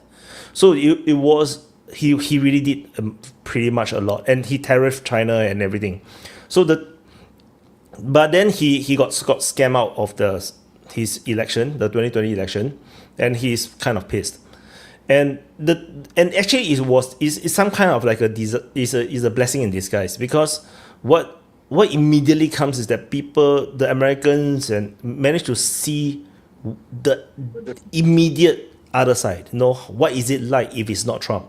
If it's the Democratic Party, and everything went to shit, literally went to shit, and because everything went to shit, to the point where it was so bad that I personally see a lot of people who were anti-Trump became pro-Trump. Like, it was so bad that like everybody started to flip. People start to wake up, and people start to realize that this is nonsense. So Trump. So that's why I say it's a blessing in disguise, because Trump now have 4 years to build his team. Because if he had immediately won, he will continue on with the Republican, the rhinos and everything. 4 years between 2020 and 2024. Correct. He managed to have this time to build his own team and to replace all these senators and congressmen to his own people. This is something that he wouldn't have achieved had he continued and won 2020. So actually, Democrats kind of steal the election to their own demise. That they actually allow Trump to build a more powerful long-term presence, or let his philosophy take root. So now so many of the congressmen, like basically Trump is a kingmaker. When he come in and primary you are dead, man. Like he said that no, this guy is not. I'm not going to support. I'm going to support the other guy. The other guy will win, and that is freaking scary for the Republican Party. And eventually, you can see that with the appointment of the Defense Secretary, Pete you can see that. Yeah, you can see how. Well, no, it's Pentagon actually, but same difference. But yeah. Yeah, but you can see that the number of pro-Trump senators and whatnot is overwhelming now. Like the rhinos is a minority right now. So Trump managed to have this, and now because he have all these people now and all this backing, and of course with talking to a lot of people, forming all the alliances, he now is so much more ready to be a president. Because the first time around he was not ready. He didn't expect the political system to be so corrupt. Like he knew it's corrupted, but he never knew it was that bad. To the point where they can just gang up on him and create the Russia thing and everything. And then this 4 years also, because of the assassination attempt, the lawfare, the Gen 6 things, he can't stand it. He realized that now either he solved the problem once and for all, or USA is gone. And actually, I also said the same thing. If Trump didn't win, I think USA will really go into permanent decline. Trump said exactly the same thing, where he said that if he didn't win, the country might be gone and beyond rescue. He said right now it still can be done. They can still rescue. It will take a lot of time. It will take a lot of money, but it's doable. But he said that if he lost, then no, it's gone. And I totally agree with it, because it's not just internally there's all these problems. There's also external threats. BRICS is moving, Russia is moving, China is moving. And if United States continue to slack for another 4 years and go decline for another 4 years, militarily you cannot catch up. Geopolitically you cannot catch up. Then technologically you cannot catch up. Then you're gone. United States will start to fracture. For sure. Like all empires fracture like this. When they are too complacent to outside threats, they keep focusing on internal problems, like they fight with each other. That's how all the empires crack. So this is why I think Trump is very even more assertive and even more hardworking than he was in the first time. When in the first time he was already crazy. And it's funny also to see like people getting surprised that he was so freely answering all the reporters and journalists while he was signing all these executive orders and whatnot. I find it like it clearly shows that people was not paying attention when he was the president in the first term, because he did exactly the same thing in the first term. He was super open as well. The thing Trump didn't realize was how many people within the United States government were willing to put their own personal gain over what was good for the country. He didn't realize that we have so many internal threats. Any of us going into that situation would have been like, wait a minute, you have United States senators and congressmen who are selling our country out to other to foreign interests. Conspiring against their own country. No, I absolutely agree. I just want to ask one more question for White as a Singaporean. Do you think that the assassination, the first one when they actually hit him, the assassination attempt, do you believe that, well, two questions. One, do you believe I believe that gave him the election. Like, I believe once he got up, not just the fact that he was shot, but the way he responded to it. And two, like, how do you think that changed, if at all, his behavior and the way he thinks of the quote-unquote deep state, you know what I mean? So I have to say, I don't represent a normal Singaporean. I'm a very abnormal Singaporean. So I just want to put it out. So it's not a Singaporean point of view. But okay, it's you're just my abnormal point of view. anyway. Otherwise, you wouldn't have started TV. But anyway. Yeah. So I feel that Trump is always going to win the election, like regardless. It's just by how much margin. The difference of that shot, actually what it does is that it woke up a lot of the people who were supporting Democrats, or anti-Trump. Especially a lot of the people that is on the elite level, like Mark Zuckerberg, Elon Musk. Elon Musk was not supporting Donald Trump openly before that. It was after the shot that he started to come in for real, like put all his weight behind Trump. I didn't even notice that. Mark Zuckerberg is also the same thing. He was surprisingly wrote, I think he wrote or he said something like he was very impressed by the reaction of Trump and everything. It was that moment that a lot of people start to take notice that Trump is not what the media say he is. They start to find out more maybe. Biden drop out and became Kamala. When was that in the time frame? Hey, I forgot, man. I need to search. It was the first after debate, the right? shot. After the shot, Biden retired because first was the debate with Biden, where Biden completely demolished his own image as a capable leader, which was already demolished, but it was propped Yeah, up that's another thing. I just by- want to say by- really quickly, Gabriel. and That's this bullshit. gaslighting. Like everybody knew that, at least all the normies, not normies, but anybody that It was paid propped attention. up This was no by big shock constant that Biden was a gaslighting. fucking potato. It was Everybody propped knew up that Biden by was a potato. constant gaslighting, okay? And after that ridiculous disaster and he made of himself, he was still running and he was insisting that he was going to still keep on running, okay? And after Trump got shot and didn't die, they cooed him. They cooed him off. So go on. Right. So That's the so, thing. so the thing is, no, I think one of the other reasons is that a lot of people who were anti-Trump and support Democrats, they are not like they got brainwashed by the mainstream media. You have to understand that a lot of the elites in the world, they really believe in the newspapers and they never dub it. Like this for real. It's very scary that they are behaving like this, and they're not stupid people.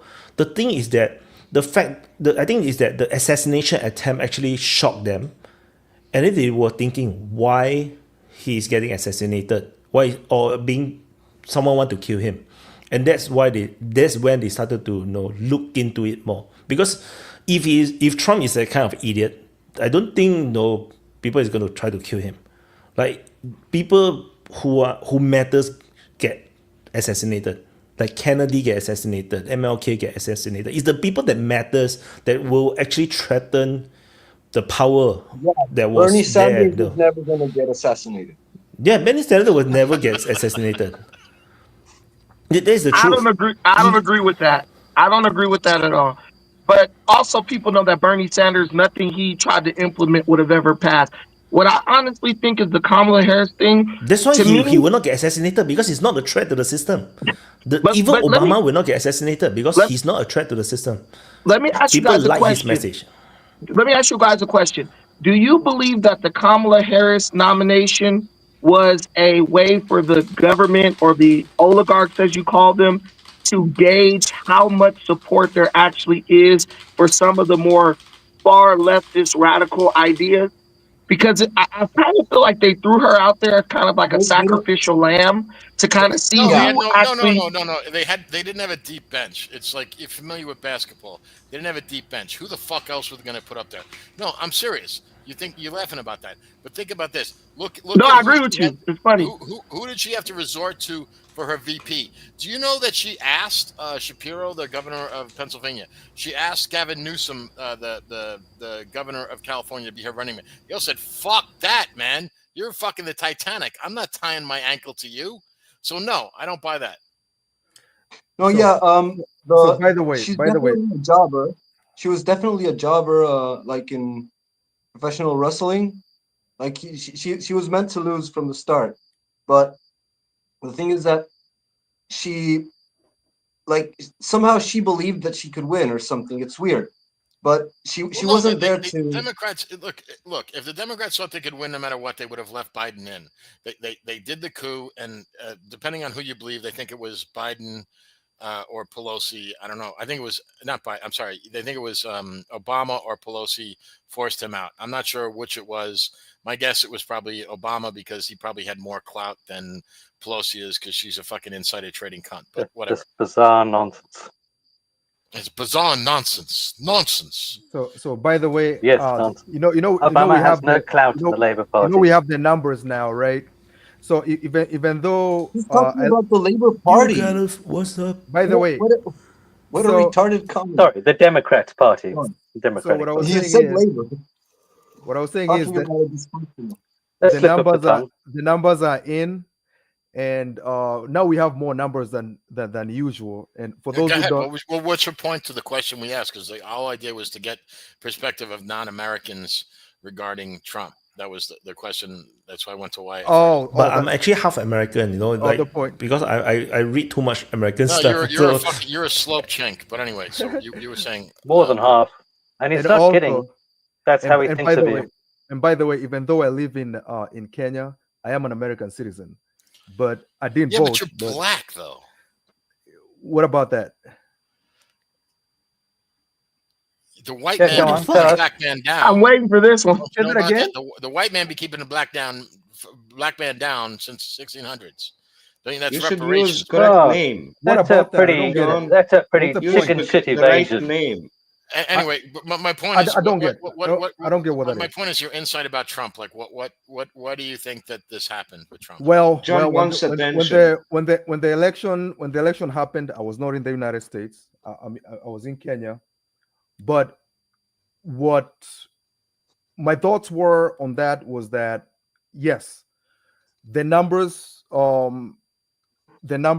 favor Trump, no question about that. He got the majority vote, and that is where there are people who don't understand that.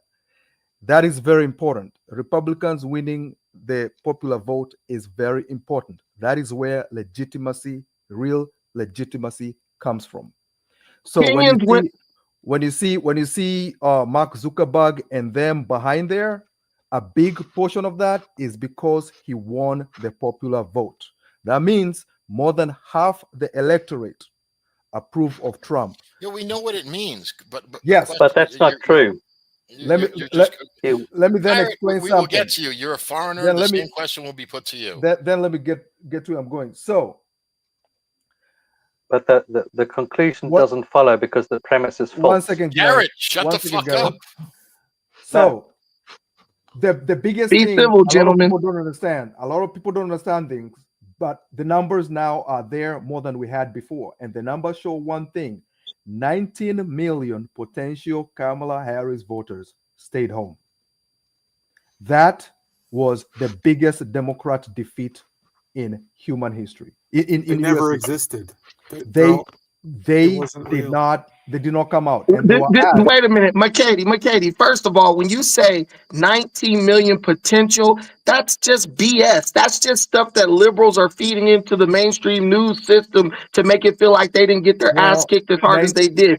Well, all I know is when I first came to Kenya 4 years ago, they hated Trump. Now they love Trump. Why would liberals admit to losing nearly 20 million Can votes? you shut up and let them talk, man? We're going to get to you. Let me finish. One second. Can you stop white-splaining for a moment? 19 million. Just let the white man talk. Why y'all on Garrett? Let him say something. The 19 million. I can feed my stuff to Garrett. Go ahead, Garrett. Macchiati finish, please. No, let him finish. Macchiati's never going to be finished because he's trying to explain freaking CNN talking points. Oh my God, dude! What the hell are you talking about? Sum it up. What I'm saying is, the 19 million are the 19 million who voted before for Biden before, and this time they refused to vote. You mean in a rigged election? You mean in a rigged election? Are you? Come on, bro. They stayed home. Hold on, wait. Can I just say this? Can I say this? And they were asked why they stayed home. No, let me just say this. There's a way. Come before the storm. Hey, since everybody talking at the same time, so I just might as well just read the super chat, McCady, I understand why you think the way you think because what's up? McCady, I understand the way you. I understand the way you think. The way you. You got to use finger. That's cool. Don't interrupt all the time. Okay. Let people talk and use finger. Okay. Okay. Okay. Thank you, Dad. McCady. Okay. Yeah. Why No, you you think cannot the way talk. you I'm not gonna allow you to talk. You're African and they're constantly rigging the elections here, so you think that votes that never existed exist? But the 19 million votes you think. You're not gonna. Okay, I thought. Wait. I understand what you're saying. I thought. Let me talk. but I'm not on either side. I don't give a shit about none of that. Okay? You're talking about 19 million fictitious votes. Dude, let him finish, and then you can argue back. For God's sake.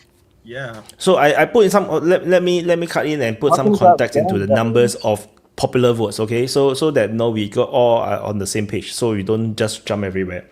Barack Obama, the most popular president of all time. history of the world. His first term, he's really popular. I'm not joking. Like he was really popular. Like all the black people came out and voted and everything. He got 69 million votes. 69.4 million. That was very high. That was, I think, the highest ever, if I'm not wrong. Then his second term was much lower, 65, which is not a lot drop. It dropped only like 4 million votes. So that is the standard, the standard bearer. So when Trump won against Hillary, Trump only got 62 million and he won the election, but Hillary got 65 million. So let's say, and honestly, even with that 2016 election, when I was observing it, I feel like there's a lot of election fraud. Like for 2016, despite Trump won, so there's 65 million. That is already so-called fraud. Then of course, then well, except that all that Biden fraud came has been in. disproven. No, Whatever it is, no. People of color. They didn't investigate it. It's not be disproven. It was not investigated at all. So in 2020, they have to let Biden win. So Biden got 81 million. You have to understand what is 81 million versus Obama's 69. This ridiculous. It's a reaction against fascism. Why is that surprising? Than Obama. No one believes that. Especially, does anyone sincerely believe that Joe Biden? What do you mean nobody believes that? Than Obama did? No We know he did. America, the movie did. Stop. Not even surprising. Wait, I haven't finished. So I put some context. So the Donald Trump's he got 62, right, against Hillary, and over that 4 years he actually gained more support and get 74. That means he gained 12 millions. So that's why Trump have this mentality that no, it's impossible that he lost, because at 74 million is actually higher than Obama. So coming to the past month's election, he improved on it from 74 to now 77 million. And then Kamala got 75 million. So there is probably most likely some kind of fraud still ongoing. But no, that's why Trump keeps saying that it's too big to rig, because they don't dare to rig it the way they done it for Biden. It's overkill, because firstly there's no COVID. Yeah, there's no way you can run out of ballots and shit. No, that's absurd. Wyatt, what you have to look at is the states, the results within the states. Biden won Georgia, Arizona, Pennsylvania, places where Democrats were incredibly unpopular for the last couple of elections. That is where the rigging took place. But the other guy was a Nazi. The only thing that changed is that Republicans were more. Was that the other guy they were was a paying Nazi? more attention in those states than they were in the last election when it came to what? The other guy Early voting, and mail-in ballots. So, as soon as the other guy was a Nazi. Stop white explaining. You white Nazi over and over and over again. I mean, the filibuster is the typical Democrat or liberal tactic. But you got look. Listen, man. I mean, the whole argument is that it's I'm supposed going to to be talk to Wyatt. surprising that We people all know what voted happened. against The Nazis. results prove it. We have the numbers to back it up. I don't know why people argue with facts. Guys, let's follow the hands. Let's follow the hands, man. People have fingers up. Wyatt, try to see how much campaign money was involved in each election, and then you'll know the numbers too. Numbers go with the money. How much campaign money? Actually, you know what? Winter Apple hasn't been able to speak for the last fucking half hour. How about we give him fucking 2 minutes? It's fine. You guys can keep going. No, there Winter was Apple, a go. 4 Winter billion. Apple, just go. There was a 4 billion with the Biden election. Jordan, let Winter Apple talk, man. You understand? There was a 4 billion with the Biden we know campaign. Whatever. Let Winter Half Apple a go. billion Jordan, for let Trump. Winter Apple That's the talk, difference. man. Do you think because you're older than everybody, you can just talk over it? Let the man You talk. understand that? That's what you do. You interrupt all the time. Yeah, when Well, don't be like me. Be better than me. You're white. Yeah, No, be better than the don't black accuse man. me then of what you Be do. better than the black Okay, man. I'll wait. I'll wait. There is Keep going. 4 It's good. billion. There's Oh, a 4 go billion. fuck yourself, John. Okay. There's Yeah, a fuck there's you a in 4 the ass. billion Hard with the twice. Biden campaign money. There is a So difference gay. in numbers too, right? So and $500 million for the Trump when in 2020 elections. There's a difference. That's why the numbers are different too. That's obvious reason, right? Well, you can always bribe with that much money to get more people out, right? You can pay them to come out and vote for you. Another point about assassination and Kamala, it's kind of, it doesn't work. The reason is because immediately after the debate, Biden and Trump, they immediately started talking against how senile he is. Democrats immediately started panicking and working on a solution. So, assassination or not, they continuously worked on replacing Biden immediately And after debate. There was no difference. So and it's not I connected to assassination. Yes, and I indeed. want The to add one more Democrats thing are is not loyal to the incumbents. They're loyal to No one politics. said they You're are. you're You not heard. saying I mean, anything. Why Wyatt has his speak? finger up and it I, says I, Buckle I want to Channel. add one more Go ahead. thing. I want to add one more thing is that everyone knows that Trump is likely to win. That is the danger, you see. Where let's say they can rig it like for Biden, but they don't dare to, because what if they rig and fail? That is also a danger, because once Trump becomes president, they are going to So now wipe the the slate. evidence that's of the them danger. doing the bad thing is that they didn't do the bad thing. What absurd No, the nonsense! thing is, no, I covered it actually very extensively. To the point where I was actually You covered it the like the channel got same way that you demonetized. covered a bunch of No, racist not rumors in, about the UK. Oh, what no. Pakis didn't? I did it before my DPA was covering Ukraine war. I was covering in my other channel. No doubt. All these things And with the was same censored by YouTube. degree of investigation Hey, and can you No, stop? you already journalistic been proven integrity. Can you wrong. stop So you explaining get for over, half a man. second? Labor even admitted that they're I going to mean, investigate more he on still this. has the channel. Great I thing. mean, you're more than welcome to go back and watch the fucking Yeah, I have videos, it and then on you can Rumble. decide what he covered, if it was fair and balanced or Yeah, misrepresentations. I mean, it's the the digital deleted video on record. YouTube is on Rumble. I mean, if he's a Is the liar, you got him on digital record. So Yes, I mean, yeah, it's everything is on all undeniably that. so. Concretely. Please, Wyatt, go on. Hey, Yeah, so please, so Wyatt, go on. no, so that's my point, is that if let's say there's fraud, because the thing is that there's zero ways Biden is more popular than Obama. There's zero way. Even if you say a lot of people hate No, Trump, that's there's not no true at way all. that That's he's going to absurd be like nonsense. 11, 12 million more. No, it's not absurd nonsense. It's No, because you say it's it is. completely It is what it It's ridiculous. is. not completely. You are It is. completely It is. It ridiculous. is because No, because the it's not. opposition It is was a not. fascist. It's so stupid of you. Hyperventilating freak. It's nonsense. Donald Trump. You The see, vote for because I have been Biden following was Donald not a Trump right positive from the vote for beginning. Biden. It was a Moron. vote You have against no Trump. idea about the pulse of America. No, You I don't even can. fucking live here. Yes, I do. I have been following Trump way before when he even entered politics, and when he just started to Yes, enter I know. politics, That's he's exactly the freaking problem. irritating.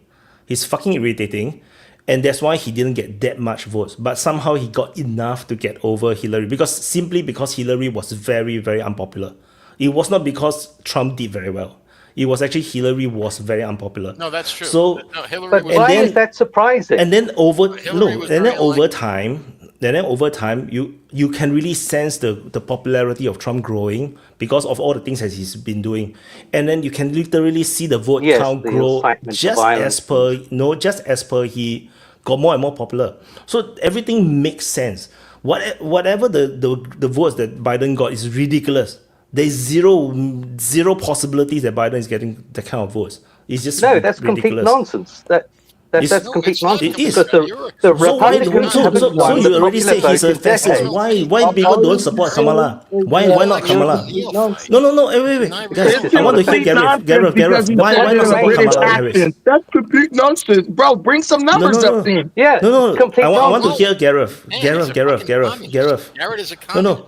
communist. Gareth. come on. Okay, so Trump is a fascist. So why people don't support Kamala Harris? Why? Why not Kamala Harris? Why do you think those are?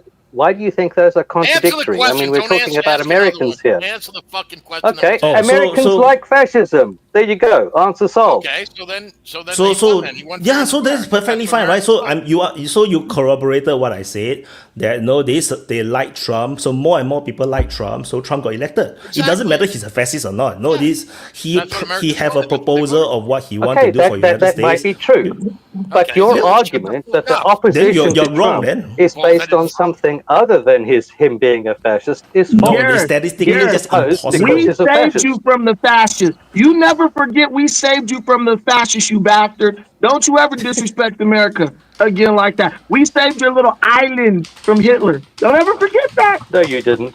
No, Yes, actually, we did. we helped Russia You save didn't. the world from the fascists. It's the We didn't Russians that save won the war. anybody.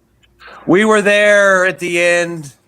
We did a lot. We snuck 'em some provided a weapons. lot. We We killed snuck a 'em some lot, weapons. but we did not We carry the snuck them some water. weapons, dude. Come on, Garrett. Don't say we didn't sneak you some We weapons. sent them some weapons that helped them out for a little bit while they got We sent y'all some reconsolidated. Nikes. We sent y'all some Nikes and some Reebok sweatsuits. Stop playing around.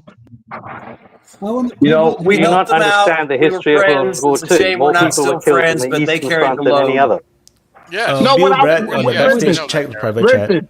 UK Brad. people, there was a significant portion of people in the UK during World War II who wanted to surrender to Hitler and just join with the Nazi party. So when you try to say America like fascism, if you go and see what's happening in the UK right now, you guys are violating a lot of people's even rights. I mean, I've seen people getting arrested for just talking about the Bible.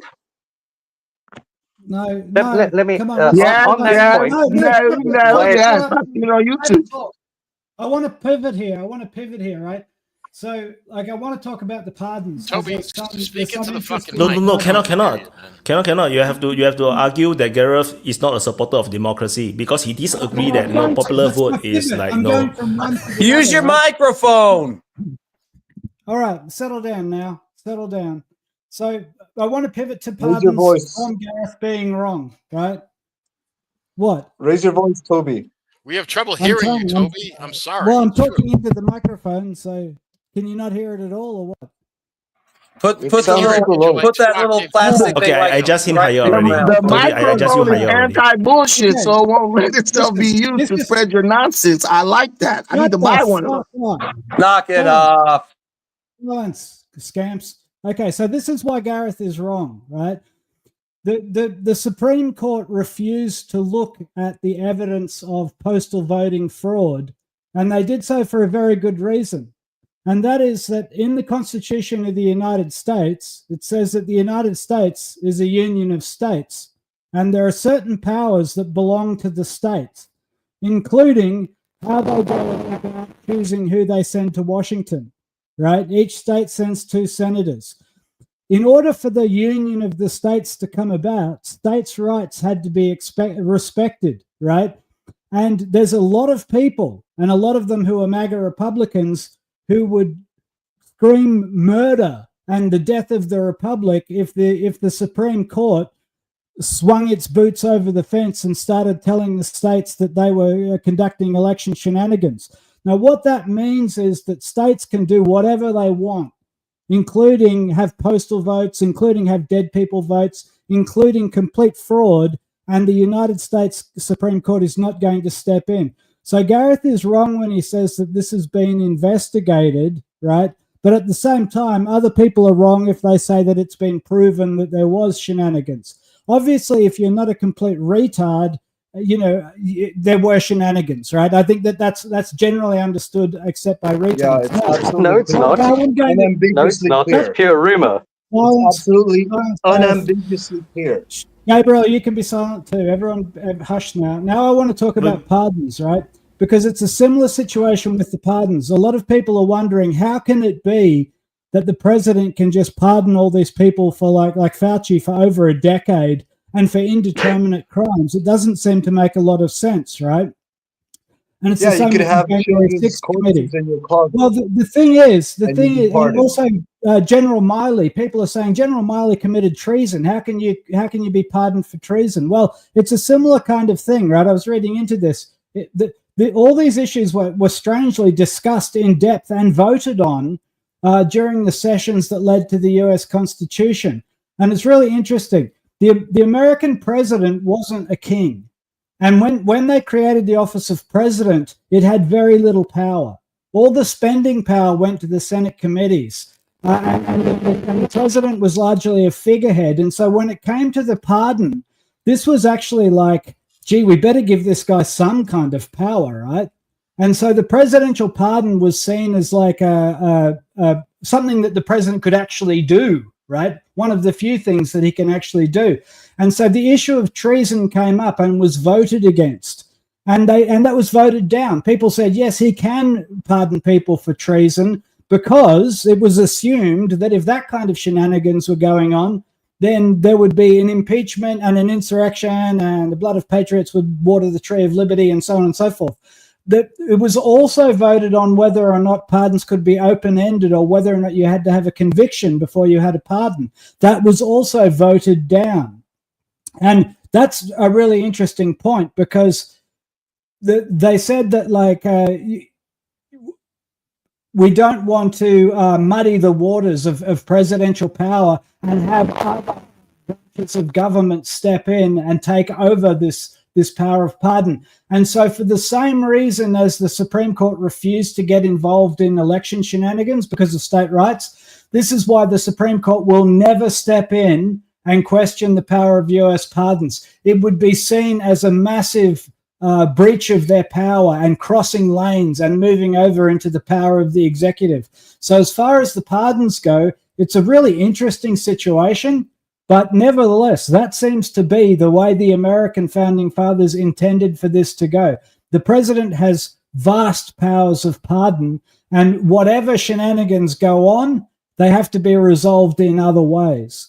So that was what I was going to say about that. And please, Winter Apple, can you talk so that we don't have to listen to these other retards? Thank you. So, Winter, before you start, super chat, I haven't read. UK suck ass, love from America. Bell said, Vaughn, you're the best. And UK suck ass, love from Germany. Yeah, so. Do we want to Winter. change to Ukraine? Yeah, the only thing the founding fathers didn't intend was the tree of liberty not to be watered. Oh, and one more thing. Bill Brad in the backstage. If you want to come on, you need to answer the private chat. Yeah. And Winter. Do we want to switch to Ukraine? Sure, please. No. Winner, talk. Yeah, Let me you gotta be a little louder. Together. We can kind of hear you, but you gotta be a little louder, or maybe. I'm just gonna go. You're good. You sound good. You sound good. Never mind. Oh, you do? Okay, Yeah, I'll you have do. to be this close to the mic then. I was wanting to talk about Ukraine because the Russians have kind of made some progress, and Velika Novoselka's gone. They're surrounding Pokrovsk a little bit, and I guess everyone writes it off because, Trump's going to make a peace deal. But what if he doesn't? And I think everyone's jumping the gun a little bit that there's going to be a peace when there might not be, and we actually still have to watch the war to see where it goes. So I still think it's probably a few months out before there's a peace deal. And in that time, I think the Russians get Pokrovsk and Velika Novoselka's gone. So where do they go? And I just would say, like, I don't want to write off the war yet because I don't think a peace is guaranteed. I don't think Trump is really talking seriously, and we've got a long way to go. So But he did suspend aid. He did suspend foreign aid. As far as the war going with the negotiations, obviously my point's always been you have to give him the dream deal to get him to stop.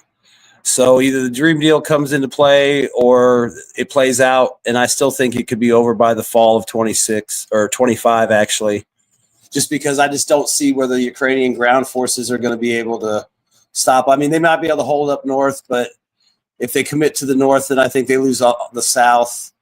And my other point is I wanted to bring up something I saw the other day that might kind of bring things into more clarity about how bad it is on the ground.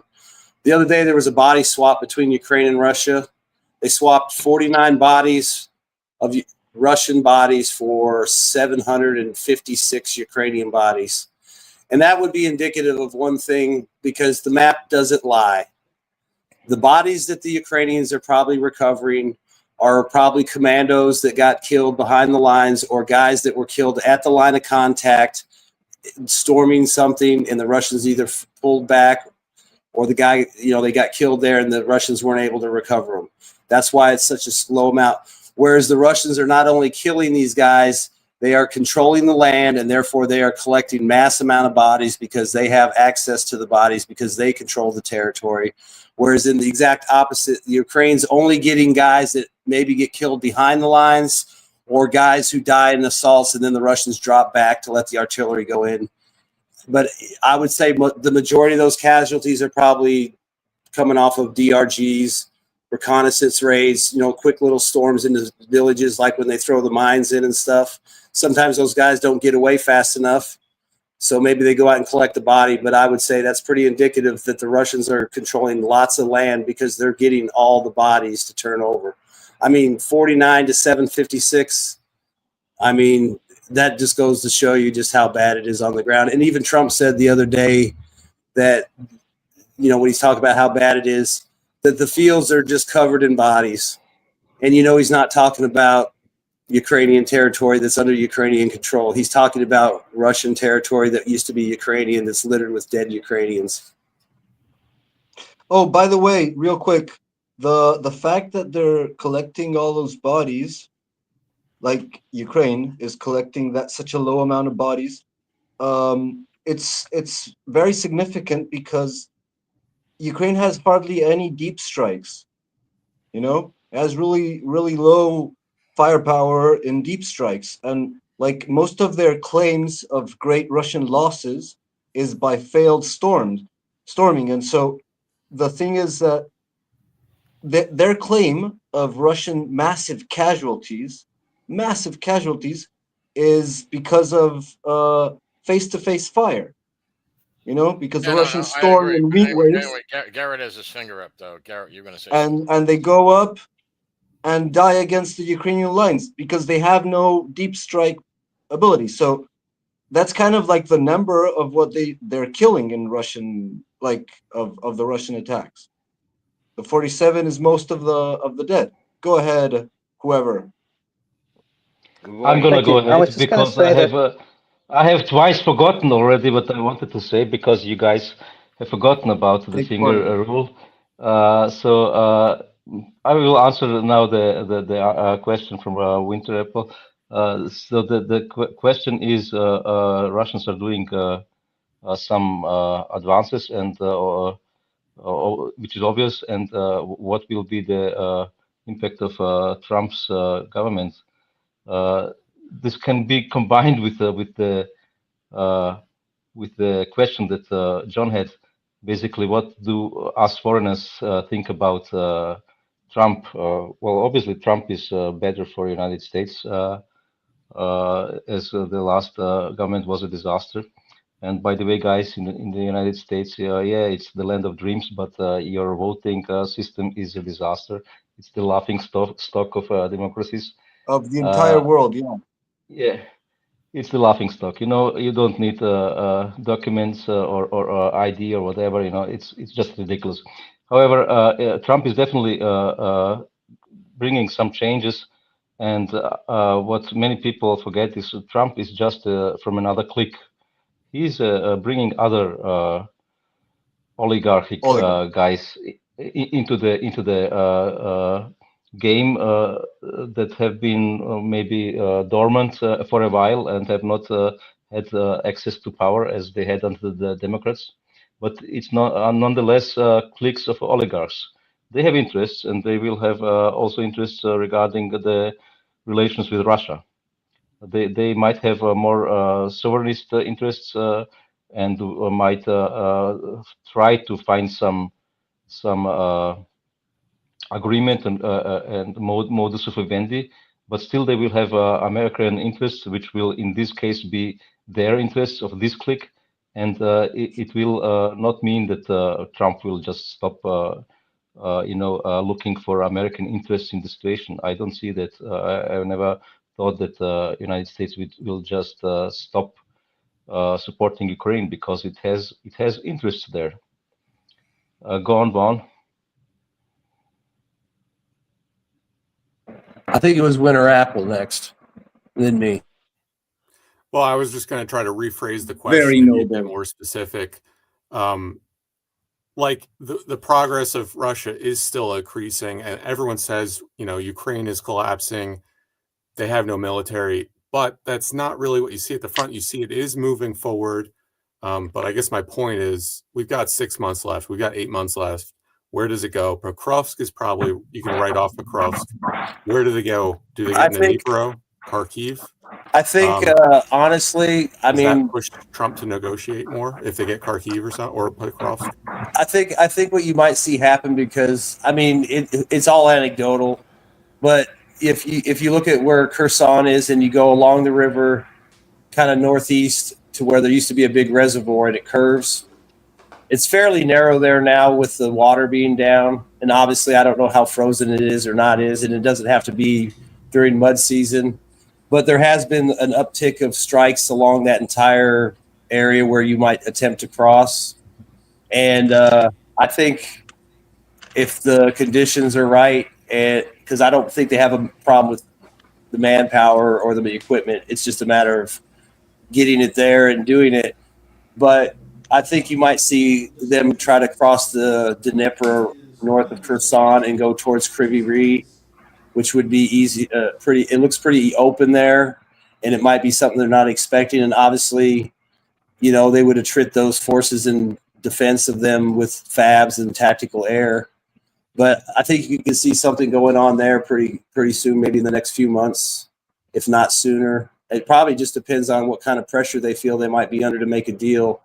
And like we've talked about earlier, for all we know, Trump told Putin, you got 100 days to grab whatever you grab before we sit down and start official talks. Yeah. And that still might mean they get another 3 to 4 months into the summer and fall to finish up what they're doing.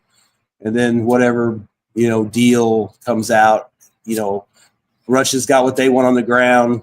Trump just has to come up with something he can spin and sell. Everybody walks away. Himself? Huh? You want to let Bill introduce himself? Oh, yeah. Go ahead, dude. Yeah, I'm Bill. I'm just listening and observing, and first time Streamyarder. So happy to be here. Happy to meet everybody. Good to meet everybody. Welcome. Thank Nice you. to meet you Good too. to have you. Garrett has been waiting a long time. Are we going to let him introduce himself first Thank you. and then go to Garrett, or what? He just did. He just did. All right. Okay, thank you. I've asked the question before, what leverage does Trump have that Biden does not have? And I don't see there is any, except for pulling support from Ukraine.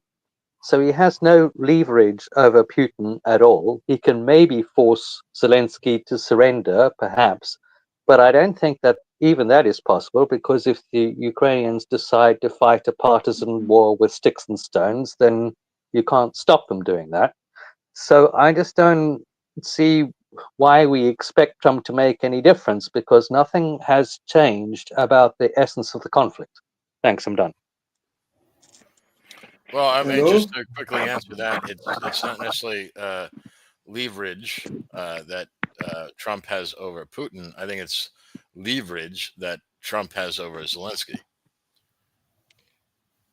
Yeah. Can I go? Yeah, go ahead. Yeah, first of all, the thing that is happening right now is Russia is acting in such a way, like the fact that it's not changing its dynamic, it's not accelerating or pausing. Like it has had a pause in sort of retaliation to deep strikes in its own territory. That could be allegedly, that could be assumed as some sort of response to Trump's entrance in power, because Trump has already established a better relationship with Russia than Biden. He's said good things about Putin. He's said good things about the Russian people. He's definitely off the train of like rabid Russophobic rampage. He's done something that pretty much no Western leader has done. He's acknowledged Russia's success on the battlefield and the fact that that's going to complicate negotiations. And he's the only Western leader who said he loved the Russian people. He's the only Western leader that said that Putin wants has legitimate concerns. So that's pretty significant, and that sort of explains why the Russians haven't been like retaliating brutally to their impudence in their own territory, both with Kursk incursion and with the deep strikes that have been occurring with American weapons. So that aside, the Russians on the battlefield have not changed their strategy. They have not changed their dynamic, and therefore they're assuming, like, this is my interpretation, but take it for what you will. They're assuming a continuation of the same process. Like they're going on as if nothing's going to happen. Trump isn't going to stop the war. You know, that's an assumption. I'd say basically they're going to continue their course until otherwise there's a reason. They're not accelerating like people. People always say like, oh, they have to do this before Trump this or before Trump that, and they don't give a shit. They just go on their own tempo, and so they're probably gonna advance through the Pokrovsk and Toretsk, and open up that salient to encircle Konstantinivka from the south, and they're going to expand the bulges in Pokrovsk and Toretsk and the bulges of Chasiv and Siversk, and they're making like a triple big encirclement. It's pretty clear if you watch the map. It's pretty clear they're making three big arrows. Southwest, south, and west, and so that's sort of the dynamics that they're doing. And whatever Trump leverage might have, does the wild card factor affect Trump's negotiation abilities? You think? No. He has the leverage of control over Europe. He doesn't have full control because Europe is not loyal to Trump. It's not loyal to America. They've proven that they aren't loyal to America. Europe is loyal to the globalists that ruled America. I think they've proven that by being absolutely irrationally hostile to Trump, which is the future leader of America, which was the future leader of America. And so Trump has to rein them in before he can have leverage over, like something to put on the table for Putin. He has to rule in Europe on his side before he can have something to offer Putin. Go on, Vaughn. Yeah, I was going to say, like with Trump, this whole thing it's kind of like the wild card factor for Trump. It's because these leaders like Xi, Kim Jong-un, Putin, they've talked to him before. They've had dealings with him before.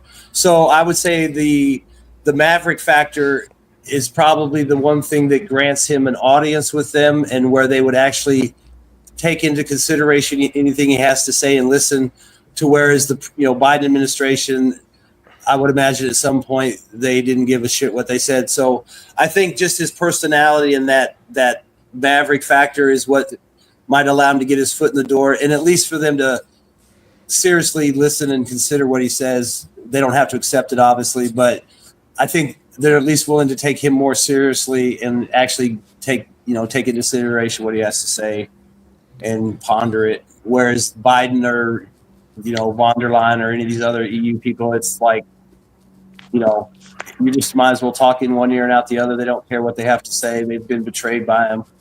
So I think that's the one thing Trump can play up a little bit, is he can play that relationship up, and they know they can talk to him. And I mean, they'll probably figure out pretty quick if there's going to be a deal. Super chat. Except Trump goes out of his way to disrespect and threaten Russia lately, way to start negotiations.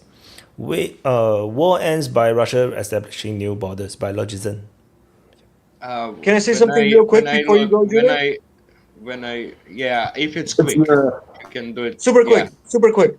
I just wanted to say that even though Trump disrespected Russia in his past comments, he's still been way, like unimaginably more respectful and diplomatic than all of the Western leaders combined. Go on, Judith. Thanks. When I analyze the last 3 years of the war, right, what we can see, Russians, all the Russian army, it's not advancing anywhere. It's actually where the Donbas militia is. That's where they're advancing, right? There was that Kursk, the Kharkiv offensive there. That was a surprise attack, and that's why they advanced. And there was a lot of Wagner and Akhmat there that helped them. But everywhere else, nothing is happening. Kupiansk, for so long they had tried. Nothing. It's moving so slowly. So where it's going on, it's where Donbas militia is. They're fighting for their Donbas, right? They're advancing. They don't care for strategic planning of Russia. Well, there's a play with mercenary. The majority of those military that joined the military, signed up for the contract for Russia, they went for the money, majority of them. I'm not saying it's general. It's not so much, patriotism, but also they went for the money. So you don't expect them to really fight as those that are fighting for their land, for their, houses and so on. So that's why the Donbas militia is going on no matter what strategic planning is happening. So you can expect them not to go deep into the Dnipropetrovsk region, right? They won't go far. They will just go to where the two rivers meet and then go north, probably because they don't want to fight and destroy Pokrovsk totally. They will try to preserve it and completely surround it, right? They will completely surround it and then demand, instead of fabbing it, because a real way to advance is by fab and the flamethrower, right? They destroy everything in front of them and then they advanced basically almost on totally disorganized defenses. That's the way they work. And if you want to do that in Pokrovsk, in a huge city, in Konstantinovka, there will be too much destruction. Even all the utility lines, underground cables, the water waves, everything will have to be repaired because the fab shakes the earth, right, and destroys the utility lines. Look at Mariupol. So, they didn't use fabs; they used only on Azovstal, right? But that destroys underground lines. But Mariupol was not so much destroyed because there was only 4,000 destroyed buildings.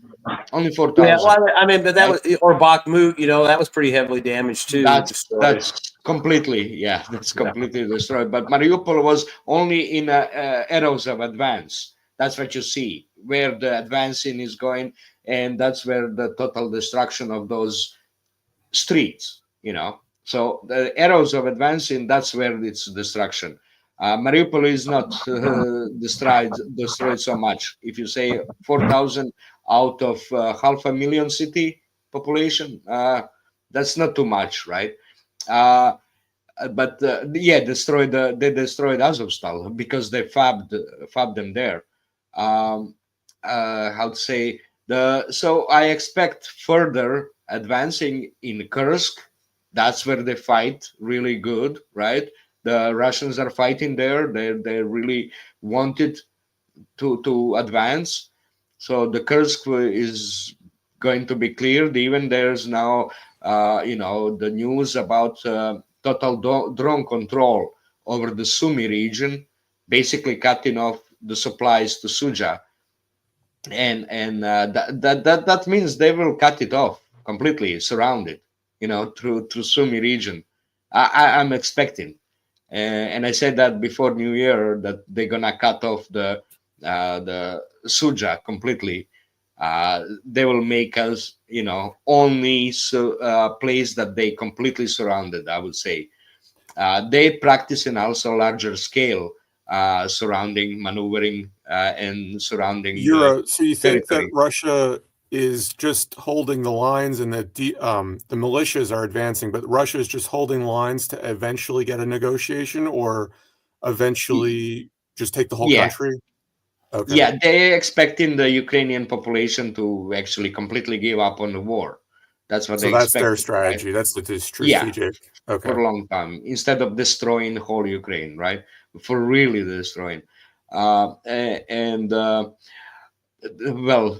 now what's happening is, I would say, the Trump expressed the wish to meet with Xi and Putin at the same time in negotiation, right? It's why? Because he knows what's the real danger to United States. I would say that he knows, and that's BRICS. That's real danger to United States, BRICS. So he wants to negotiate about BRICS in the future of the world order with Xi and Putin. So Ukraine is just as, maybe just a bait to get them everyone together, so he's offering by pulling out the personnel that did deliveries of weaponry to Ukraine, like all of the from the Poland, Romania bases. They pulled out personnel that were responsible for delivering the weapons. Well, they're saying they're doing investigation on the corruption on the deliveries. So there's that. Russians are saying, "Oh, they're just gonna replace the personnel. This is just for the investigation. We expect deliveries to continue." But he's offering something, and now aid is cut. So he's offering something to Xi and Putin already to get them to negotiate about BRICS. So I don't think they will negotiate anything about Ukraine, because US will just abandon it, right? But they want agreement on BRICS. That's a new world order. That's my guess, Now, I don't have real, but that's my analysis for it. Yeah, I was just going to say, like when you was talking about them surrounding these bigger cities like Pokrovsk, Konstantinivka, Sloviansk. I mean, there, like he said, there's literally no incentive for Russia or the militias to go in there and destroy those cities. And with the fabs and the artillery, they can create the gaps they need to go around and cut the cities off. And, as the Ukrainian army continues to be attrited, that's going to get easier and easier. And then they'll just create the situations they need to create and surround the cities and cut off what they got to cut off to, like he said, force them to surrender or capitulate, or maybe the civilian population just leaves and it makes it easier.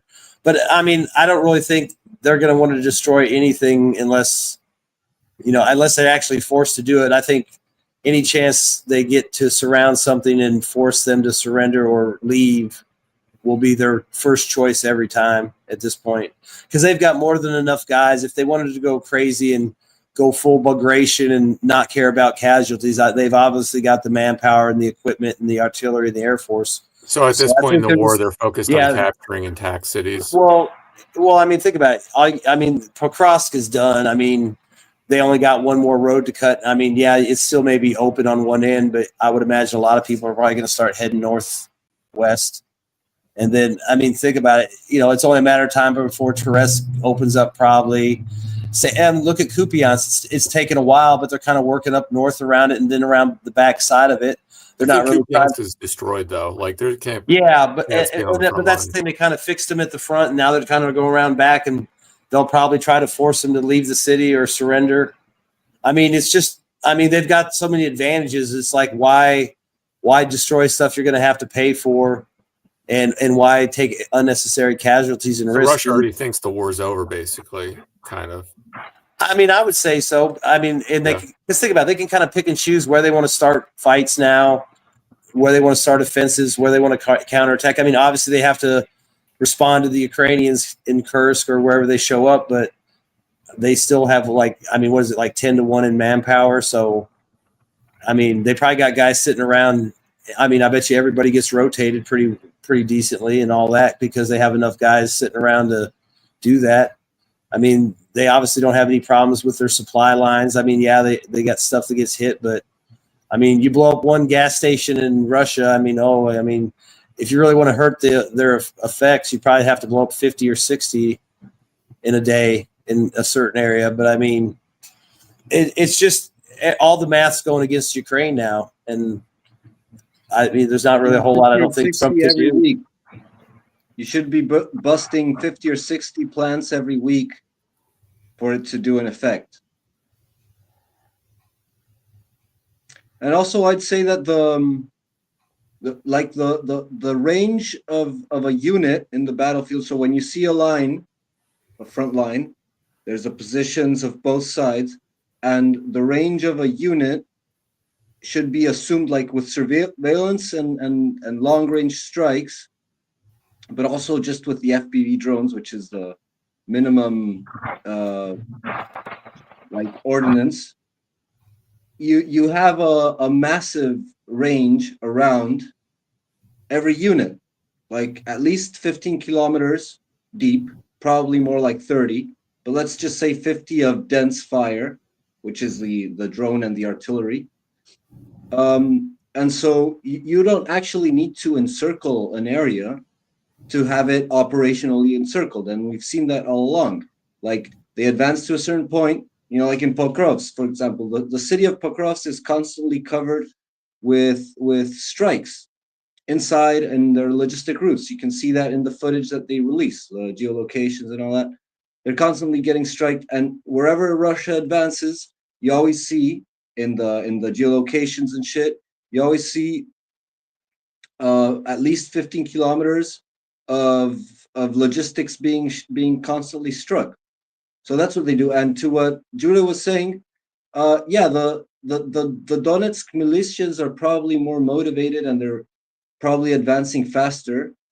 But you also see advances elsewhere, which kind of disproves what you're saying about like Russia only advancing where they have the motivated militias.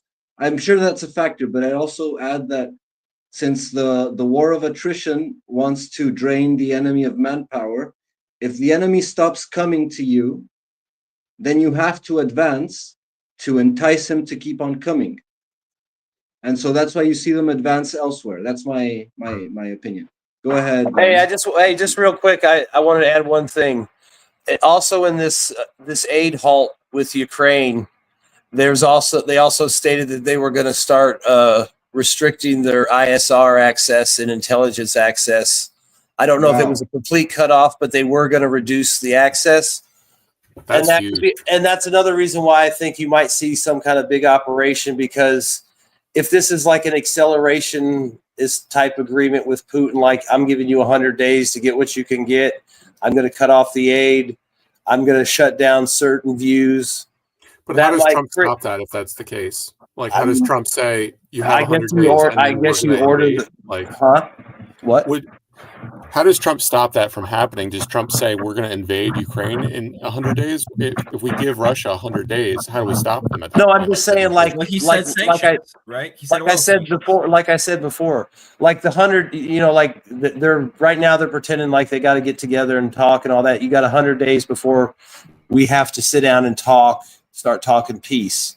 So if this is like an accelerationist policy, then you could say that by Trump cutting the aid and Rubio enforcing it more by saying including the military aid, so there's nothing going to them. The U.S. aid got cut off, the NGOs, everything's cut off. And then you factor in what with the ISR, that may be a signal to Putin or just an agreement like, we're not going to tell you what to do. Don't tell us what you're going to do. But let's say that allows Russia to consolidate the forces on the other side of the Dnieper, then cross towards Kryvyi Rih, because the satellite footage that would have showed the Ukrainians that has been restricted, and they don't tell them. Or if they do know something's going on, they don't have a good enough picture to try and counter it. And plus, let's be honest, they don't have the manpower and equipment to counter it. So it's just going to continue to cascade. And I think I think once the word gets out into the trenches that they've been cut off for 90 days and there's no ISR and a lot of other stuff, you might see a lot of units just pick up and leave, put down their weapons and surrender. I mean, I just think it's going to start causing a lot of problems in the Ukrainian military. Do you think this means that Trump does have a plan then, or that he's winging it by the seat of his pants and he does not have a plan and he's just saying, you guys get I think he's willing to let Russia settle it how they can settle it for a certain amount of time before he has to talk. I think because he wants to be done with it. He doesn't want anything to do with it. Obviously, Ukraine, they're not going to get back any of the territory Russia has. Everybody, like Bagari said, the only way this war ends is if Russia gets ironclad, borders, security guarantee with enforceable, measures if it's violated. So and who knows what that's going to look like? I mean, we can only imagine like a unicorn. So until that point happens and you start hearing them actually releasing details or discussing things that they're actually, considering, we really won't know. But like I said before, it's going to have to be a dream deal for Putin for them to even probably consider it and stop the war. And you can also figure there will be no ceasefire. Yeah. There's no reason for them. Super chat. Nika, we can't look seriously to Trump's comments until he meets the Russians. The rest is pure bullshit. Oil price and the stuff. Yeah, I agree. That's a pretty good point. Yep. I mean, what Trump says. But I want to answer to what Bradley said. I think it's Bradley, right? I think it's a little bit like winging it, like Trump, because I'm quite sure that he do not know what the Russians is willing to deal with at this moment. I think that's why he says a lot of things. He said like the journalists asked him, will you still sanction Russia more or something? Of course you have to say yes. Yeah. That he cannot say no, right? He have to say yes because he's going to go into the negotiations and whatnot. So I think he don't know exactly what's the terms yet. He haven't met the Russians, so he just going to lay the ground so that he have the maximum bandwidth to actually negotiate with Putin. And he's not going to give in anything at this moment. He's going to say all the grandiose thing, all the hardcore gung-ho stuff for now. But then when he meet, definitely he's going to make a deal. Because from my perspective, I don't think Trump cares about Ukraine at all. He don't want anything in Ukraine. He don't really care. It's the globalists that want Ukraine. It's the Europeans that want Ukraine because they wanted the resources. But in Trump's mind is that United States have everything. They don't need anything else. But he needs a lot of things from Russia. He needs Russia's cooperation. He needs Russia to continue to use the US dollar. He wants Russia to be on their side to when they deal with China. Let's say if one day Trump want to sanction China, Russia needs to play along. If Russia don't play along, no sanction will work on China. So I'm thinking that Trump is looking at long term. Ukraine is totally not important in the grand geopolitics of United States. So that's my perspective. Yeah, and considering ISR provision to Ukrainians from United States, I read report already 2 days ago that with pulling out those personnel that delivered the weaponry to Ukraine, that at the same time that ISR is going to be cut off. But we see that last night there was the largest drone attack on Russia by Ukraine, which says, even if United States cut ISR to Ukraine, which is needed to use the drones, Britain will continue doing it. So British are doing it. It doesn't matter. There's no change. The British are part of NATO and they enjoy all the ISR from United States. So they'll just provide it to Ukraine. So it doesn't matter. It will be a big deal because it will stop these long-range attack into Russia, right?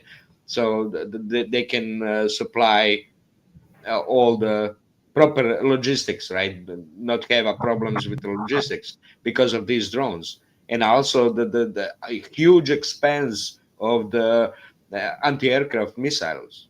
They're expending huge amounts. Yes, they have them, but it's a cost. My only contention is the reduction in the ISR, however much it is, whatever it is, may create opportunities for the Russians on the ground. It may not have any effect on the deep strikes and stuff like that, because that can be helped by the Brits and stuff. I'm just saying, if there are gaps, maybe that creates an opportunity for the Russians to put together a large force and exploit some weak point they've been watching for a while, because we know they watch and they try to look for spots that are undermanned or abandoned. And there's been numerous videos lately, especially around Pokrovsk, of them taking positions that are really nice and clean and look pretty hefty, and they're completely unmanned. So, I mean, you might see some of that too. Bill, you want to join? Do you have something to say? Yeah, Bill, you've been sitting there. You got anything, man? No, Don't I'll give you some feedback on things I've learned. Yeah, the EU is more kind of globalist oriented, and what Gabriel was saying. I think somebody else, Wyatt, was saying that, or I think you're all saying Russia is in no hurry. I've always got that impression. Yeah, Russia is in no hurry, to just carpet bomb Ukraine. Those are things that you don't hear. I listen to everybody, Scott Ritter and everybody else. These are points you don't really hear from other podcasts and shit. So that's interesting points. Yeah.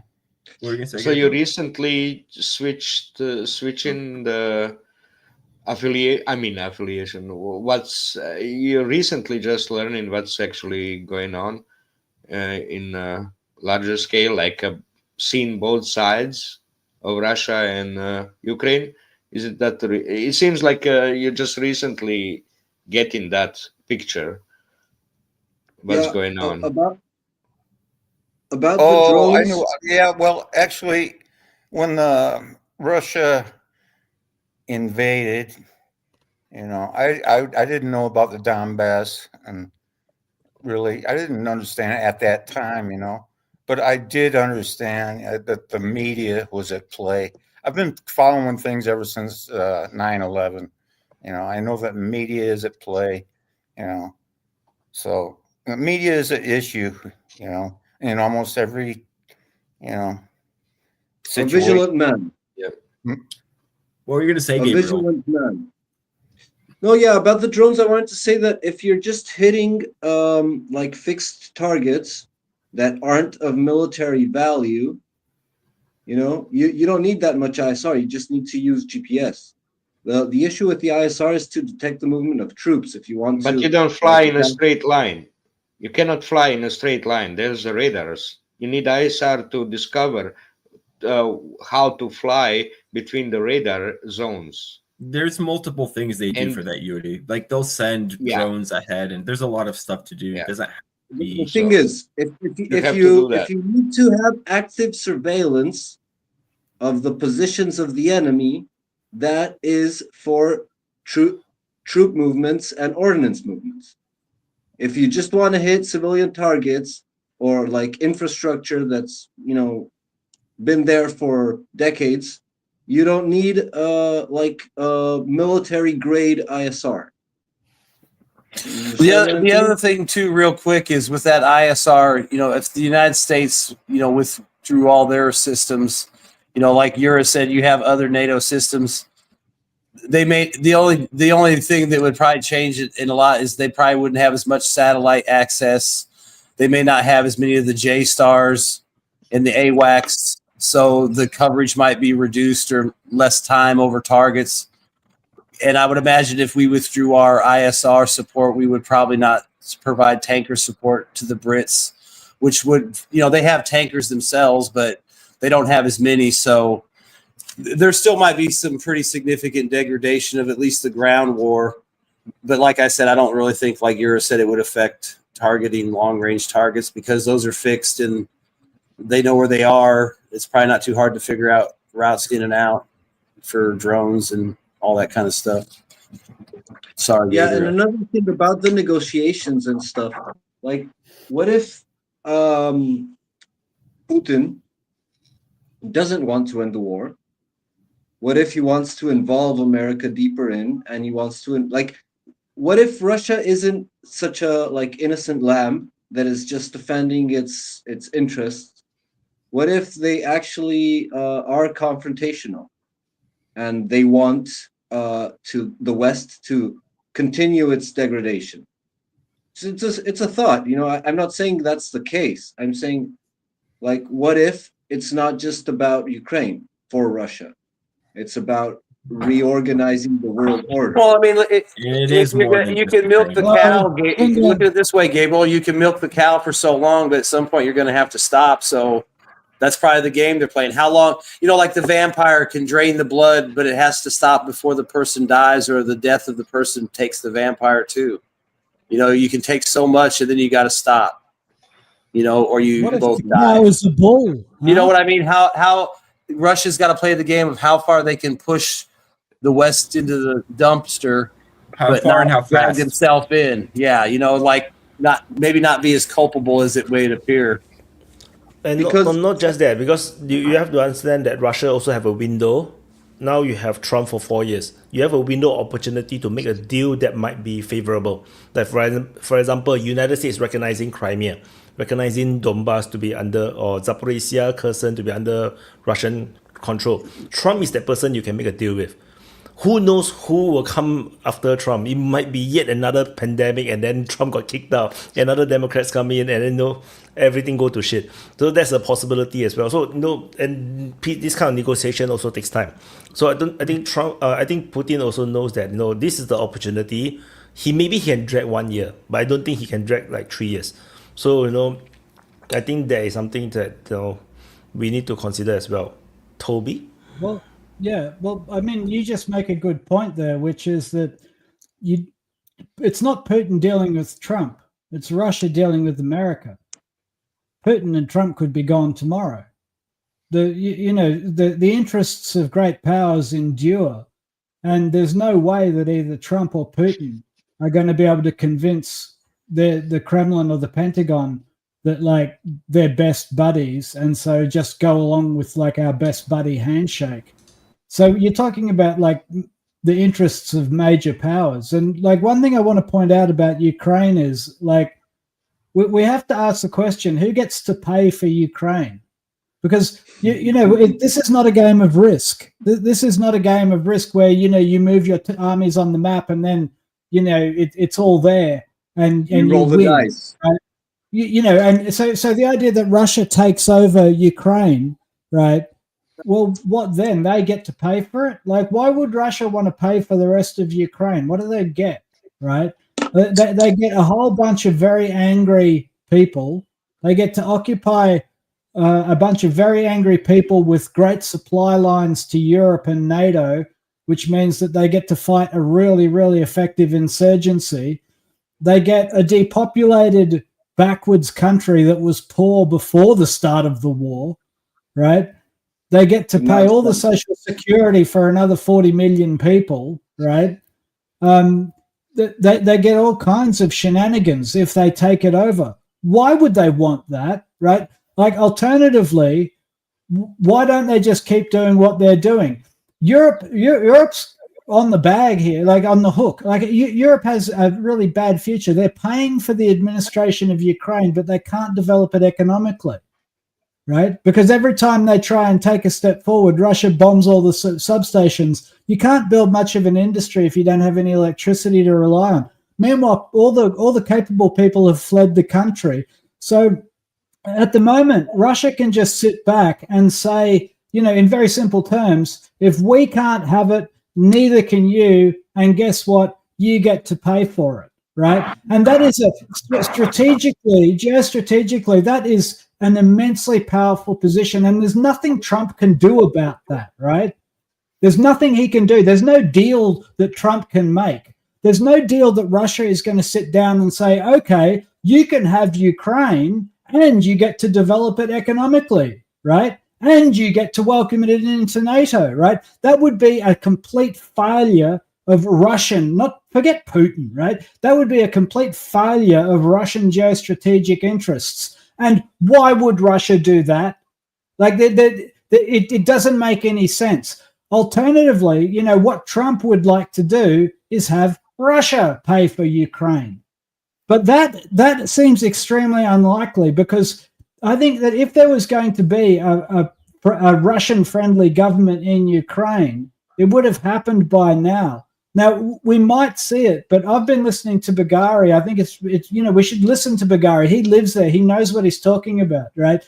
There has been a very long process of militancy and anti-Russian indoctrination of the people there, right? That is a real curse, right? Because what it means is that because of what those people have chosen to do, and I'm talking about the Ukrainian nationalists, they may have ruined their country to an extent where nobody can save them, right? It's like, and this is what I try and tell people in the Baltic states as well, because my wife is Lithuanian. I try to explain to them, listen, I get that it's fun to preach war with Russia, and I get that it's fun and exciting to be inside NATO and shake your fist at Russia.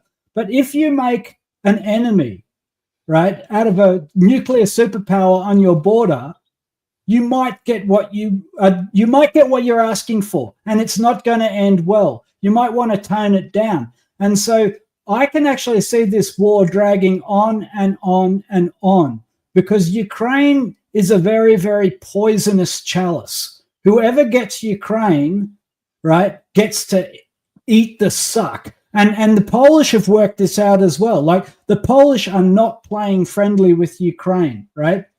They are not friends with Ukraine, because the Ukrainians aren't friends with them, right? So Ukraine is in its own position. And this idea, we should get away from this idea of thinking that Trump and Putin, right, and their emotional dispositions and their personalities are going to solve this problem.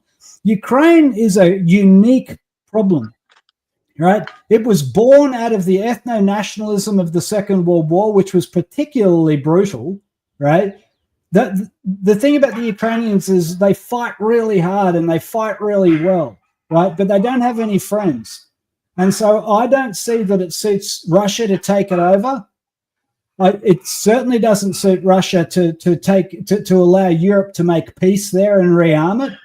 So I can see Ukraine carrying on as a failed state for the foreseeable future. And possibly the only solution for Ukraine is to become under the sphere of Russia.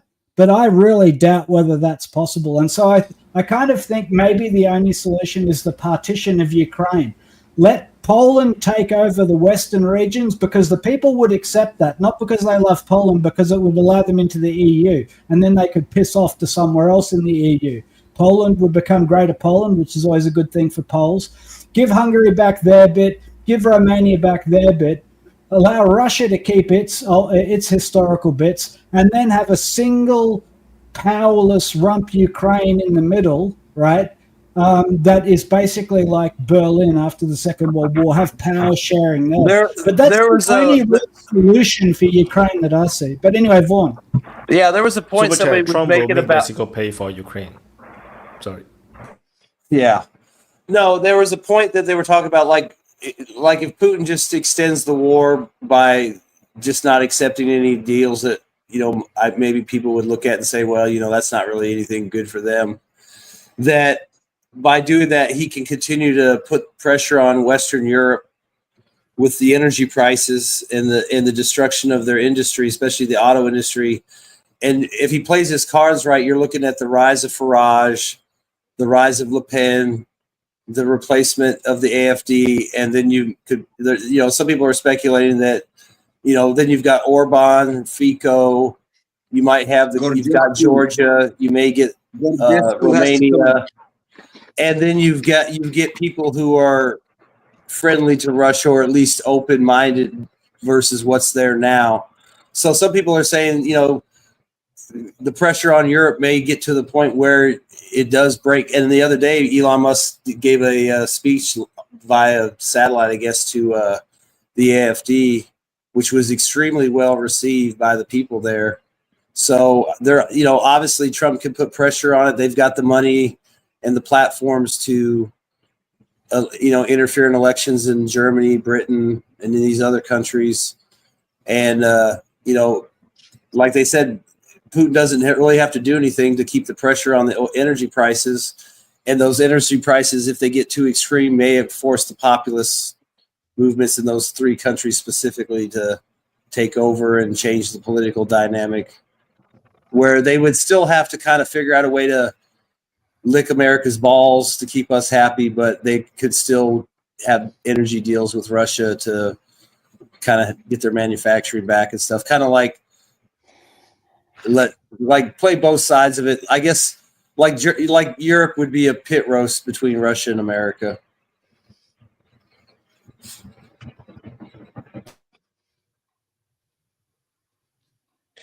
Yeah, like the world could benefit from like greater harmony and prosperity. I guess everyone would make more money. But you can also consider like great power politics as a zero-sum game, because like maybe if the pie is bigger, we can all get richer.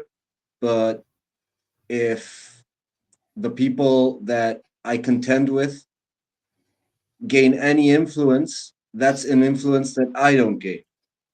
Yeah, even the if I gain, advantage is at my expense. yeah.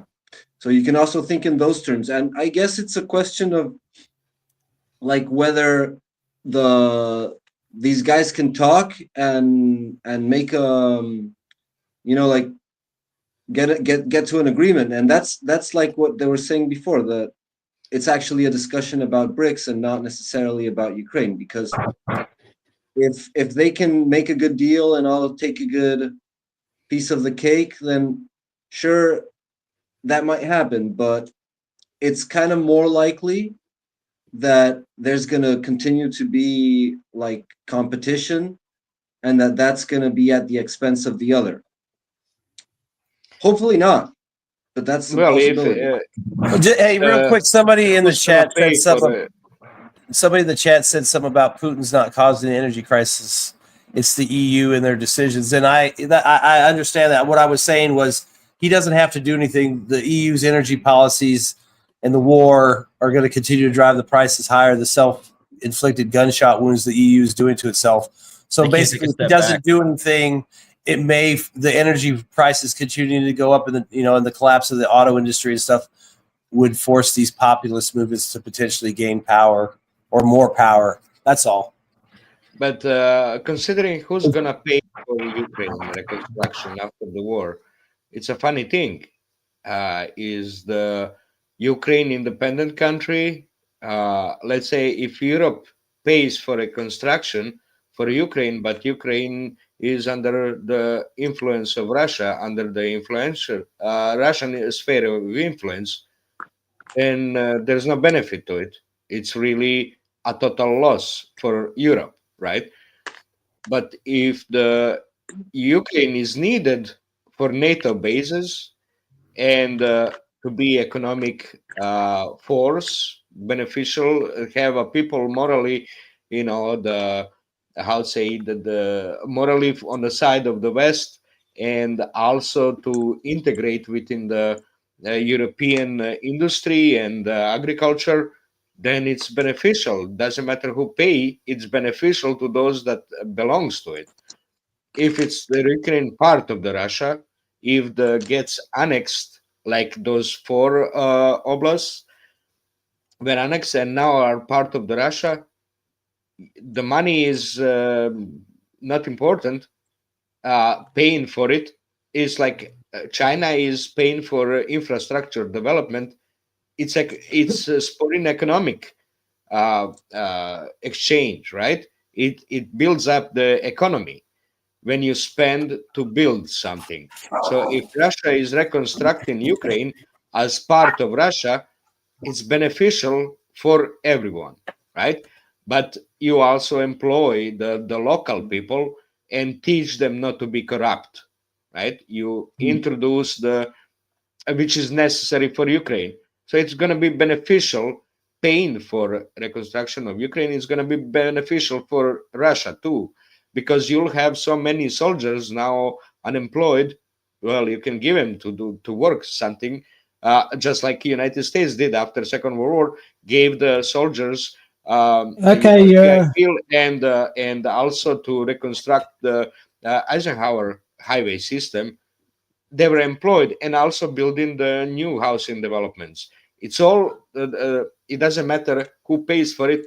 You develop economically. You increase economic activity by rebuilding something. Well, the problem is you're saying that there's it's not a theory, you stupid idiot. It's about, getting people getting to the point. Part of it. That's what it's about. That's a problem. If there's enough people in Ukraine to do that, so they will have. If the Ukrainians run away to the Europe, and you have just like 30% of population that it used to live there, now you don't have to rebuild that much. You have to reconstruct all of the planning, urban planning, and everything. And then you're a real quick land to be used for the huge grain, right? Production. So that's what you're a real quick. Do you think since the North Koreans actually provided material support and men, that they may get some of the construction and rebuilding contracts, like maybe not housing, but like roads and infrastructure is like kind of part of the deal, like a way for them to make money and have some kind of benefit from that? Do you think that's possible? The benefit for North Korean would be in learning how to do things, right? In learning how to they'll discover what a house is. They're going to discover how to make how to do it properly. No, I plan properly. I was just saying that's their benefit. Yeah, I just meant like people. If they needed manpower, like, you know, maybe they'd cut the North Koreans in on like big infrastructure projects or something, you know, like a dam rebuild or bridges or highways or something that they would trust them with. Maybe not like key infrastructure, but, you know, basic stuff like roads, dams. See, this is the BlackRock thinking, right? You have to. Can I respond to what you said? He's asking me. He asked me. Yeah, I know, but I wanted to respond, right? Listen, I'm going to respond to what you've said, because it's interesting what you say. I get what you're saying, right? Development of Ukraine is a great opportunity. This is actually like very much along the lines of BlackRock, and everybody has this grand idea that they're going to develop Ukraine. But here's the thing, right? What if you can't develop Ukraine because of Ukrainians? Right? Because, you know, it's a fascinating question. Why did Ukraine, before the war happened, why did Ukraine have African levels of income, right?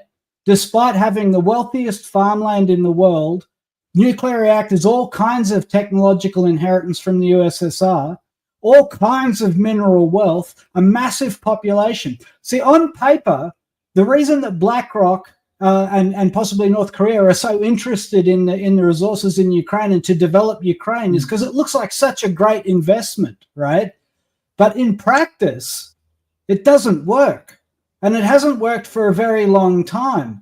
And this is why I say that probably the only sensible future for Ukraine is the partition of it. Because as it stands, Ukraine is a failure.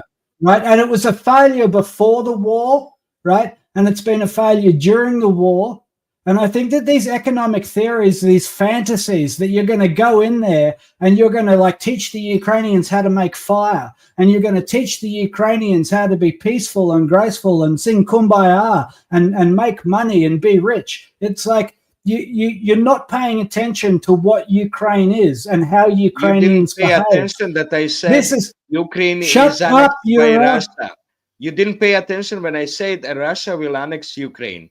And well, what are they going to do with all the Ukrainian nationalists? Are they going to like ethnically cleanse them? Are they going to push them into Poland? Are they going to like magic them away or send them to Mars with Elon? right? You cannot consider Ukraine is an nationalist state. My only point was, since North Korea actually is going to provide blood and treasure to the Russian effort, was if they ever get to a point when they decide to rebuild areas that they control, that would they, as compensation for that, let North Korean construction crews help, build stuff, construction companies. That's all. I mean, if they do, they do. If they don't, they don't. That's all. Maybe Europe can teach North Koreans to make fire as well. From his textbooks, because the Croatians know all about. I mean, they have buildings in North Korea, and roads and bridges and stuff. Fucking stop talking bullshit. Take a look at what Russia You're is an doing angry with man, annexed Euro. Oblast. No, and I don't you're accept idiot your economic who theories. bullshits his way through. That's what you are. You're bullshitter. Yes. Well, you're not going to punish me, Euro. Take a look. No, I will at not what stop. Russia. Oh, fucking Anyway. idiot. This has been like 5 hours. Fucking asshole. Thanks very much. Fucking oh, asshole. yes. Yeah, get fuck Don't off. be angry. Don't. Oh, yes. But your potty mouth is interrupting disgusting. me, you idiot. So Okay, take a look what Russia is doing with annexed Oblast. All right, I'll see you all later. They get. I'll leave they you get, with your the angry man. People from Russia. Hey, fucking Toby. Idiot. Fucking asshole. Come on, man. So what there is Russia doing in Oblast and that are annexed? They get Russian contractors. They don't allow their corrupt local people to do it. I mean, they get employed, right? They employ immigrants, but it's the Russian. The Russians have oversight. That are less. Yes. They have oversight of how it's done and how fast it's done, right? So we're having an interesting conversation, but now we're talking about the future utopia that's gonna. Fuck off! Why did you interrupt me, you fucking idiot? Why did you interrupt me? You fuck off! Tell us, Euro, about what is don't the interrupt me formula when I explain for something. the cement that they're gonna use to build the Ukraine. What type of asphalt are they gonna lay on the roads?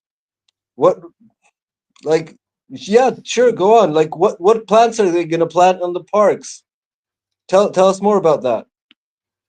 You can keep on bullshitting. Take your time. The thing is, okay. What is wrong with you guys? About actual power that introducing and what's something going new on in the and world. you got to interrupt. And suddenly we're talking about you hate to your echo chamber to be disrupted. You're so which full power, of echo chamber and speculations. When I which contractor is going to take in you hate you have to the interrupt contracts, everything, right? Look, all I was asking Euro is if allies of Russia were going to be part of the reconstruction and get a little bit of the contracts. And he's telling me how it works and whether they will or not. It sounds like probably not. And if they do, it won't matter because the Russians will be calling the shots. And, I was just asking, like, if they needed manpower and the Koreans had construction companies available because they fought together, they might get a piece of the action and the rebuild money. Because there's going to be trillions of dollars pumped into that area, whoever rebuilds it. That's all. It's a lovely side we don't have to have an argument and start talking all this dumb shit. I just wanted to know if allies of Russia were going to get some of the rebuild contracts. That's all. I don't care what they do, how they build it. I just wanted to know if North Koreans were going to build roads or, supply construction material, manpower. Obviously not. We'll know it when we see it, Bon. And yeah, like the super chat, the prior super chat was cool. Like Viva Mexico, cabrones. They're gonna definitely take over the construction with seized Russian money. Yeah, it's a wild don't forget the Amish. Don't forget the Amish mafia. They'll be in there too. Definitely. Nika, guys, I don't know if you talk about this. Tomorrow is the last day of the truce between Israel and Lebanon, and Israel is still inside Lebanese territory.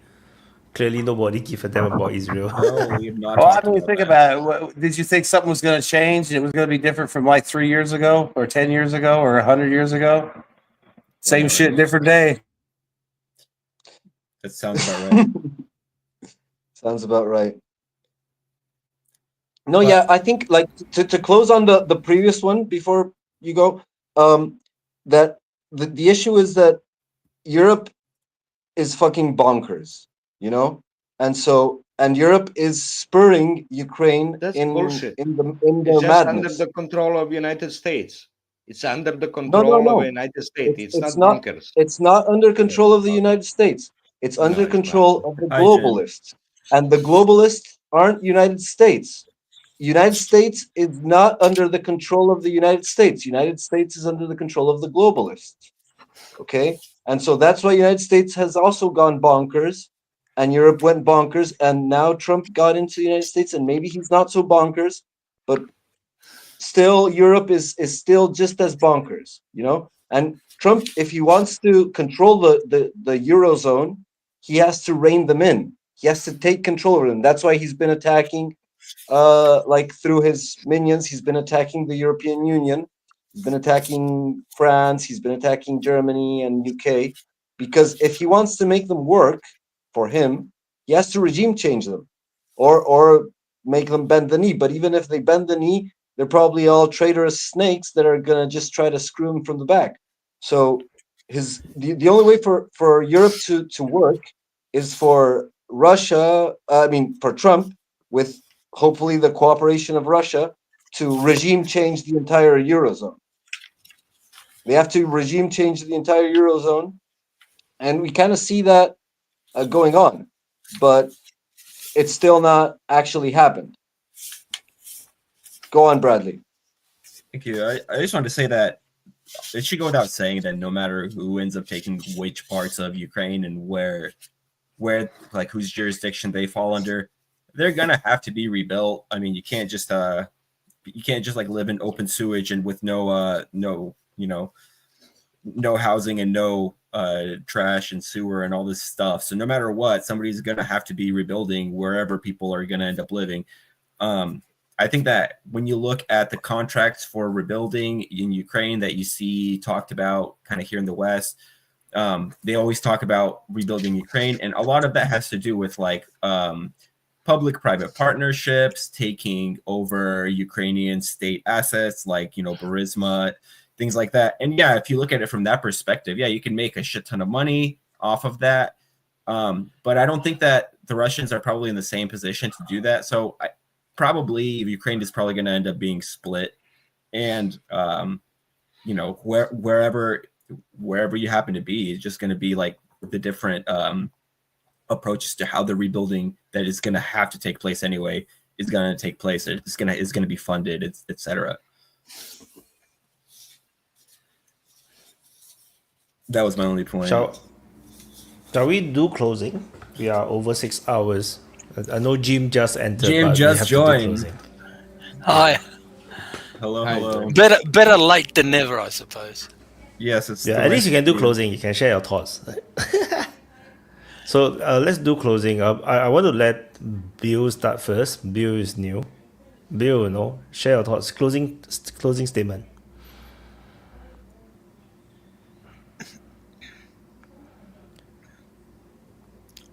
I think you're muted, Bill. Yeah, still muted. Yep.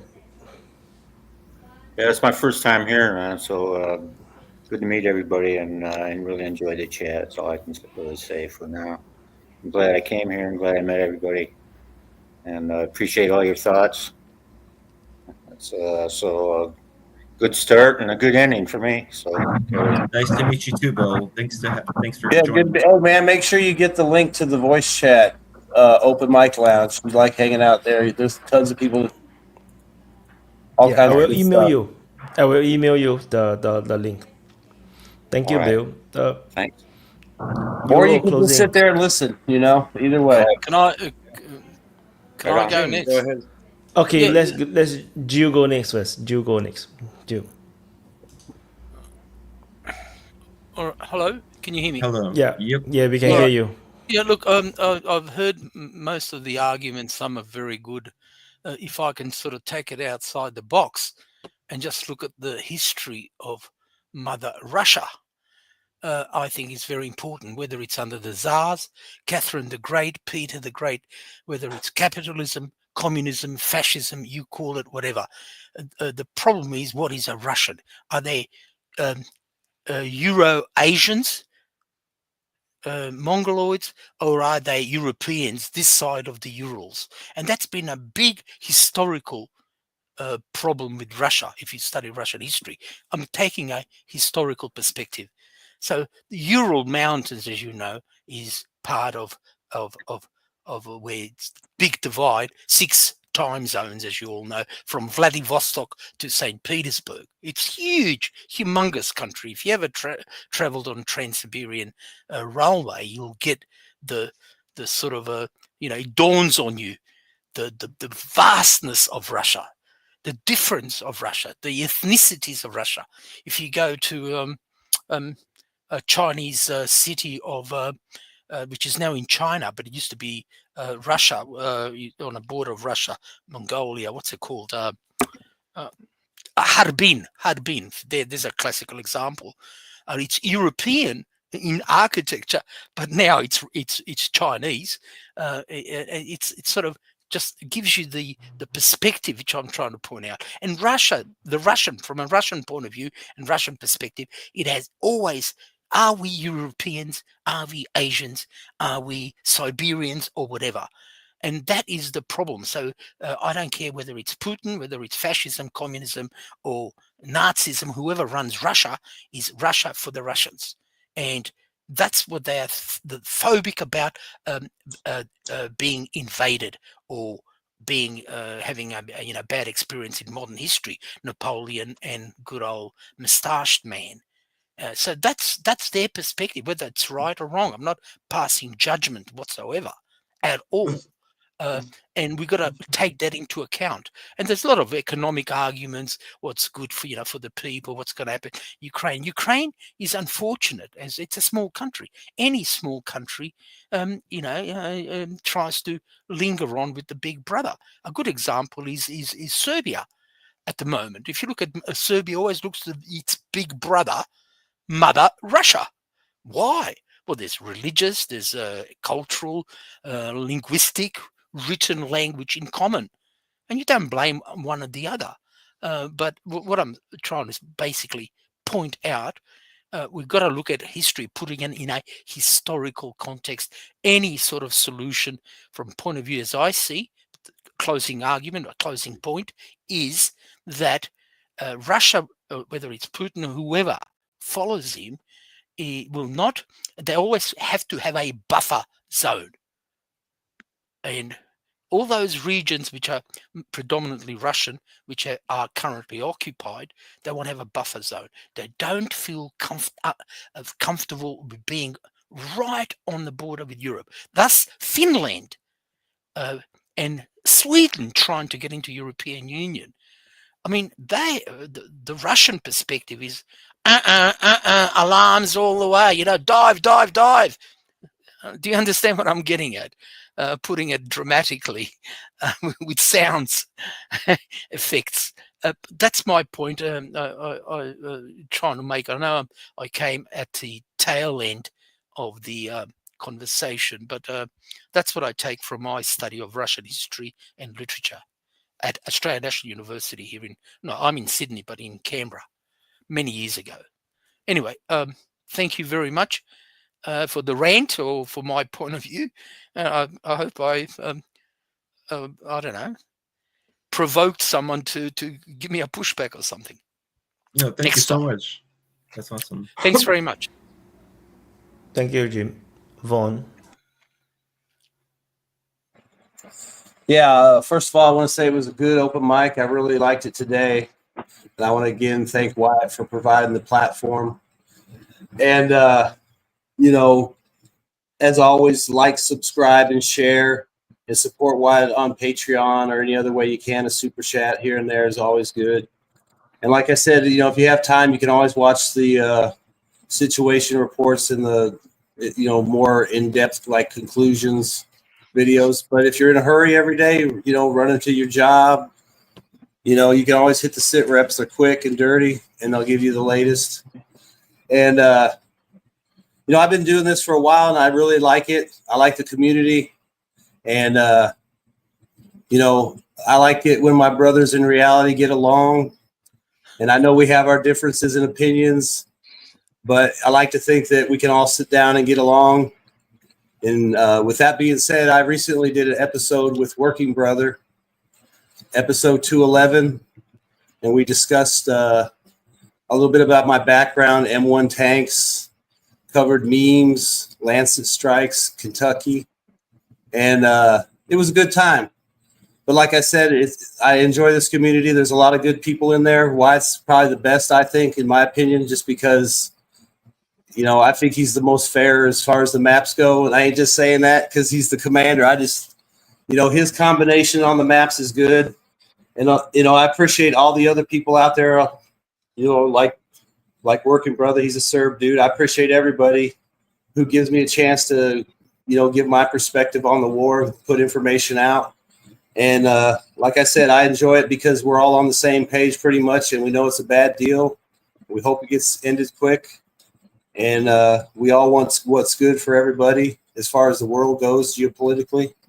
So it's kind of cool. Like I said, I've really had I mean, it's sad that it's a war, but I've really enjoyed being in this community for the last almost 3 years now. So with that being said, y'all have a good week. And take it easy. Peace, dude. Thanks, Vaughn. Okay, bro. Closing. Thank you, President Bond.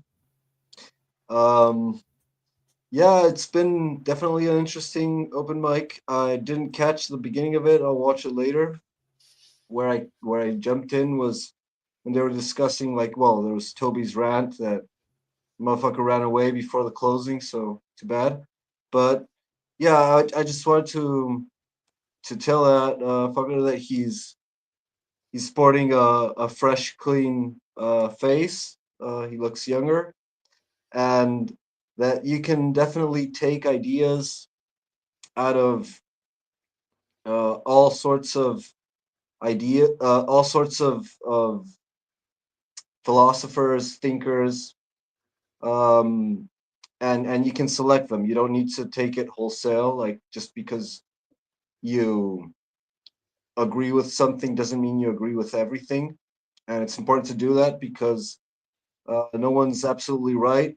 You gotta pick and choose what best resonates with your own experience and the knowledge that you have been able to accumulate, and what more affinity has with your inclination. Because, you know, there's a lot of discussions about what's good and what's bad, and it's hard to get to an agreement on those things, because what's good and what's bad depends a lot on what you like in a practical sense, beyond the metaphysical. It depends on what you intend to achieve with it. So if you want to depopulate, it's good to reduce the number of people, and that it happens with the least traumatic way possible, so that people won't revolt against that plan. So it's good to demoralize people in that sense if you want to depopulate the planet. If you want people to be happier and have a more fulfilled life, it's better to reinforce the traditions, the knowledge, the wisdom of the ancient civilizations that have been able to endure for all this time. They definitely found a method to make their people persevere all the hardships that the world, that the reality can throw at you. And so, yeah, like, people discuss what is good and bad, but it's important to add to that, for what? You know, this is good, for what? This is bad for what? And if you pay attention to that, many ideas can be clarified. Also, about what Gareth was trying to discuss, like, I think it's a pity that, because, like, it's great to have his antagonism, but it's a pity that he's so dismissive, and in that dismissiveness he, like, doesn't put an argument to be discussed. Like, instead of just throwing shit against the wall, you know, throwing a tantrum because they're saying things that you don't agree with, try to flesh out an argument, and people will hear you, you know. And listen to people respond to you and address that argument, and we can have an interesting discussion. And about what he was saying, it's super funny because he was talking about how people in America did a historical vote of like the most votes in history for Biden because they were voting against fascism. And then 2 seconds later, he says, "Oh, what's weird about Americans voting for fascism? Like, Americans love fascism." And that's the thing. Like, how can you sustain those two ideas simultaneously and not blow your mind away? But that's the thing. Like, that discussion about the legitimacy of that election and the fraudulentness and all that, it's simply it doesn't correlate with the tendencies of statistical analysis. It's, you can say they were afraid of fascism, but when has America had any problem with fascism? When, you know, it's not their style. So that's why it's outside of the charts, because it doesn't make sense. And yeah, so about this, what's going on in Ukraine, I don't see Russia, because like according to the situation that we're just talking about, if it's true that they dropped the ISR, Russia should definitely seize that opportunity. And I don't see it happening. I see them continuing with their pace. And so I don't think they're like very much in a hurry to resolve the situation. I don't think they're waiting on Trump for anything. I think they're applying the same pressure that they were applying, and they're waiting to see like when Europe or America is going to break in one sense or the other, either diplomatically by making a deal that's favorable to them, or materially by falling into a crisis. And it's going to depend on whether the Europeans can get regime changed or not. We're going to see if that happens. And thank you, Wyatt, for everything. Thank you, guys. It's been a lovely session. Have fun. Take care. It's always great to see you, Gabriel. Thank you, Gabriel. Euro closing. Yeah, to answer Juan's question, North Koreans will be just employed for the Russian contract companies, right? They wouldn't be allowed to do any construction on their own, because it's completely different system over there in North Korea. So yeah, you cannot let them do their own, right? Like maybe they'll just allow like 10 or 20,000 visas for North Korean workers to come in and work for Russian companies, basically something like that. He's closing. You want to do my closing, Juan? Do you want to do my closing? Go Juan ahead, really do my wants closing. to know this question. Euro, continue. Fuck. This is so annoying. They know I hate it, so they do it, right? Or what is it? Can you To be fair, it's the tell same me thing you do. what is wrong with these people? It's the same thing you do. They're responding in kind. Come on, carry on.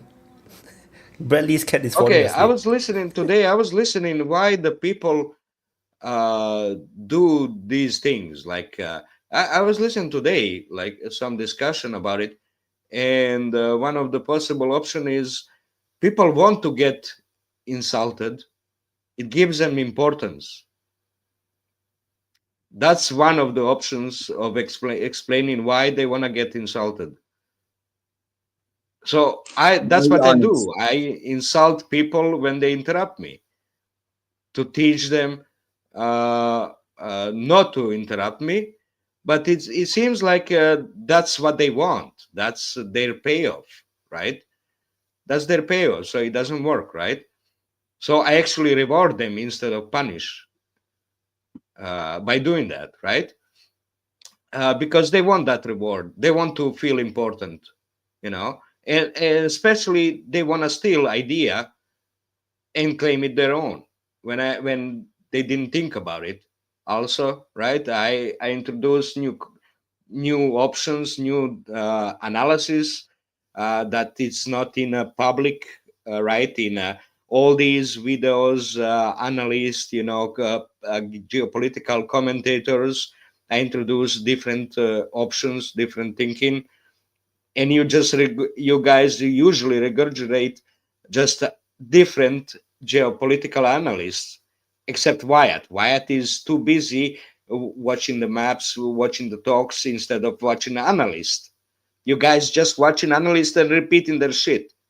That's what I do. You don't have independent analysts. So you're bullshitting all the time what they already said somewhere else, YouTube. That's what I see. That's why you want to interrupt me, because I'm an unconventional analyst. I'm independent. I don't repeat their bullshit all the time like you do. So you want to claim those ideas that I introduce. That's why you're doing it. Yes. It's just total bullshit. It doesn't let me develop a concept that I want to explain. I don't finish the total concept. If you let me finish, you will understand what I'm trying to say. So that's the problem, right? But then you cannot claim it their own idea. I'm gonna introduce the new idea. Okay, another example. One example. When I was saying that Russia doesn't wanna finish, I was saying it like 2 years ago that Russia is not in a planning to finish the war quick, and now you guys repeating it. I was 2 years ago. That's what I was saying. I was talking about Russia demanding actually, I was just repeating what Putin said, and you were talking about, negotiation, this and that, whatever the Western analysts were saying. I was saying from the beginning, since I started on Open Mic, that Russia wants the NATO installations out of 97 borders. And now that's a trend. And now you're talking about it because other analysts are talking about it. I was saying it like a year ago because that's what was Putin talking. But you just repeat what Western analysts talk. That's the problem. Stop speculating and start thinking yourself independently. Okay? Because you're just gonna go follow the future trends in analytical YouTube, right? I want to develop another idea. So the Trump is accumulating the troops on the border, right? Now they're gonna do good things, right? They're protecting the border, but at the same time, Trump is looking at servile generals, servile military. Who's gonna follow up? Supreme commander, who's not, right? Chief executive of the army. That's what president is. So at the same time, while they're doing the good shit, everyone approves it to keep the border alive, protected, right? That's very legal. But soon, maybe Trump would order also special military operation into Mexico to get the cartels, to create buffer zone. Well, that also everybody finds reasonable, right? And correct. And at the same time, Trump can see who's going to follow orders, who's capable leader within army, who's not, right? So he's going to choose who's going to advance. So he's looking for the, army that's going to follow orders. But what about if something happens on the other side of the world and he needs to pull a Trump again? Maybe they'll go all the way to Panama. Now he has all the trained army, very servile, right? And he will go all the way to Panama with the army. It all depends how army is successful. Just as it depended how Hitler was successful when they went to Czechoslovakia, first to Austria, then Czechoslovakia, and then Poland. Very big military success, right? That's also very, very important, if the military is successful or not. And then they went to France, another success, huge success. And everybody follows it, because in the beginning, everything seemed reasonable, but things develop. So this is, possible. I mean, not very likely, but I'm just talking, presenting how it might work out. It's not very likely, but it could, right? Maybe 5% chance of doing that. Well, I cannot say that I enjoyed open mic because of so many interruptions, but I hope you guys enjoyed it. I hope you enjoyed all the talk I said, and you click the likes, and you guys subscribe more to open mic and join it. Come on, join. Send some super chats too, because I don't do it. Yeah. Thanks, Yuri. Thank you, Euro. You all can also join to irritate Euro by interrupting him, Yeah. that works too. Well, Bradley closing. Yeah, I think even if agree with Yuri or disagree with Yuri, I think there is no doubt that he is definitely a very independent thinker and that he does his own analysis. I think there's no doubt about that. So first off, I'd like to jump on Jim's point really quickly and just say that it's true that the Russians have what we in the West like to think of as paranoia in regards to their national security. You want to characterize it as paranoia. You want to characterize it as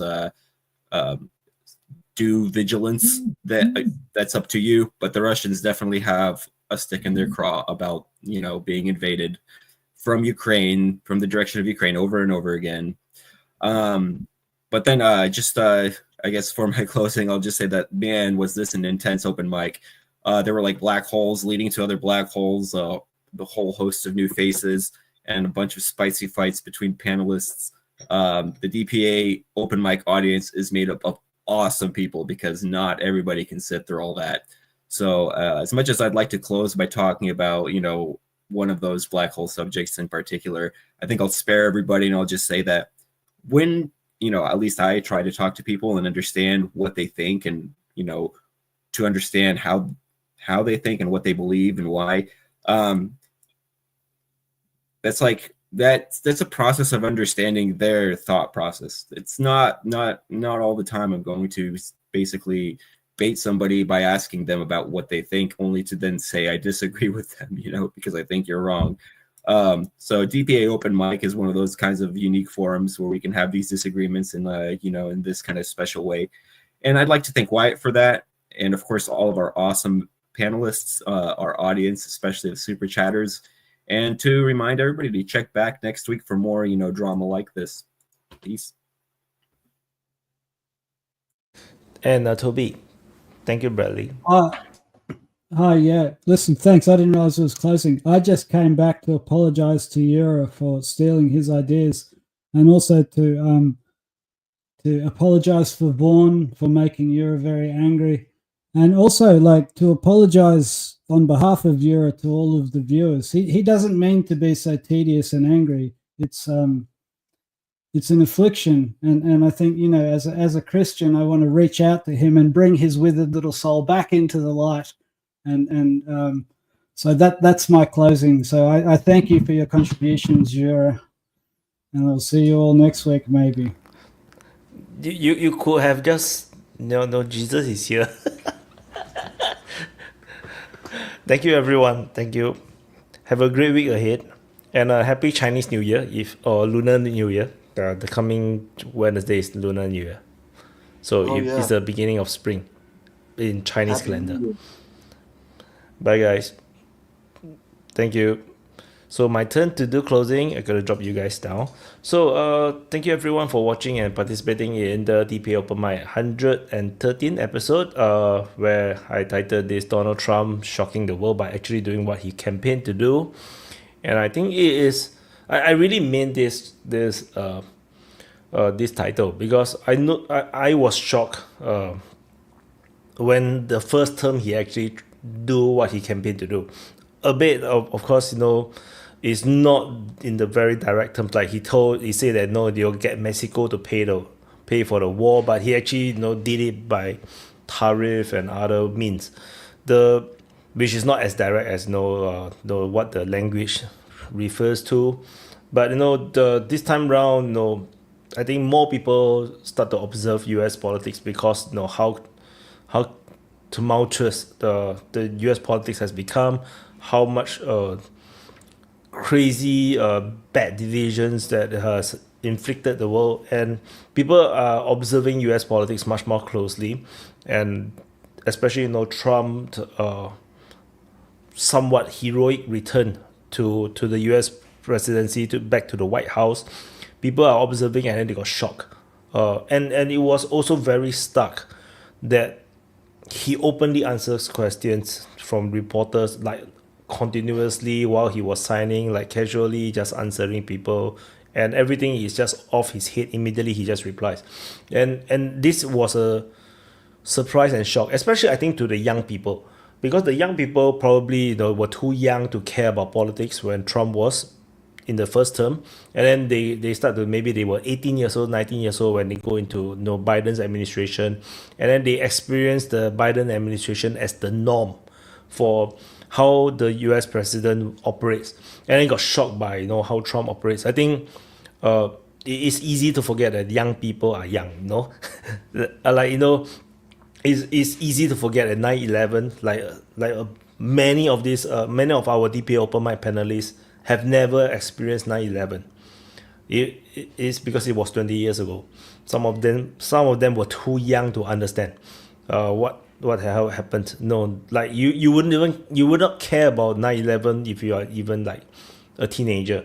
Like when 9/11 happened, I was like 19, or 19 or 20, 17, 18, 19, 20 years old, and that's when I was like only starting to become more and more politically awakened, and it's easy to forget that many people today have no understanding what it was like under George W. Bush, what it was like under Obama. How the Republicans are seen as the party of war, to the Democrats becoming the party of war, is we just forget. Like people were young, and it's quite crazy that and maybe there are some young people that only remember the Ukraine war. Like the Ukraine war seems to be fought forever. Who knows? So, and there is also Americans that grew up with the Afghan war and the Iraq war, and all they know was that US was always at war. It's like 1984. We were always at war with Eurasia. We have always been at war with East Asia. So that kind of crazy shit. So the session was really good at the beginning, where we talk a lot about the Trump's impact, all the things that he's done, all the crazy shit that was unfolding because of Trump over the past week. Then because Virgin talked about the AI, the building of the AI plant, the 500 billion investment. Then after that, it devolved into talk about AI, and then go into philosophy, how talk about AI being not AI, and then after that we went to shit, and then we just go into some crazy black hole that we cannot get out. And then we talk about this black hole for 2-3 hours. It's like that's the open mic. It is what it is. I will not limit free speech. It is free speech, although it's pretty painful to go through that black hole. It's like we just cannot get out of black holes. Like, if we talk about democracy, there we go. It's worse. I think it's worse than talking about European values. It's like every time we talk about democracy, we go down this rabbit hole. Then after that, we'll talk about monetary policies. Then we talk about the US dollar and the fiat currency, and it's always the same conversation again and again and again. It's very funny. Yeah, but it's nice. Maybe because it's always different people. Like the combination of people is different. So the exchanges is a bit different. So people can go on with the black hole and they start to find and fascism. Yeah, reminds me. And it's like, what is fascism? It's like, what the? Yeah, just go to the Wikipedia and read about what is fascism. So anyway, the European value episode was like the most epic. It's like, it's memed, like DPA Open Mic meme, like DPA Open Mic legend, like mythology, Even though it's just one episode, we talk about European values for just one episode very deeply, and it's etched into our heart forever. Yeah, European values. Yeah, but although actually there's much worse. Every time we talk about monetary values, democratic systems, yeah, actually those went way deeper and way more black hole-ish.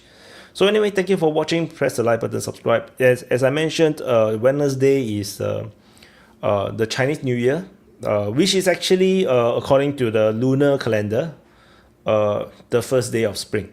So Chinese calendar is pegged to the seasons.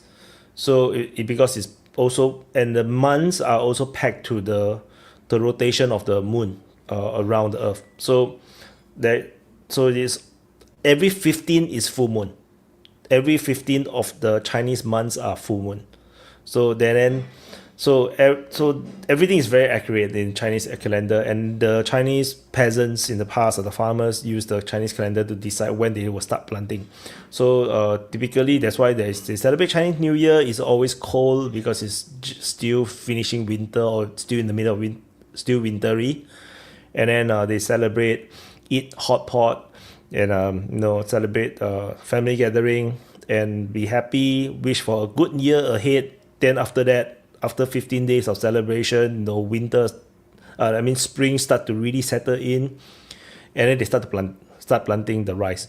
And so that's what my understanding of the Chinese New Year. I don't live in the Four Seasons area, so I really cannot understand like the seasons. Anyway, thank you for watching again. So press the like button, subscribe. I'm not sure if I have the energy to do the sit rep or the mapping. Let's see how. So Chinese New Year coming means I'm going to do some preparation for the Chinese New Year. It's a bit like how you prepare for Christmas in the Western world. So it's very similar. And then we have the New Year Eve, which is celebrated like the Christmas Eve. We do countdowns, and then we have family gathering. We have a reunion dinner in the New Year Eve, which is similar to the Christmas dinner in the Christmas Eve. Very similar. So anyway, that's it. Then I'm going to drop the outro, and hope you guys have a great Sunday. I like to do Saturdays because we can talk on, and people are not stressed about work. But yeah, so that's it. See you guys, and subscribe if you are not subscribed, and bye bye.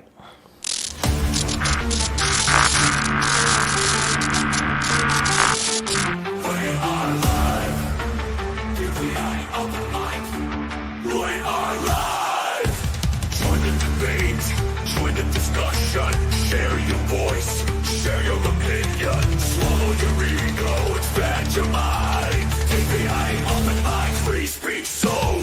DPA Open Mic, we are live.